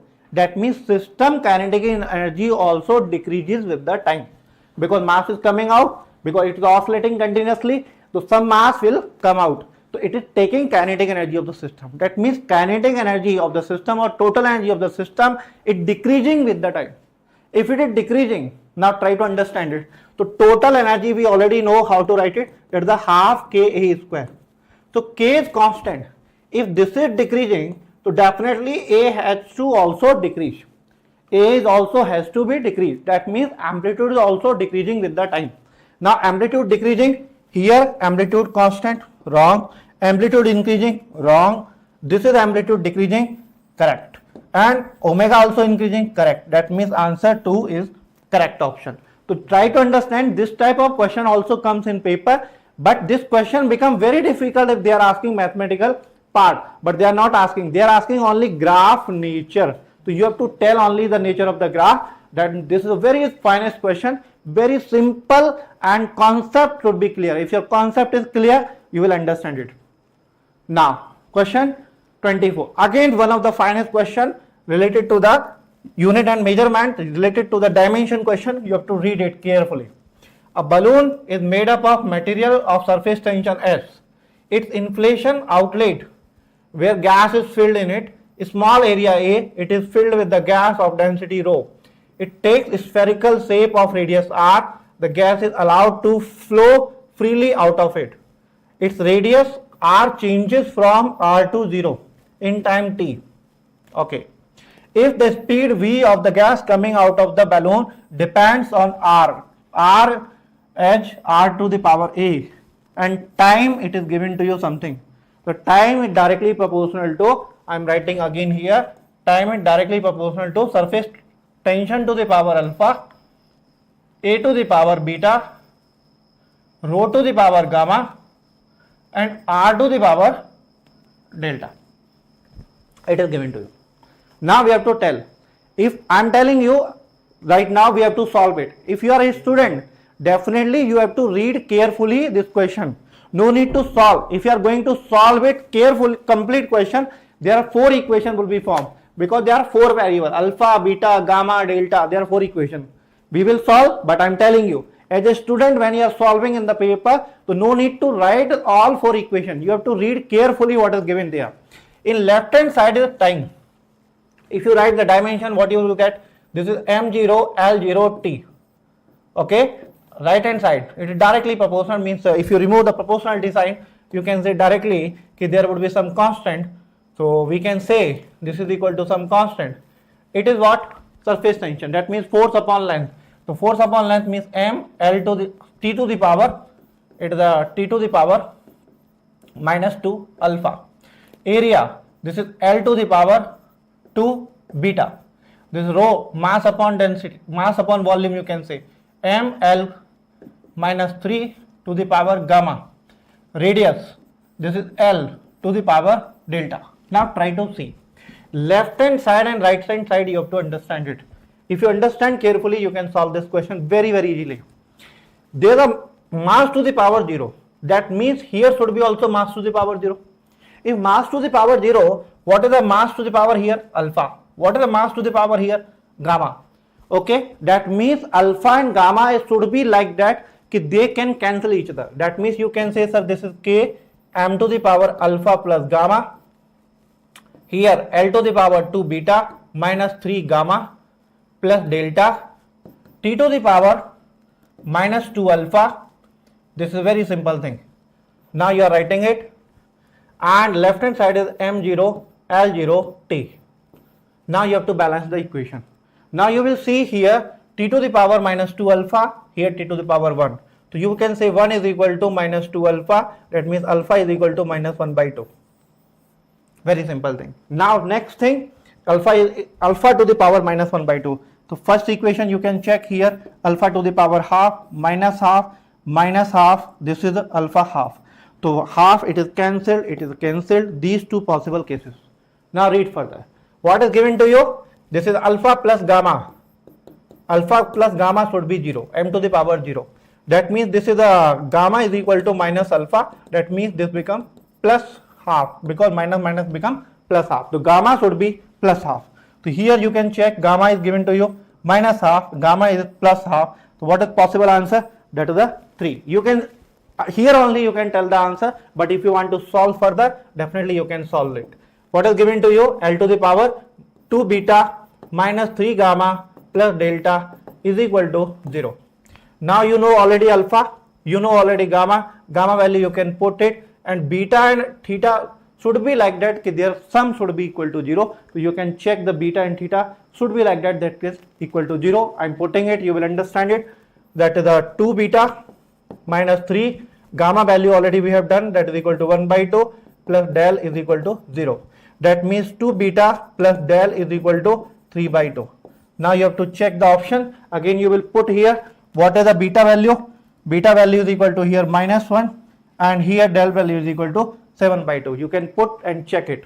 So this becomes 2 into minus 1 and plus del value is equal to 7 by 2. It should be 3 by 2. Check it.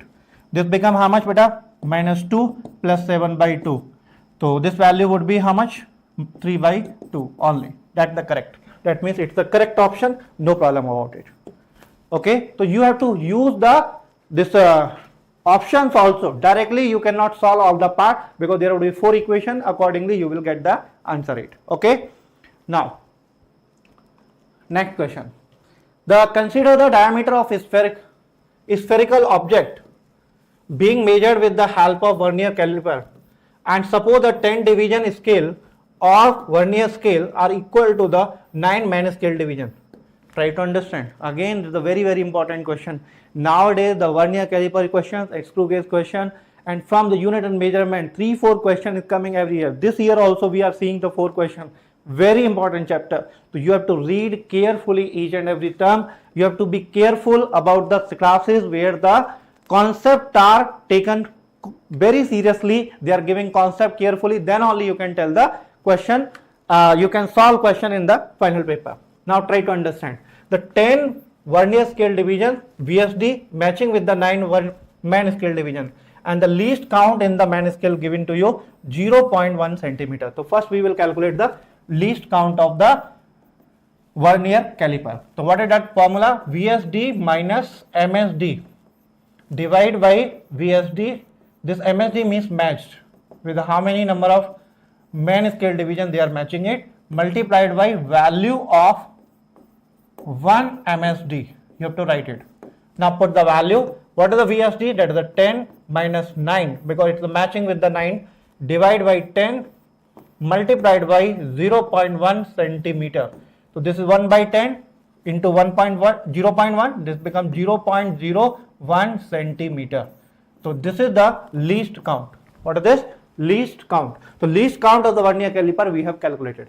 Now what is given to you? 0 of vernier scale is at what? X equal to 0.1 centimeter.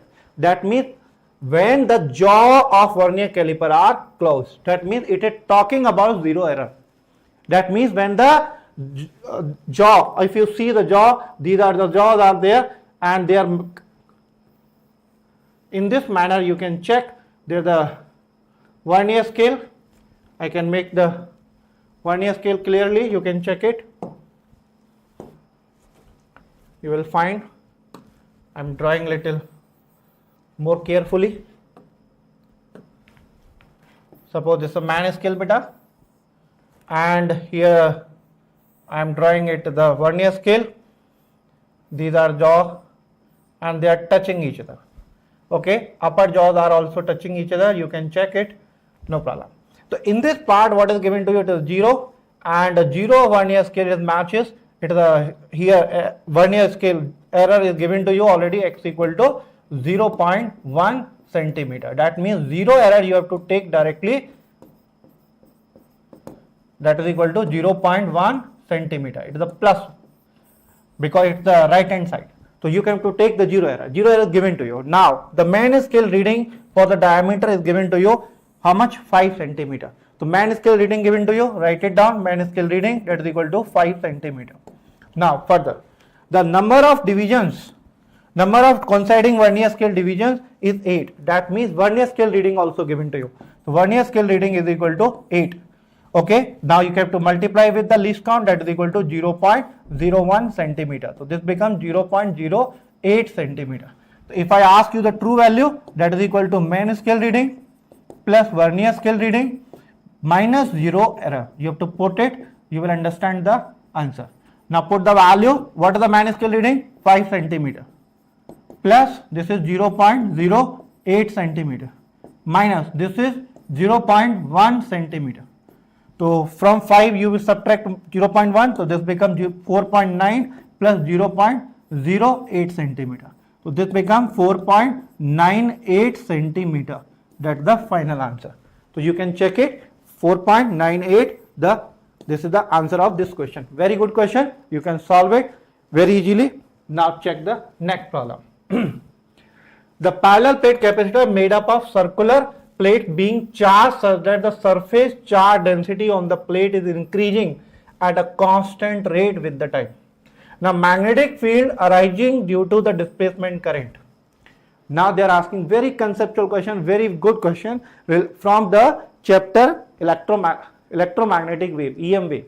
Okay, now related to the topic displacement current. Now try to understand, suppose these are capacitor plate, and between this capacitor plate, if we see it, suppose here current is there, I am writing it, and charge overcoming it, and this charge is changing with the time, constant rate. Okay, at a constant rate is changing, that means the current, the charge density also changing with the constant rate. They have given to you charge density on the plate increasing at a constant rate. The charge is changing at constant rate, that means charge density also changing with the constant rate. You have to understand it. Now try to understand. So what you can say, the current is equal to sir dq by dt. There is no problem. We can say, and this is the conduction current, and by the way it is also equal to the displacement current. Now if you are checking it, you will understand it. I am putting another color so that it would be more clear to you. Here, if you are checking at any distance x, I want to find how much the displacement current is flowing through this region. That means you can check this region and this region. That means this shaded region I want to find it first. So suppose this distance is given to you x radius here. So you will say if the total radius was suppose r, then pi r square region was there, then current was I. That means if a unit area I will take, then this would be I upon pi r square. So definitely in this small shaded region, you can say pi x square region, then current would be I upon pi r square multiplied by pi x square. This is the current. We can say displacement current definitely. This is the ID, and this ID value would be I into x square divided by capital R square. This is the displacement current in this region only, shaded region. Now we know this current. Now using this current we have to write the magnetic field. What we write to write magnetic field? When we are writing the magnetic field, you will understand B equal to mu naught into I divided by 2 pi this x distance. From where I am writing? This equation I am writing from the Ampere circuital law. How I am writing? I am explaining again. That is equal to close integral beta B dot dl, okay, is equal to B dot dl is equal to mu naught into I enclosed. If any circuit is there, if it is a closed, I am making closed loop. In that closed loop, you will find this. You will find it. Suppose there is one any closed loop is there. In that whatever the current is flowing inside it, that current we have to take it, that the I enclosed I am writing it. So here you will say there is a closed loop is there. I am taking this Ampere's loop beta. In Ampere's loop, whatever the current we already calculated here, we have to put it. Now B, the magnetic field would be here. We have to write, and this dl means closed integral of dl means this total length of this Amperean loop. We call Amperean loop. It's the beta Amperean loop. We have to understand it. So I am putting it this value. You will understand that B equal to beta mu naught divided by 2 pi x, and what is the I value? I we have already calculated. This is the I displacement inside it, that is equal to I x square divided by r square. So if you see it, that is equal to mu naught I by 1x is cancelled, that is 2 pi r square into x. Already this type of PYQ question we have seen already, but we have to understand carefully. Here the b directly proportional to x, but it is very only up to this cylindrical region only. After that it is not varying. That outside is, what is the magnetic field? That is 0. So if I see outside here region, that is equal to magnetic field 0. So magnetic field inside only, but not constant. Try to understand, it is not constant.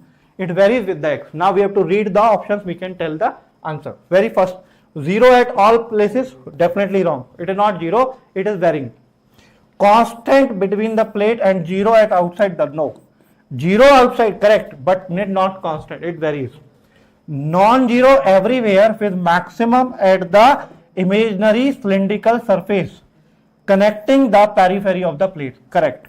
Because when x equal to capital R, that value would be maximum. It's the correct value. 0 between the plate and non-zero outside, definitely it is not possible. So what is the correct answer? Correct answer is 3. So you have to read carefully the NCERT, you will understand it. Now, next question. An unpolarized light beam traveling in the air incident on the medium refractive index 1.75 at Brewster's angle. Now Brewster's angle, what is the meaning of Brewster's angle? You have to understand. Suppose the light is coming here, it is the unpolarized light. It is the unpolarized light, beta, it is coming it. Okay, there are two mediums. Suppose this is medium 1, this is medium 2, and medium 1 generally we are taking air, means outside mu equal to 1, and this is mu is given to you refractive index 1.73. By the way, 1.73 means this is root 3. This value is equal to root 3. You have to use it. Now, after that, a ray of light is reflected back.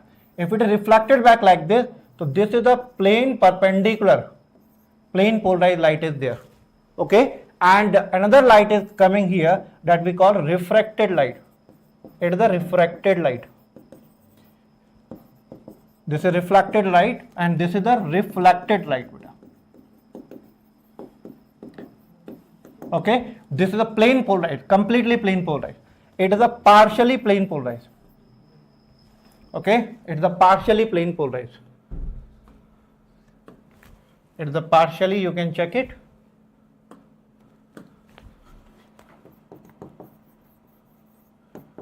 Partially polarized.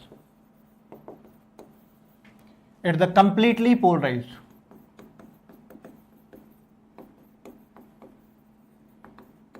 Okay, now this is, you can see this diagram is like this, beta. You can check this part like this. It is happening. Now these are both perpendicular.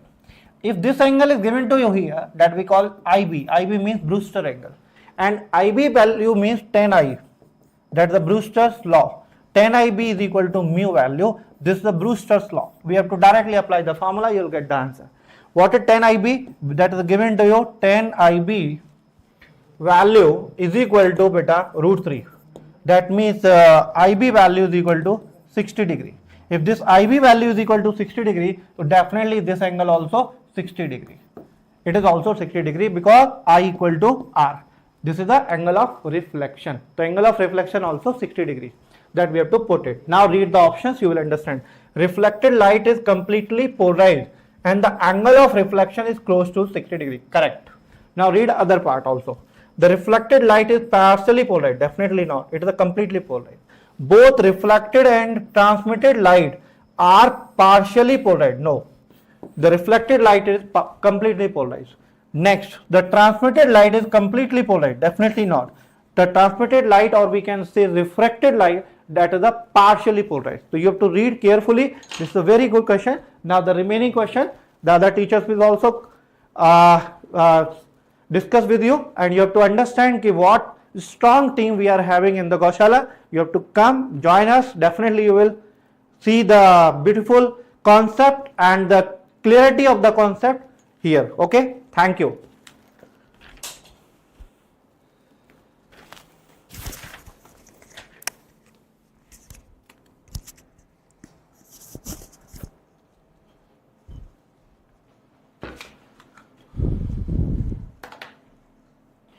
Hello everyone.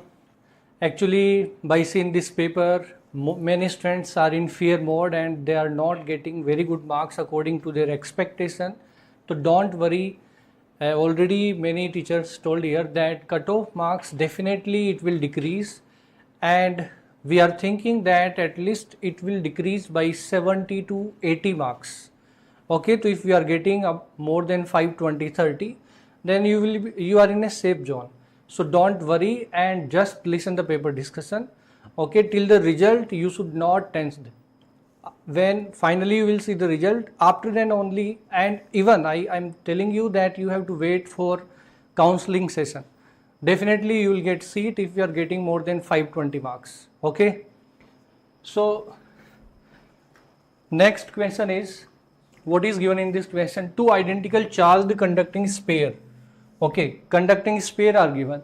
Now they are separated by distance, some distance. Okay, charge on each sphere is Q, charge is given, and the force of repulsion is F. Okay, force also given. To suppose how much distance between the sphere D and charge is Q, then how much force will act? K Q square by D square. Now next, what is given? A third identical uncharged conducting sphere it is, okay, is brought in contact with the sphere A. So one more sphere is there, it is brought in contact with the sphere A. So what will happen? Here no potential, no potential, here high potential. How much? KQ by R.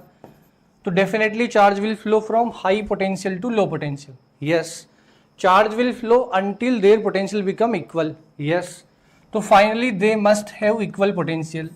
If they have equal potential, their size same, then definitely their charge must be equal. Okay. So whatever charge, it will distribute equally on both sphere. So on this sphere, charge will be Q by 2. Okay. Now what we are doing next? New force of repulsion between sphere A and B are negligible as compared to the distance of separation, so that,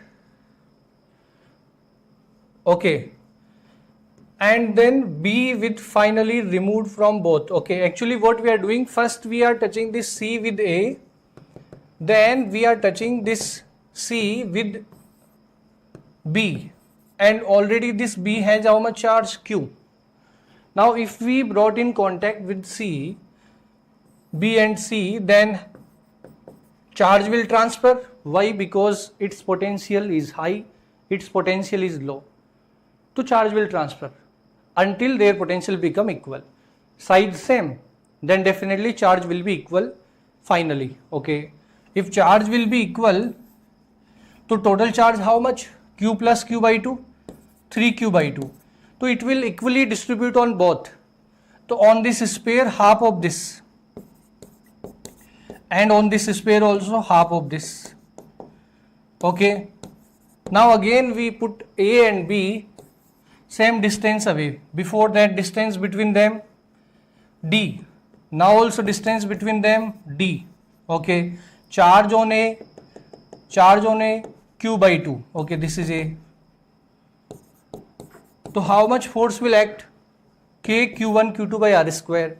Q1 is Q by 2. Q2 is 3Q by 4 by D square. So extra, what extra we are getting here? 1 by 2 and 3 by 4, because already this KQ square by D square is there. So extra is 1 by 2, 3 by 4, so it will be 3 by 8. And this KQ square by D square will be F. So extra quantity is 3 by 8. So this option is correct. Now next question. Container has two chamber.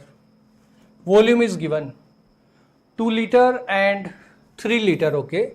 Separated by partition made of thermal insulator, means there is no exchange of heat, we can say.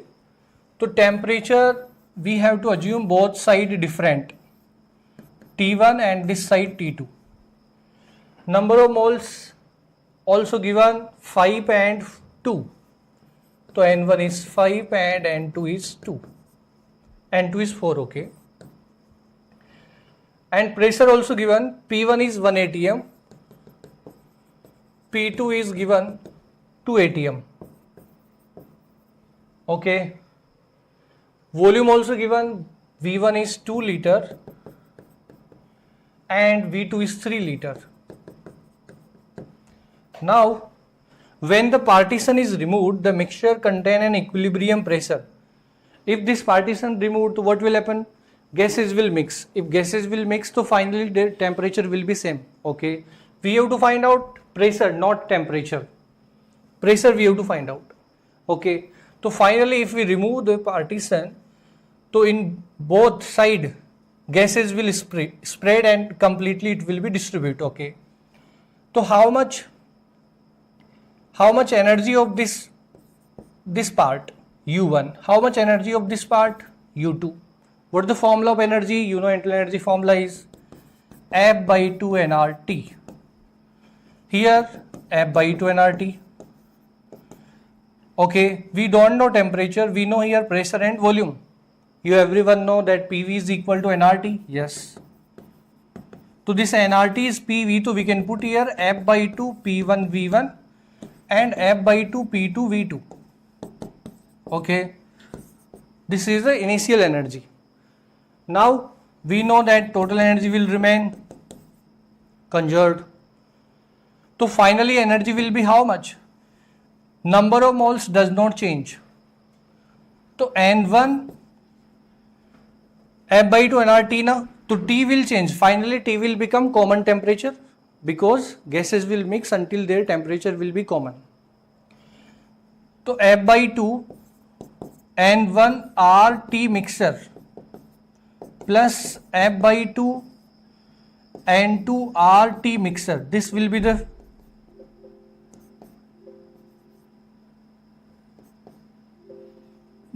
the final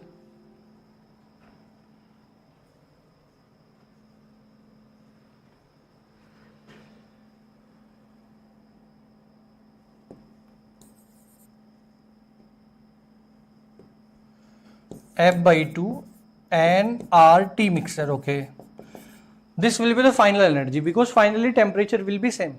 Okay, to put the value here, F by 2 P1 V1, F by 2 P2 V2. Here also F by 2 is there, here also F by 2 is there. So this F by 2 will cancel out.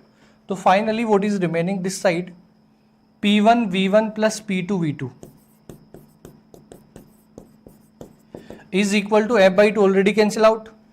N1 RT mixture, N2 RT mixture. We can take this RT mixture common. So it will be N1 plus N2 RT mixture. Okay. What they are asking pressure. Okay. Again apply this equation. So finally P mixture will be how much? Same formula.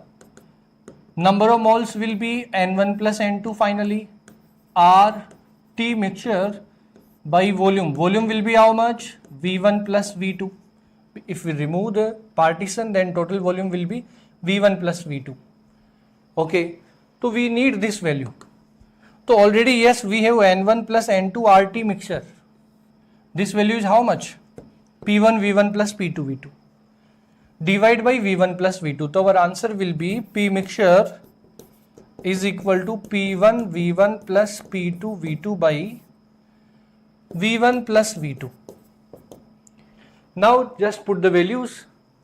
Pressure 1, volume 2, 2 into 1, 2. 2 into 3, 6.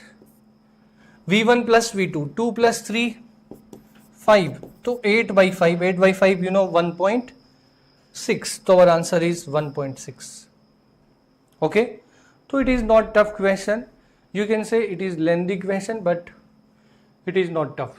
A particle of mass m is moving around the origin with a constant force. What is given? Constant force. And it is moving around the origin, pulling it towards the origin. Means this force is acting always towards the origin. Okay. If Bohr model is used to describe its motion, so you know motion will be circular. Yes. If motion is circular, then this force must provide centripetal force. Yes. So this force F must provide centripetal force. You know, generally in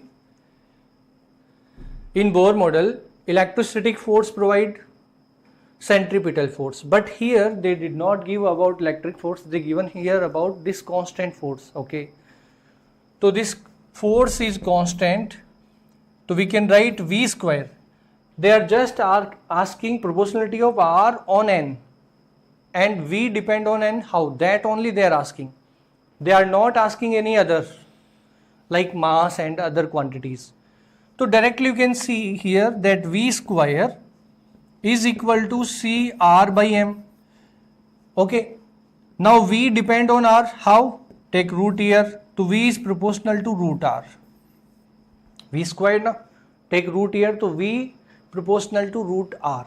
Okay, now what they are asking next, the radius and speed, how they depend on N. So we know one more equation in Bohr model, angular momentum remain conserved. So mvr is equal to nh upon 2 pi. Now you can put the value of V. Put the value of V here. V value how much? Root R.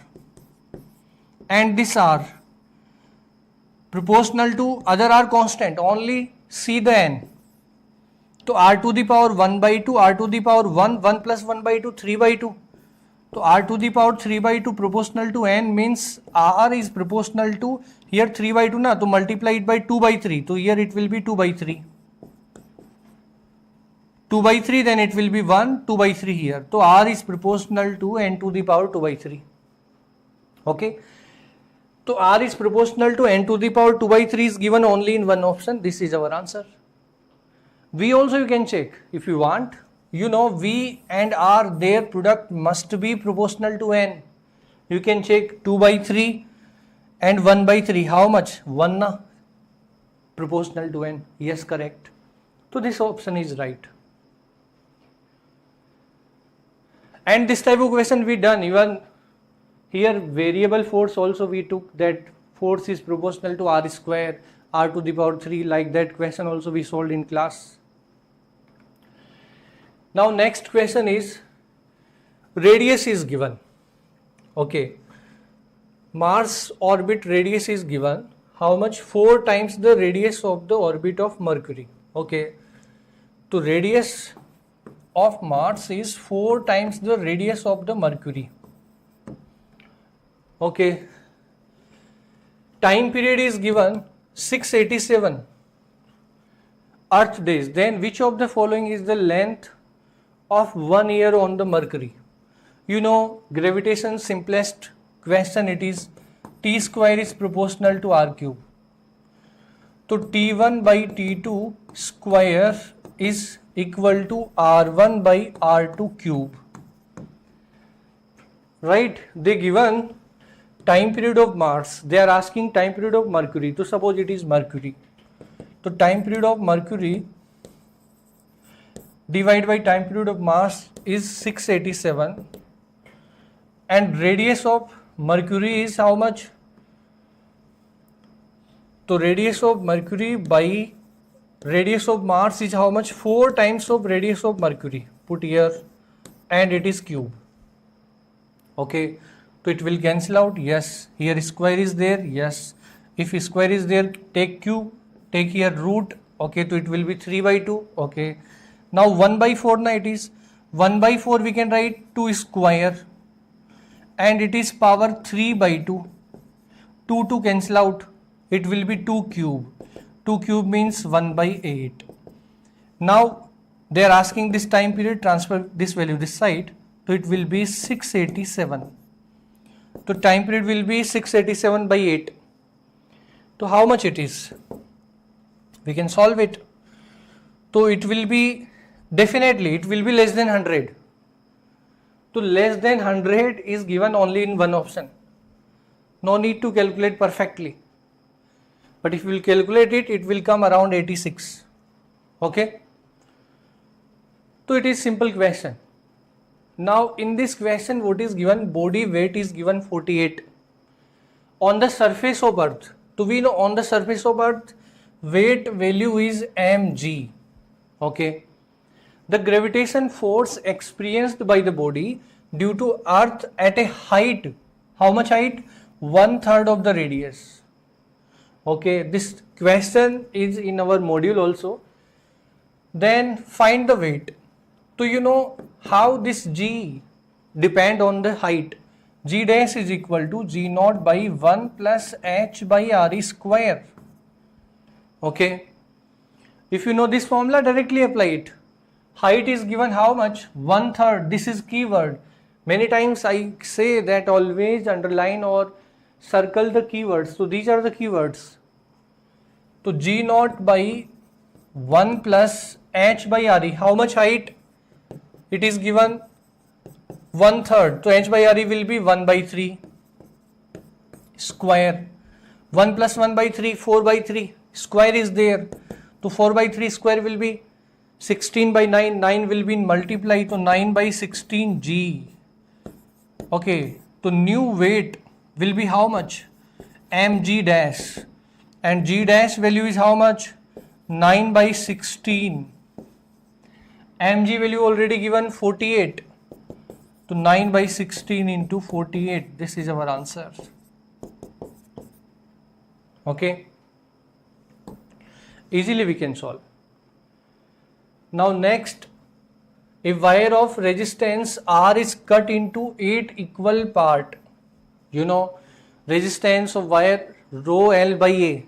It depend on length. If it cut in 8 equal part, length will become 1 by 8. So resistance also become 1 by 8. Okay. So resistance will become 1 by 8. Now, from these pieces, 2 equivalent resistance are made by adding 4 of these together in parallel. So now 4 resistors are in parallel.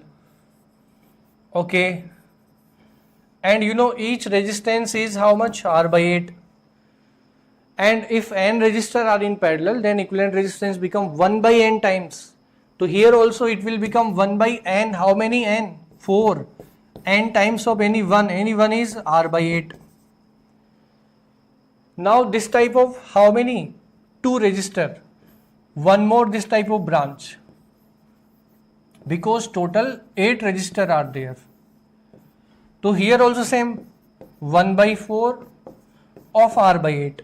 They are in series. They are asking equivalent. If they are in series, so we have to add it. So how much it is? R by 32. Yes. This is also R by 32. If we add it, so it will be R by 16. Okay. So this is also easily you can do. Now next question is, de Broglie wavelength of an electron orbiting in the n equal to 2 state of hydrogen atom is close to. So this is based on de Broglie hypothesis. You know,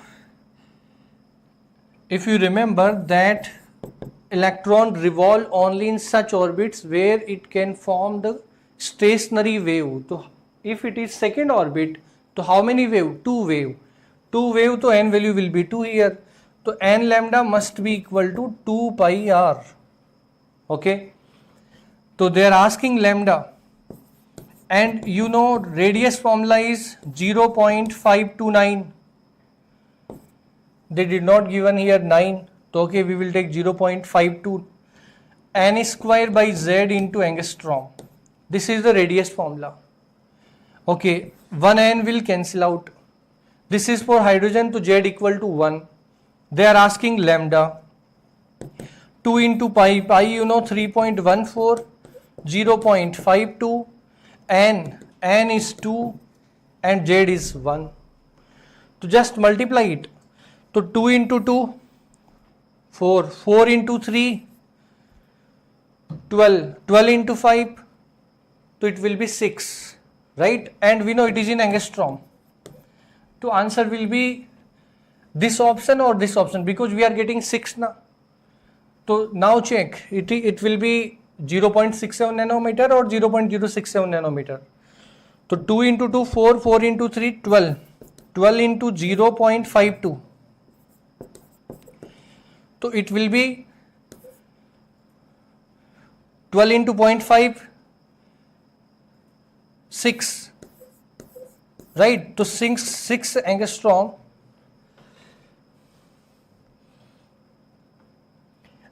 Now in nanometer we have to write, so it will be 0.6 nanometer.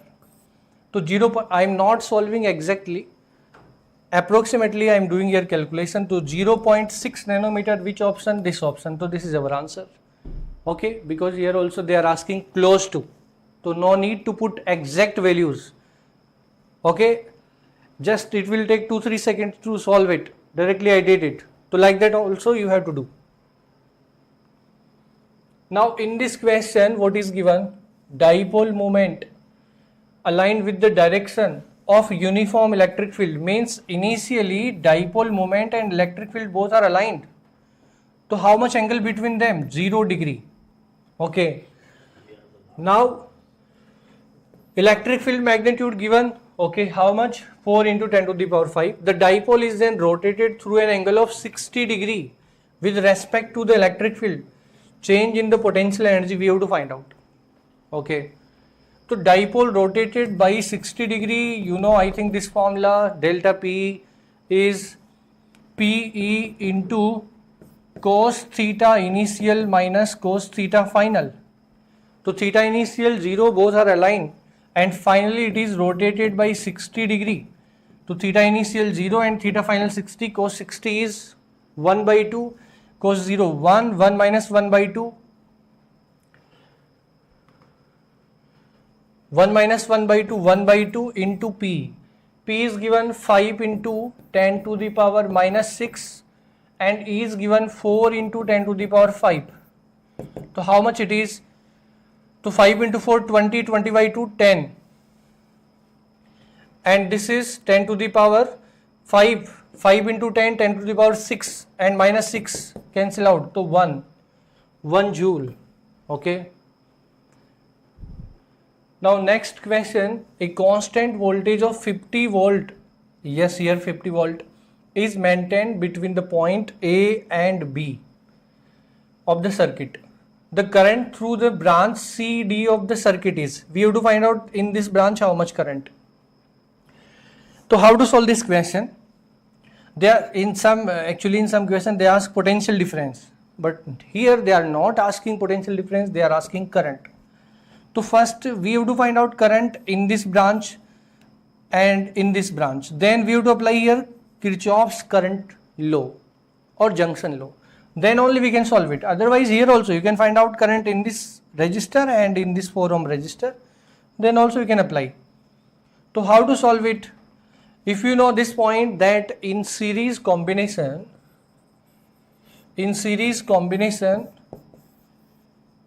potential is proportional to the resistance. How much resistance? They are in parallel. So if two resistors are in parallel, their equivalent will be R1, R2 by R1 plus R2. Yes. So 3 into 1, 3 by 3 plus 1, 4. So this equivalent resistance will be how much? 3 by 4. Here 2 into 4 by 2 plus 4. So 8 by 6. 8 by 6 means it will be 4 by 3. So we know this equivalent resistance because they are in parallel. Here also they are in parallel. So this equivalent resistance also we know. Now what I told, that in series combination potential is proportional to the resistance. So here how much potential? 3 by 4 V. Here how much potential? 4 by 3 V. If we add them, it must be equal to applied voltage. Applied voltage 50. So V value how much here? Take LCM 4, 4, 16, 3, 3, 9, 9 plus 16, 25, 4 into 3, 12. So V value is how much? It will cancel out 2, 12 into 2, 24 volt. Okay. Now V value 24 volt. So here how much voltage?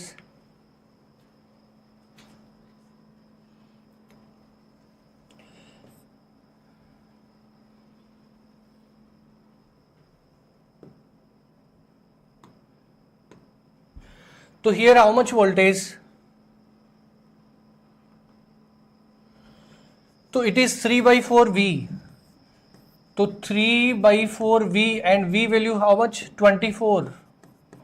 So 24 by 4, 6 into 3, 18 volt. If it is 18 volt total 50, this is 18 volt, then definitely this will be 32 volt. Okay, so how much voltage here? 18 volt, and here how much? 32 volt. Okay, now we can calculate current in this resistor. Current value V by R, voltage 18, R 1. So this current value will be 18 by 1 means 18 ampere. Here how much voltage? 32. Here also 32 because they are in parallel. How much current? V by R, V 32, R 2. 32 by 2, 16 ampere. Okay, so we know this current and this current. We can find out, obviously incoming current is more, outgoing is less. So this must be outgoing current, and this must be how much? 2. 2 plus 16, 18, 18 equal. So this current will be 2. Okay, so now sir will discuss the remaining question. So again I am telling you, if you are getting more than 500, then you should wait till counseling session. Okay, thank you.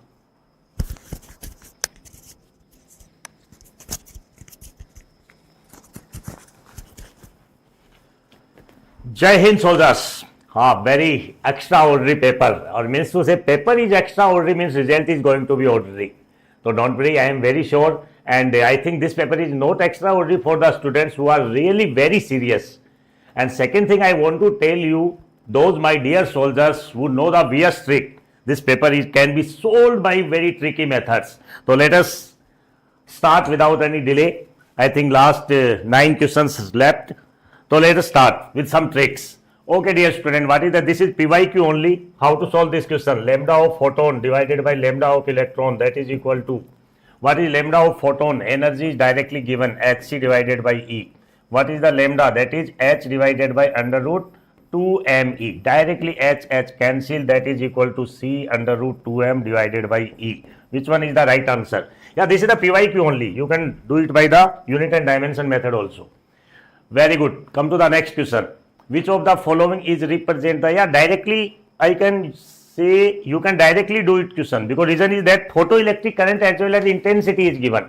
Intensity is the only factor which depends on the current. No need to select any other option. The first one only, option A only is the right option. Okay, come to the next question. See, this is also very, very simple question. Only thing to understand is that it is asking the ratio of the remaining part as well as the smaller part. This is the only twist in this paper, and that should be required for your MBBS admissions. What is that? Yes, definitely. For this sphere, smaller sphere, what is that, sir? About this axis. This axis is 7 by 5, mass is m by 8, and radius is r square divided by remaining part. Remaining part in the sense that part is 2 by 5 m, and 2r square is the radius of complete square.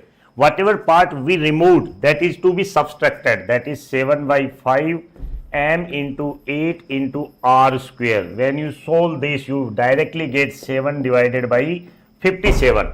Third is the right option. You know, this is also standard question, nothing is special in this question.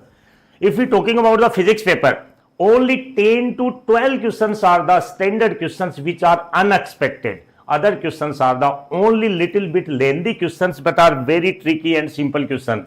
Okay, come to the next question. I think no need to say anything. Only you need to find out 220 sin 100 pi t in the sense its time period is going to be 100 pi divided by 2 pi, that is means 20 millisecond. 20 millisecond in the sense where will be the 15 millisecond? That will be in the negative half cycle. Negative half cycle means this is negative, this is positive. This diode is reverse biasing, this diode is forward biasing. Again, you know, whenever two diodes are in, you can say this combination, never will mean same biasing. Two option is already eliminated. If you are using tricks also, in this types of paper, tricks very helpful. That means D1 is the reverse bias and D2 is the forward bias. Yes or no? Okay, let us move to the question number 41. I think 41, what it is asking, if you read the questions, what is given? Delta Q is equal. Change in internal energy is equal, then what left? Work done will be equal, and pressure is also equal. That means delta V1 equal to delta V2. What's about delta V1 and V2? We can write it like that. This is sir pi R1 square and into delta X equal to pi R2 square into, you can say, delta Y or B, something you can say delta Y. It is asking R1 divided by R2, R1 by R2 square. What is displacement? One is 9, one is 16. That means 19 divided by 16. You take square root. That is going to be 3 divided by 4. So right answer is 3 by 4. See how easy questions are that. Just you need to practice completely what is given. I think this is completely out question. Already asked and you can say mostly expected. Power will come first 3 into delta A by A is 1% plus power is first delta B by B is 3% plus power come first delta C by C is 2%, power come first delta D by D is 4%. This is 2 plus 2, 4, 4 plus 6, 10 and 13% is the right answer. See, within a second you can do this question, yes or no? Okay dear student, let us come to the next question.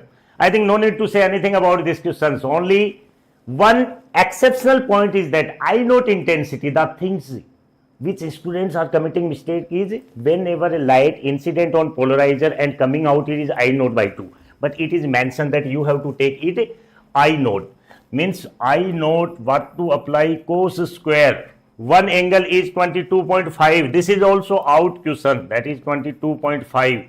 Then after it is passes through the another polaroid, that is equal to, yes, perpendicular to the this one, that means cos square 90 minus 22.5. When you solve, this is going to be sine. When you apply this concept is going to be I naught divided by 8. This is standard questions. If you directly you can say guessing that, then also options will be right.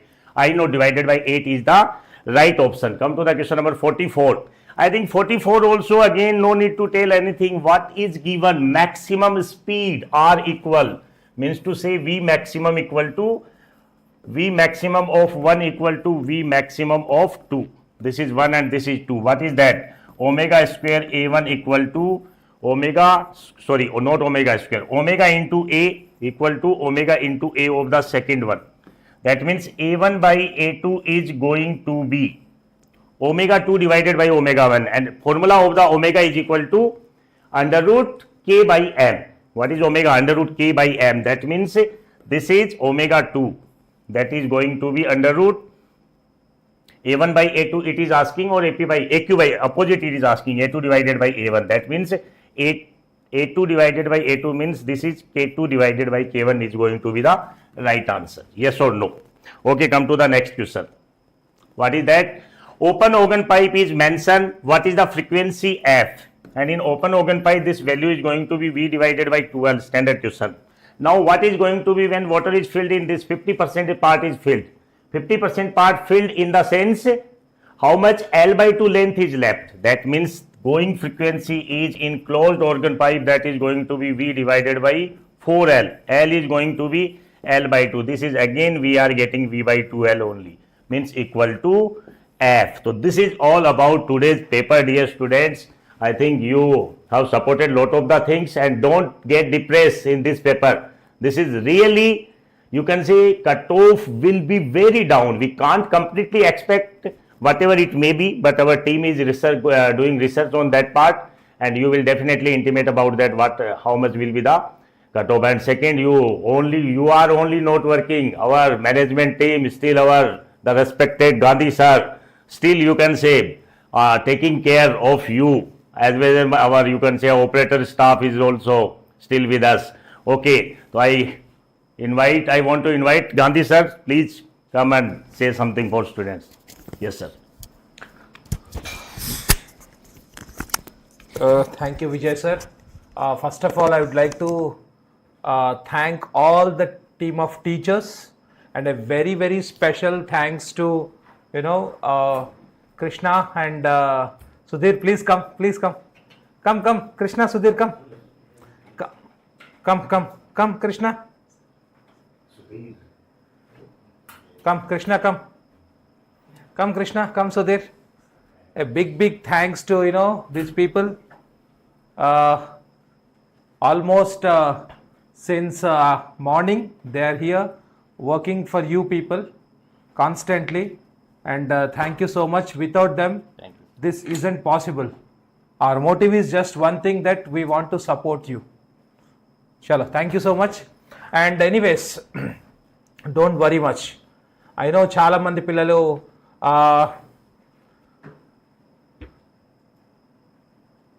let us see some messages. Sir, 472 AE chance ఉందా sir? మీ అందరికీ cut offs నేను రేపు ఇస్తాను మీకు.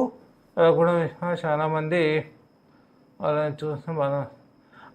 చంద్ర, చాలామంది పిల్లలు 500స్లో ఉన్నారు. వాళ్లకు ఏమనిపిస్తుందంటే ఈ marks cut off 500s, 550s, 540s, 570స్లో ఉన్నారు.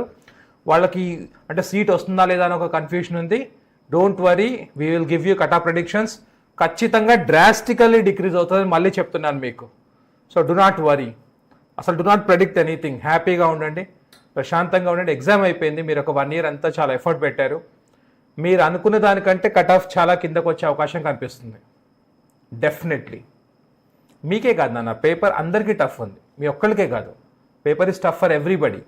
ఈ టైం వరకు ఎందుకున్నామంటే మేబీ మీరు ఎగ్జామ్ రాసి ట్రావెల్ చేస్తూ ఇంటికి వెళ్తూ ఇంటికి వెళ్ళి మీరు ఆలోచిస్తూ ఉండొచ్చు. మేబీ మీరు నిద్రపోకుండా ఆలోచిస్తుండొచ్చు. మీతో పాటు మేము కూడా ఉన్నాం. We are also there for you. మీతో పాటే ఉంటాం. మీకోసం ఖచ్చితంగా మేము కూడా వర్క్ చేస్తూ ఉంటాము. మీరు ఒకవేళ పెయిన్తో ఉంటే మేము సపోర్ట్ చేయాలి అనేది మా main motive. And moreover నాకు తెలిసి మీరు చాలా ఎక్కువ ఆలోచిస్తుంటారు ఈ టైంలో. No need. నేను మళ్ళీ చెప్తున్నాను, కట్ ఆఫ్ చాలా కిందకు వస్తుంది ఈ year. There is no doubt about it. There is a long way to go. Yes Sahil, it's a long way to go. We all have to be very strong. Life నాన్న ఇది. See I'm a sportsman. ఎన్నోసార్లు ఓడిపోయి ఉంటాను, చాలాసార్లు. ఒక స్టార్టింగ్లో ఒక 3, 4, 5 years ఓడిపోతూ ఎంత పేషెన్స్తో వెయిట్ చేశాను తెలుసా, గెలవడం కోసం, ఒక మెడల్ కోసం. ఆ తర్వాత లైఫ్లో గెలవడం అనేది ఎంత మజా ఇచ్చిందో నాకు తెలియదు, కానీ ఓడిపోవడం నుంచి బయటికి రావడం మాత్రం లైఫ్లో నేర్చుకోగలిగాను నేను. So stay strong. మంచి జరిగే ముందు కొన్ని టఫ్ టైమ్స్ వస్తాయి, డెఫినెట్లీ టఫ్ టైమ్స్ వస్తాయి. మీకు మళ్ళీ చెప్తున్నాను, మీరంతా ఖచ్చితంగా ఇంత టఫ్ పేపర్ని లాస్ట్ ఇయర్ కట్ ఆఫ్తో ప్రెడిక్షన్స్ పెట్టుకోకండి. ఇంత టఫ్ పేపర్ ఇండియాలో అందరికీ టఫ్గానే అనిపించింది. Every student in India felt it is tough. కాబట్టి మీరేం వరీ అవ్వద్దు. I'm really again telling you, cut off 500 అవ్వచ్చు, 500 కంటే కాస్త కింద పడవచ్చు, లేదంటే 500 దగ్గర ఉండొచ్చు. So do not have any kind of unwanted thoughts. మీకు ఖచ్చితంగా సీట్ రావాలని మేము మనస్ఫూర్తిగా కోరుకుంటున్నాం. బికాస్ మీరంతా చాలా సిన్సియర్గా ఎఫర్ట్ పెట్టారు. So you set we can score easily, but all rivers less than 150. What I scoring in grand test than 150. Soumya Sarepalli, మీరు గ్రాండ్ టెస్ట్ల కంటే 150 స్కోర్ తక్కువ చేసినా కూడా మేబీ మీకు సీట్ వచ్చే అవకాశాలు ఉన్నాయి డెఫినెట్లీ. సంతోష్, ఏయూలో రఫ్గా చెప్పండి సార్ కట్ ఆఫ్. చెప్పా కదా నాన్న, ఎక్కడైనా సరే ఒక దగ్గర ఒక 80 నుంచి 100 లోపు కట్ ఆఫ్ డిఫరెన్స్ వచ్చే అవకాశం ఈ ఇయర్ ఉంది, డెఫినెట్లీ ఉంది. So anyways, I wanted to show you something, but ఈరోజు కాదు, we will do it tomorrow. I will give you proper analysis of the paper tomorrow. అంటే మేము ఒక డీటెయిల్డ్ అనాలిసిస్ తయారు చేసాము, ఒకసారి చూపించండి. We have a very special analysis for you.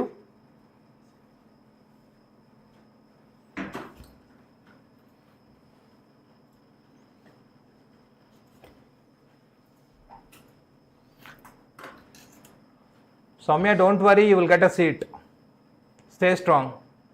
కొన్నిసార్లు ఏంటంటే పేపర్ కాస్త టఫ్ అనిపించినప్పుడు మనము కొంతమంది ప్యానిక్ అవుతారు, కొంతమంది బాగా చేస్తారు. బట్ ఇట్ ఈస్ రిలేటివ్ నాన్న, అందరికీ రిలేటివ్ పేపరే ఇది. So do not worry much.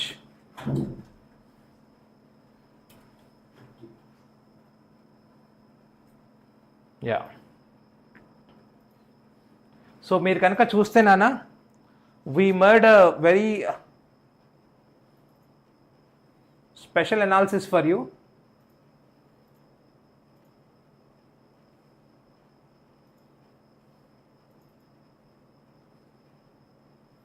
అయితే ఈ అనాలిసిస్ని మనం కంప్లీట్గా జస్ట్ ఈ అనాలిసిస్లో ఒక చిన్న విషయం మాత్రం చెప్పి will close it. If you see overall పేపర్లో 60 క్వశ్చన్స్ నాన్న, ఓవరాల్ పేపర్లో 60 క్వశ్చన్స్ ఈజీ ఉన్నాయి. అంటే బాటనీ, జువాలజీ, ఫిజిక్స్, కెమిస్ట్రీ మొత్తం కలిపి easy questions 60, moderate questions 69, hard questions 51 ఉన్నాయి. 51 hard questions, which mean 51 into 4, which is 204. So approximately 204 questions hard. మీ ఒక్కళ్ళు కాదు, ఇండియాలో అందరికీ టఫ్. అది తీసేస్తే మిగిలిన మార్క్స్ ఎన్ని ఉన్నాయో చూడండి. అది 100% యాక్యురసీతో వెళ్తే సో కట్ ఆఫ్ ఎక్కడి వరకు వస్తుందో ఇప్పుడు మీరే ఆలోచించుకోవాలి. ఎందుకంటే ప్రతి student easy question as well as moderate క్వశ్చన్స్ని సాల్వ్ చేసినా కూడా 60 + 69 129 అంటే అప్రాక్సిమేట్లీ ఒక 130 క్వశ్చన్స్ అనుకుందాం. అప్రాక్సిమేట్లీ 130 క్వశ్చన్స్ అంటే it is equal to 520. 520 100% accuracy. 90% accuracy మనం తీసుకున్నా కూడా, ఎందుకంటే క్వశ్చన్స్ డిస్ట్రిబ్యూట్ అయి ఉంటాయి కాబట్టి 90 to 95% యాక్యురసీ తీసుకున్నా కూడా 480 నుంచి 490 దగ్గరికి వచ్చే అవకాశాలు ఉండొచ్చు అని నేను ప్రెడిక్ట్ చేస్తున్నాను. It is my prediction. Because ఈ క్వశ్చన్స్ ఖచ్చితంగా ఇండియాలో అందరికీ టఫ్ అనిపించాయి, మీకే కాదు. కాబట్టి ఈ బేసిస్ మీద చూసినా కూడా మనకు దగ్గర అక్కడికి వచ్చే అవకాశాలు ఉంటాయి. కాబట్టి please do not panic. And అలానే there is lot of I made చాలా పెద్ద ఎనాలిసిస్ ఒకటి ఉంది. ఈ ఎనాలిసిస్ గురించి మనము రేపు క్లియర్గా డీటెయిల్డ్గా డిస్కస్ చేద్దాము. Why? Because as I told you, class 11 నుంచి if you see weightage 49% weightage ఉంది క్లాస్ 11 నుంచి, whereas క్లాస్ 12 నుంచి 51%. So first time the paper is balanced paper. Every year if you see it is almost like 45-55 or 40-60 sometimes, but this time the paper have class 11 49% and class 12 51%. So almost a balanced paper with respect to class 11 and 12 syllabus, but whereas with respect to the difficulty level definitely it is much higher than any of the NEET papers till now. Next నాన్న పైకి వెళ్ళండి. So these are all individual weightage నాన్న. Single choice మనం చూస్తే ఓవరాల్గా as I already mentioned, biology we have approximately 43 questions. Assertion reason కానివ్వండి, two statement కానివ్వండి, multi statement కానివ్వండి, or otherwise if you see match the following, we have overall completely 43 questions in biology. Just imagine 18 questions are multi-statement questions, where in 18 questions, in each question we have 5 sub-questions. So it is 18 into 5. You are almost reading such number of questions. 18 questions, multi-statement is 18 into 5. Whereas 9 questions, two statement questions. So 2 questions, 9 to 2, 18 questions. So you can see how many number of questions you are covering in, exclusive biology itself.